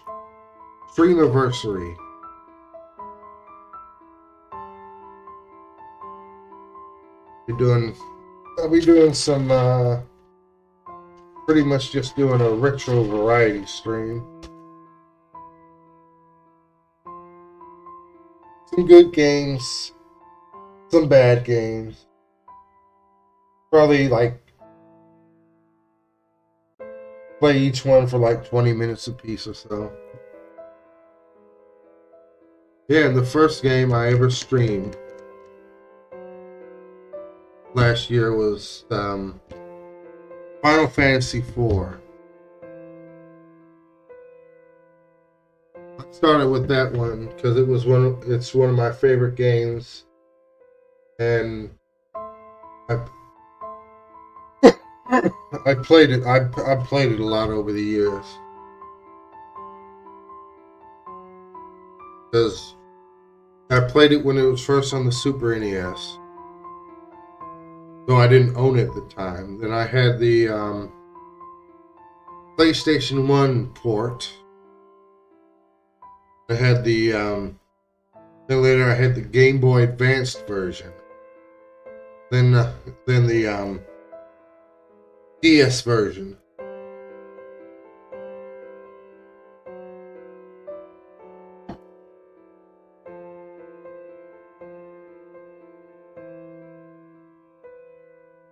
But yep. I got 1, 2, 3, 4, 5, 6, 7, 8, 9, 10, 11 games I'm gonna play tomorrow. Some of them I might about 20, 30 minutes. Though some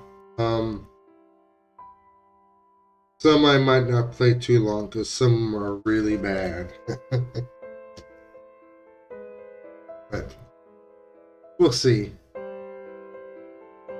But first I want to thank everybody for joining me here today. And once again, thank Kane for the resub. Though it didn't pop up, so I see it's on there.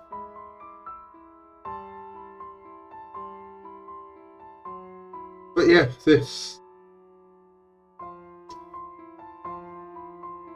once again, this was a very good game. I enjoyed it very much.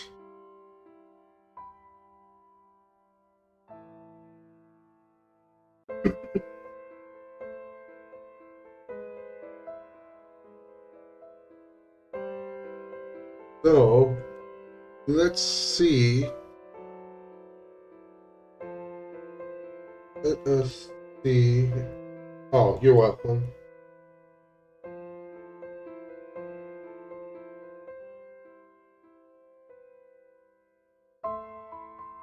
I did not expect the game to hit me in the feels like it did. It's that ending that you.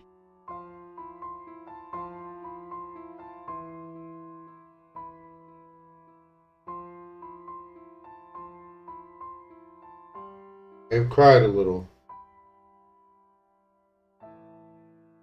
You have a great day too. Let us find someone to raid.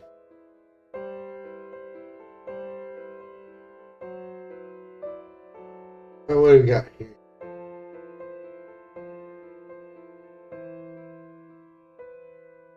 Yeah, I think that's the first game. I think that's the first time I would get a video game actually brought tears to my eyes. It had me choking up. Very emotional game. So fantastic. It just hit the field.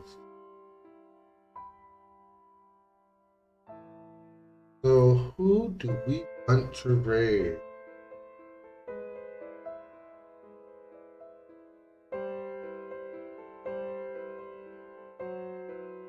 We got Pharaoh the Pharaoh playing Rocket Knight Adventures for the Genesis.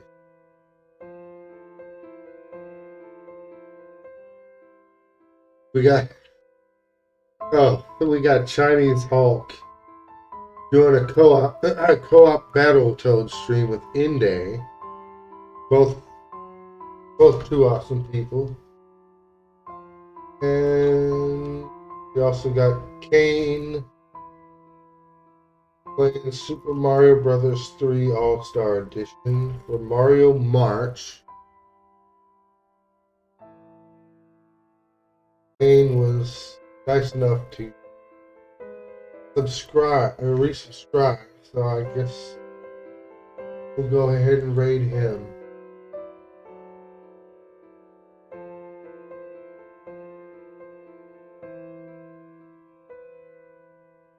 Yep. Okay. Yep.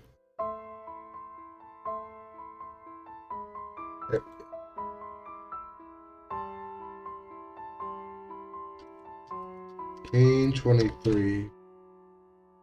And once again, I will be back on tomorrow with my 1 year anniversary stream. Retro variety. Hopefully there won't be too much salt tomorrow, but here's some of the games. Battletoads, Contra, Rocky and Bullwinkle for NES. Ooh. Jekyll and Hyde for the NES. American Gladiators for the SNES. Double Dragon for the Atari 2600. E.T. for Atari 2600. Home Improvement for the SNES. Golden Axe 3. Back to the Future for NES. And Bubsy.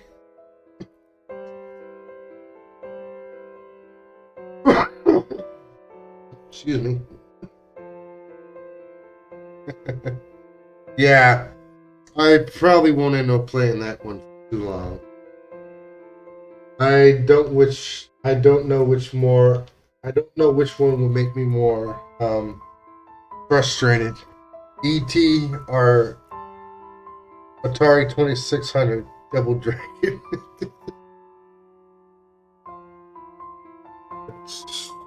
We'll see. I mean,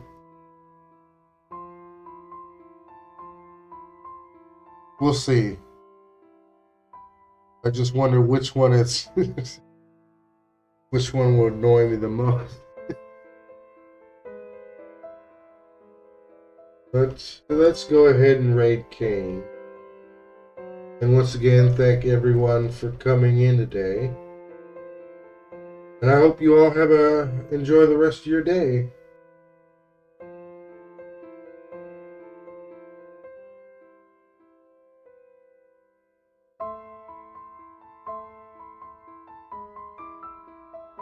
And I just noticed something. Wasn't Alice?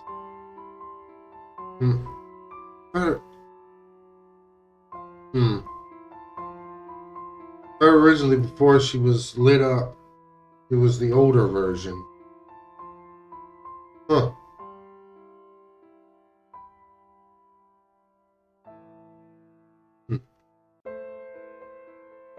Noticing. But thank you once again, everyone. Have a good day. Hooray, we raid!